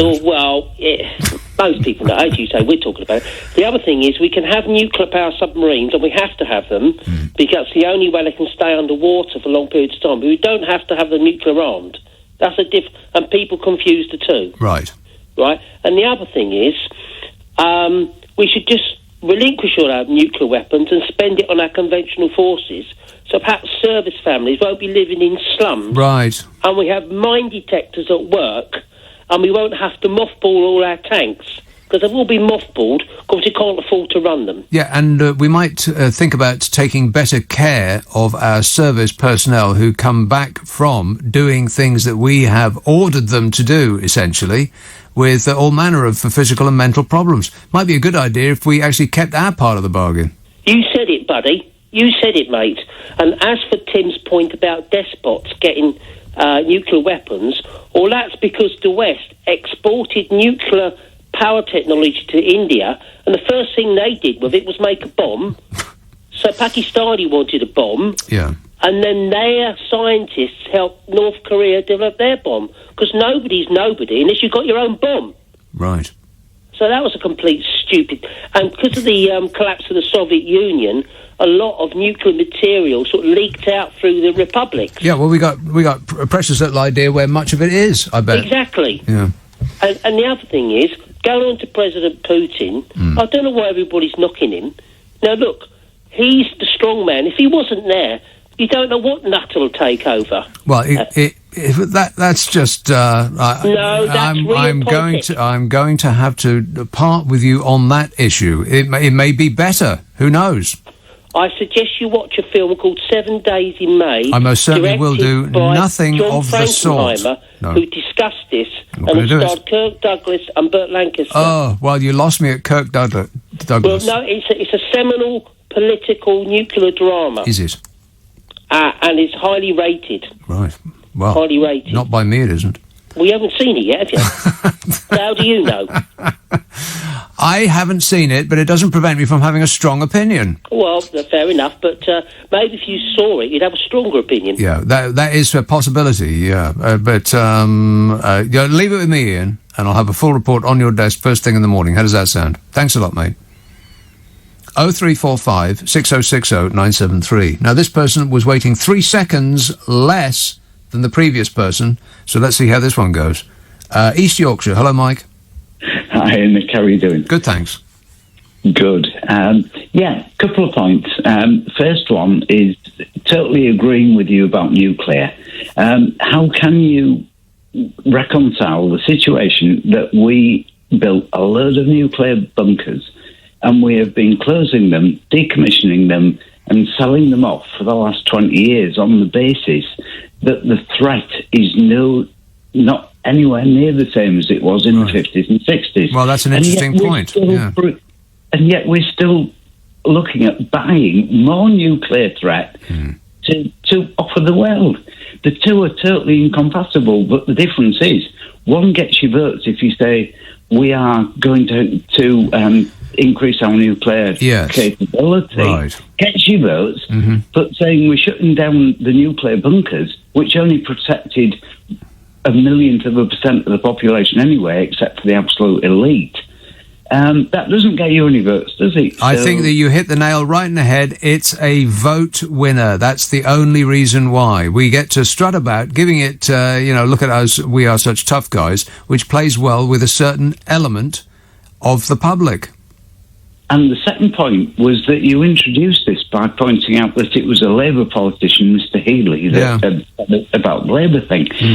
And if you think about this, it might not be so stupid for the Labour Party to do this, because going back to the last election, the Conservative Party turned itself into the ultra-Brexit party and was very successful doing it. So the Labour Party could convert itself into the new Conservative Labour Party. Keep momentum out and let them call themselves the old Labour Marxist Party. And the Conservatives can kick out Mark Francois, Jacob Rees-Mogg, Steve Baker, all that lot. Into the new British National Party, and we could actually vote on what they actually stood for. Right. What about where do the Greenies come in this scenario? Huh? Where are the Greenies? Yowza. Well, I'm not too sure about the Greenies, but I mean, since the demise of Screaming Lord Sutch, Boris could set up the Looney Party, which would go to the left or the right or the middle according to what day of the week it was, and what would benefit them the most. Well, that sounds like an excellent idea. How about you, Bodger? Here we go. Okay. Yeah, he's all for it. And the last little bit, if I can, the world is a bit like 150 chickens. You have a pecking order, and we seem to want to believe that we're in the top 5.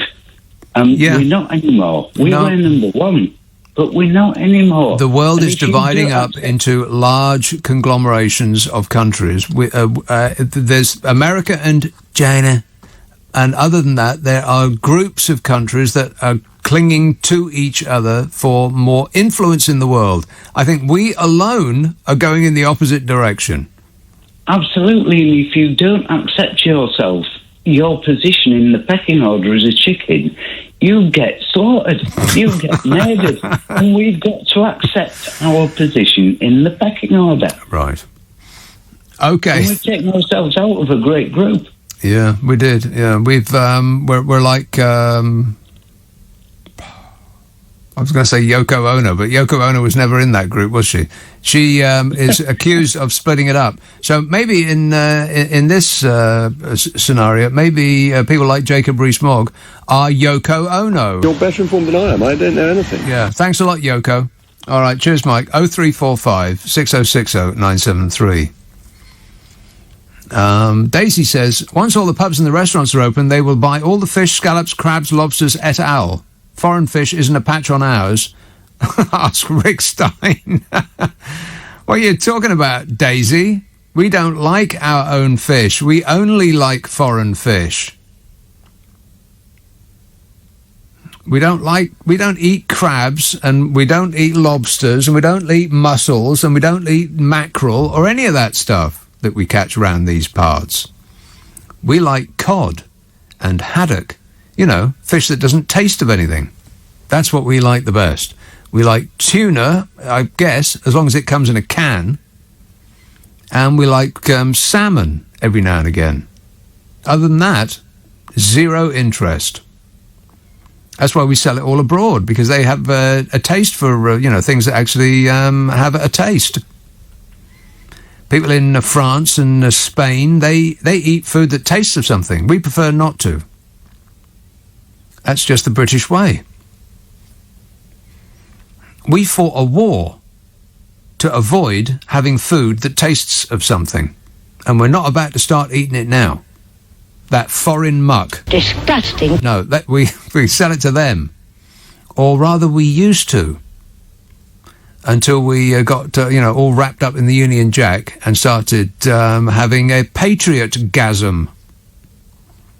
Not working out very well, is it? Dreadful. Dave says, one small gain from leaving the EU, oh, this will be good, is the fact, oh, this will be great, it's a fact. Are you ready? No. One small gain from leaving the EU is the fact we took control of our vaccinations. No, Dave, not a fact. Leaving the EU had absolutely nothing to do with us taking control of our vaccinations. We could have done precisely what we did in the EU as out of the EU. Wouldn't have made the slightest bit of difference. But you keep hearing that over and over again. I mean, you'd think that people would actually check, as opposed to just repeating the same misinformation again and again. But, if you keep saying the same thing over and over, then eventually people will think that it's true. He says, would you prefer us to be as advanced in getting back to normal as France, Italy or Germany, etc.? Well, I'd prefer their death rate, Dave, if that's any help. People like you, when you start comparing us for one tiny thing that we may have got right by sheer dumb luck, when you start comparing us to other countries, then you do run the risk of being compared to other countries on other things. Like the death rate, for instance. We have the worst excess death rate, I think, than any other country in the world. Never mind about Europe, on Earth. I think that's actually true. The worst, over the last year, the worst excess death rate, which counts out all of that, how are you counting the deaths from COVID? The way to get around that is to count the excess deaths. And we have the worst on Earth. So, yeah, I'd rather have been in France or Italy or Germany and have been surrounded by fewer dead people, if that's any help, Dave. We've also, coincidentally, got the worst economic hit of any country in the world. Much worse than France or Italy or Germany. So I'd rather be there too, Dave. But you can't tell him because, he's got his fingers in his ears and he's humming loudly to himself and he's clutching his safe pillow. Wrapping himself in the flag and hoping that the nasty man goes away. JD texts, Boris the betrayer lied to 186 coastal communities. He will eventually be toppled, and deservedly so. Yeah, you know what? I very much doubt it. Because, as usual, in 3 years now, there or thereabouts, the left will take the rifle that has been handed to them and shoot themselves in the foot with it. And they'll split the vote, just as they did last time. Some people will vote for the Lib Dems, and some people will vote for the Greenies, and some people will vote for the Labour Party, and they'll split it three ways, and the SNPists. And once again, a minority Conservative Party will charge to the fore and to split them all, and we'll get them again. I betcha. The left always seem to find a way to shoot themselves in the foot. Haringey, hello, Claire. Oh, hi, Nick. Hi. I wanted to make a comment about Brexit, but just before I did, I was struck by you saying that you weren't going to watch that film, but didn't stop you having an opinion about it. Yes. Because one of my favouriteest ever advertisement I ever saw was when I was a kid. There was a huge billboard. This is your humour, I think. Huge billboard with a picture of a huge glass of Guinness, a pint of Guinness. And the caption said, "No, I've never tried it because I don't like it." Yes. Well, that's what every child said when presented with green vegetables. Oh, don't like it. We haven't tried it. Yeah, exactly. Yeah. Anyway, so on the B word, the big elephant in the room, as far as I'm concerned, is the fact that the Brexit campaign intensified and really launched around about the same time as... Do you remember all those exposures in The Guardian, led by The Guardian and I think New York Times, about tax havens? And then, they did all these exposures. And then, shortly after that, we started to hear news that the EU was going to actually change the tax laws. There was going to be a concerted effort to expose the discretionary owners of all these hidden companies and all the rest of it. Well, I believe that, because the Brexiteers never, ever, ever gave any tangible reason why Brexit was a good idea for anybody. They just kept calling everybody else names, Ramonas and everything. They even admitted that.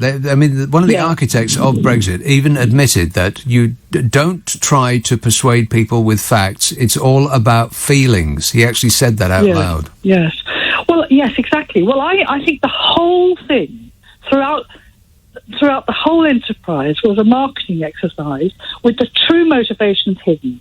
I remember a few months ago being quite shocked to hear I not directly hear Rachel Johnson, because I wouldn't listen to someone like that, but I did hear that she was quoted as saying that Brexit was all about shorting the market.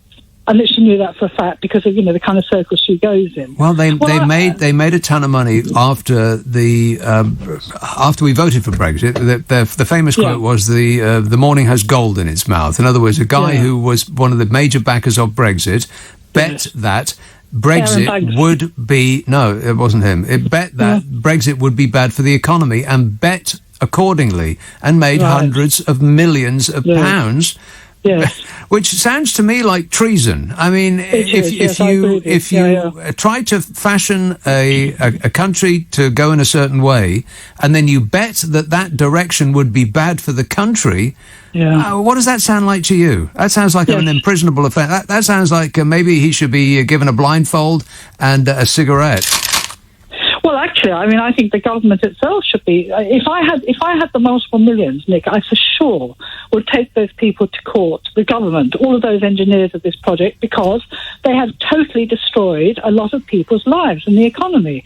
It is a felony. It really is. But you know what? You can't say that they weren't warned, because people like me and James O'Brien and people like me were warning them over and over and over again for years that it was a bad idea, and they did not listen. So now those very same people are suffering financially because of it, and I'm using all of my effort not to say no. Yeah, the thing was, though, it was all a great con and a marketing exercise, because the true things behind it was all money. It was tax havens. I think the people with huge amounts of money did not want to be in the EU anymore because of the tax haven reforms. Well, I'm absolutely convinced about it. I think if you look at the top 10 tax havens in the world, it's something like 90% of them have got the Union Jack flying on the Capitol building. Oh, of course. I mean, that does make a difference, doesn't it? I hadn't really thought about that. And regulations. You forgot about the regulations. Oh, and the regs. Yeah. We want to loosen the regulations, they said, over and over again, as though that is going to benefit the little people, not leprechauns. Of course, it's not going to benefit the little people. It's going to benefit the people who want looser regulations, which are those that own factories, that pump chemicals into streams, and who run banks, who want a greater ability to rip their customers off. That's right. Here, Claire, I'm sorry, but I'm going to have to go. Time is up. I'm afraid that there's nothing I can do about it. But when time's up, it's up.